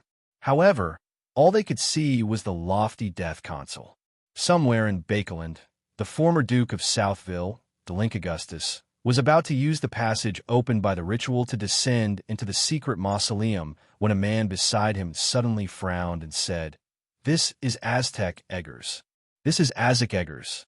No, he is very stiff, like a historical projection summoned by the secret order scholar of your. You stay here and guard against the scholar of your hiding in the shadows. Although they aren't angels, they're troublesome enough." Delink Augustus was a slightly arrogant old man. His black hair was mixed with many strands of silver, and he didn't have a beard on his face. Upon hearing that, he laughed and said, "Isn't that scholar of you beside us? Although he's in a concealed state, I've already discovered him through the imbalance in the surrounding area. He's misleading us, making us think that he's deliberately summoned a historical projection to attack this place, while his true body has gone elsewhere. In fact, he's hiding beside Aztec's projection. Once this Death Consul attracts our attention, and we place our main forces elsewhere, he'll use his concealed state to approach the mausoleum and destroy it. Besides, regardless of the reason, since he's summoned an angel projection, even if you carry a grade 0 sealed artifact, you won't be able to finish off the target in a short period of time.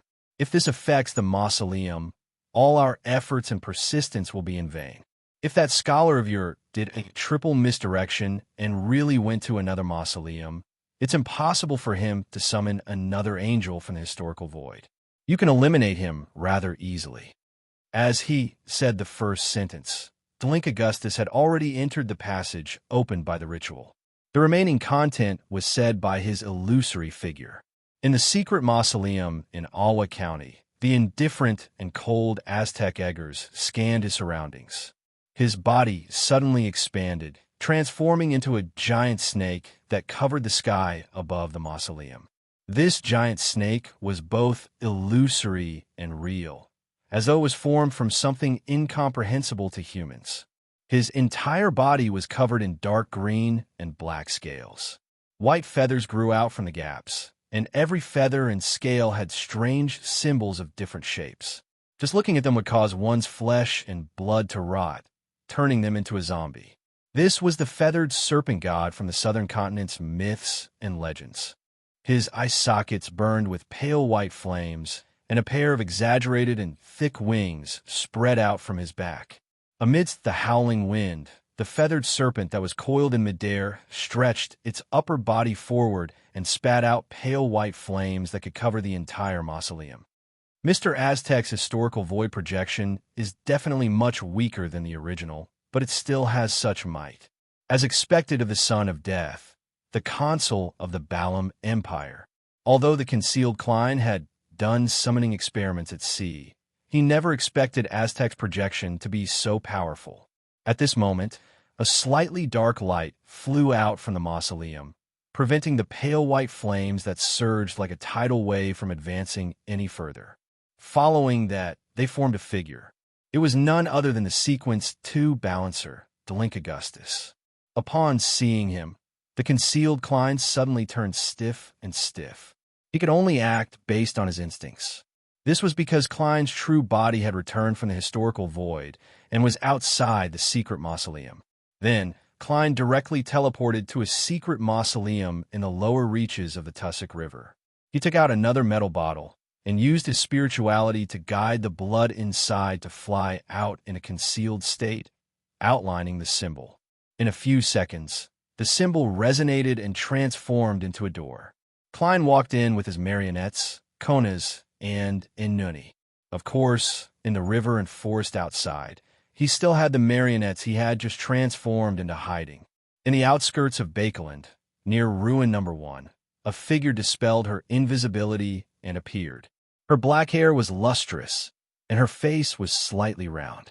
She looked beautiful with a hint of sweetness, and her bearing was extremely outstanding. She was none other than Demonis Trissy. After Trissy approached Ruin Number 1, she also took out a metal bottle and used the blood inside to draw the symbol provided by Mr. Door. An illusory door quickly took shape. Chapter 1175. At the same time that she passed through the illusory door, Trissy silently hid her figure and jumped down from the cliff at the entrance, falling into the dark valley that she couldn't see the bottom of. The secret mausoleum that originated from Blood Emperor Tudor was hidden there. During the process of falling, Trissy's body was as light as a feather. She had lost most of her weight, but her speed wasn't slow at all. There weren't many guards left here, and none of them noticed that she had infiltrated. Just as Trissy was about to approach her target, a voice suddenly sounded in her ear. Concealment is prohibited here.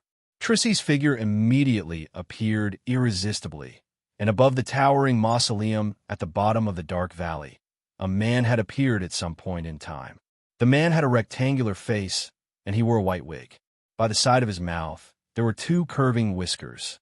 His eyebrows were extremely thick, and his eyes were relatively large. He was wearing a formal attire and a cloak. His shoes were extremely long, and his attire was out of touch with the times.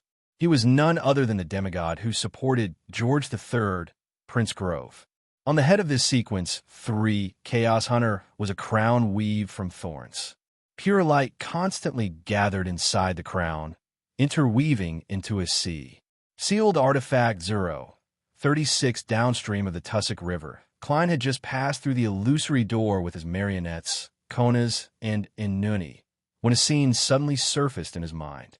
A black cathedral stood in front of him, and the spacious door was open, revealing a man in overalls, a gentleman in a top hat, a lady with flounces on her sleeves, and a lady with flowers formed from lace on her skirt. They were all suspended in midair, motionless. Ah, ah, ah! Black ravens circled the top of the cathedral, letting out heart-palpitating cries. Without any other guesses, Klein felt as though he had fallen into a crack in a frozen lake. His body turned cold as his hair stood on end. Countless thoughts surged in his mind as they shouted out a name, Zeratul. In an instant, Klein instinctively made a decision. He planned on switching places with his marionette in the outside world and directly leave the cathedral in front of him. Clearly, he had encountered a miracle. After passing through the illusory door, he failed to enter the secret mausoleum of George III. Instead, he arrived at a baffling place. In the next second, he realized that the spirit-body threads that connected him to the marionette outside had been severed. They quickly floated upwards and floated towards the pitch-black cathedral. If not for his intuition that exceeded his own level, allowing him to sense the danger ahead of time, he definitely wouldn't have been able to react in time. He would have been hung up and become one of the marionettes. Without any time to think, Klein quickly controlled his spirit-body threads and retracted them, connecting them to himself, forming one circle after another. This allowed him to temporarily escape danger, but it also made him lose his marionettes, Konas and Inuni, in just a second. The two marionettes' necks suddenly tightened as they were lifted up by an invisible hand and hung inside the steepled cathedral. Together with the original corpses, they swayed with the wind and let out voices with different voices but the same words. Welcome back. On Memorial Square, the imagined King George III was still giving his speech. I will lower the property requirement for the right to vote again. I will transfer more rights to the House of Commons. Although the citizens didn't understand why the speech had such a development, they felt that it sounded pretty good. These are all bills that have been passed by the House of Lords. There's no need to tell the citizens during a speech. The king seems to be emphasizing that he will definitely follow this plan in the future. Audrey was puzzled, but she couldn't find an explanation that could convince herself. In ruin number 1 on the outskirts of Bakeland, in the dark and majestic secret mausoleum, the real George III had already worn the black crown and consumed the potion. His body was changing in the direction of the shadow of order, expanding and extending in a magical state. And the 9 mausoleums were islands in the sea of nothingness, a part of the entire rule. And the Emperor George III, that the citizens were chanting at the same time during the ritual, was countless, densely packed lighthouses. Together, they anchored this ruler of Rouen, East Balam, and the Rorstad archipelago, preventing him from completely breaking away from reality and becoming a part of the shadow of order. During this process, George III's thoughts couldn't help but wander, as though they had been torn apart. The Secret Order Zeratul actually contacted me directly, hoping to provide help. He said that he had glimpsed some of German Sparrow's thoughts from the Capum case, the attack on the Ailment Maiden, the silencing of Crazy Captain, and the disappearance of Konas Kilgore.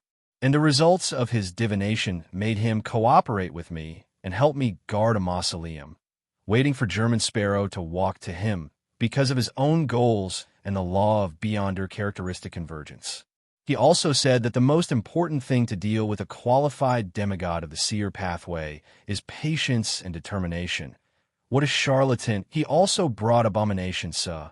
I used my powers to sign a contract with them, together with the helpers I hired from the Twilight Hermit Order, as well as Grove, who wields a Grade 0 sealed artifact. Even if most of the demigods from the military and the royal family are fighting at the front lines or protecting Bakeland, I don't have to worry about the ritual being destroyed unless a true deity descends into the real world, and that's impossible. Therefore, I, who originally wanted to use this opportunity to fish out objectors, finally decided to take this opportunity to advance directly Grove still doesn't know of these hidden trump cards. He doesn't have a right to know either. In less than 2 minutes, I'll become an eternal deity, the Black Emperor who rules over the real world. Ah, ah, ah.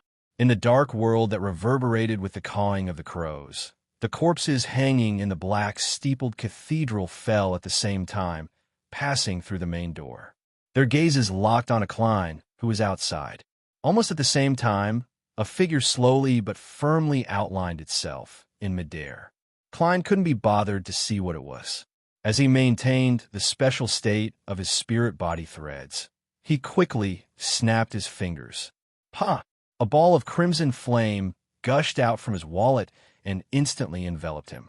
The flames quickly extinguished, but Klein remained in his original spot, unable to jump out.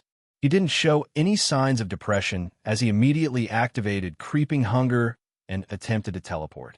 Klein instantly turned transparent before appearing again, unable to take a step out. His starting point and ending point seemed to be connected in a strange manner. At this moment, the figure in midair had already taken form. He was dressed in rather gorgeous clothes, and he had slightly curly chestnut-colored hair. He had blue eyes, a high-nosed bridge, and thin lips. He was none other than Roselle Gustav in the Emperor's era.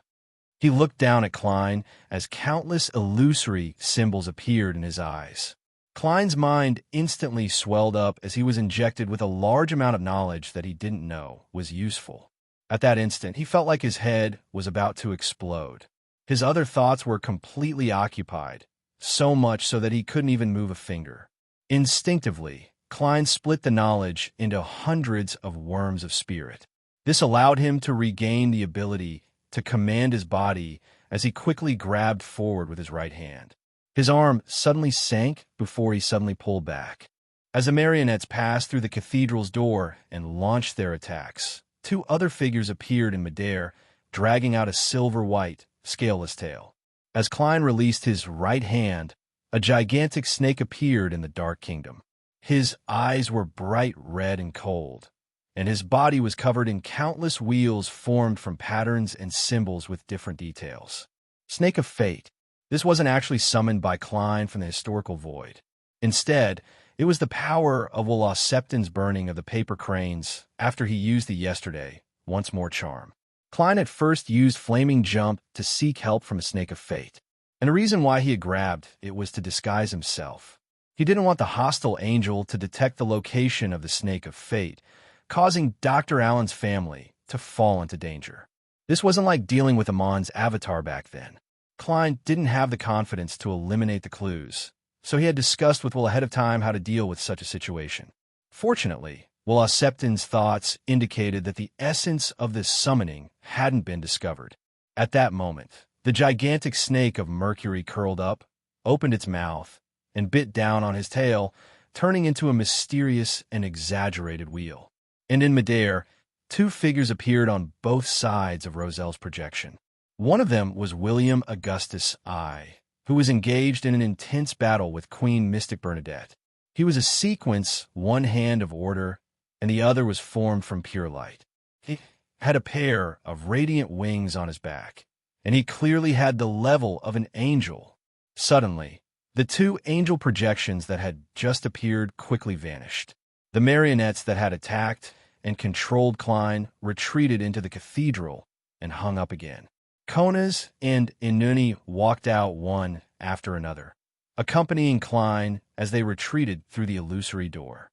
They left the world that was filled with the cawing of crows and appeared downstream of the Tussock River. Snake of Fate, reboot. The scaleless serpent's figure vanished as Klein didn't hesitate to activate teleport. He shuttled through countless spirit world creatures and arrived outside another secret mausoleum.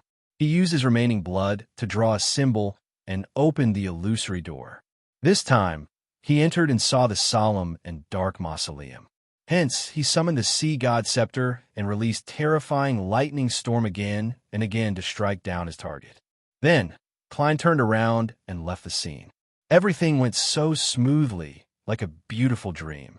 Yes, a beautiful dream. The moment Klein, who could always remain lucid in dreams, entered the ruins where the secret mausoleum was, he realized that he was already in a real dream woven by someone else. Divine King of the Nine Heavens.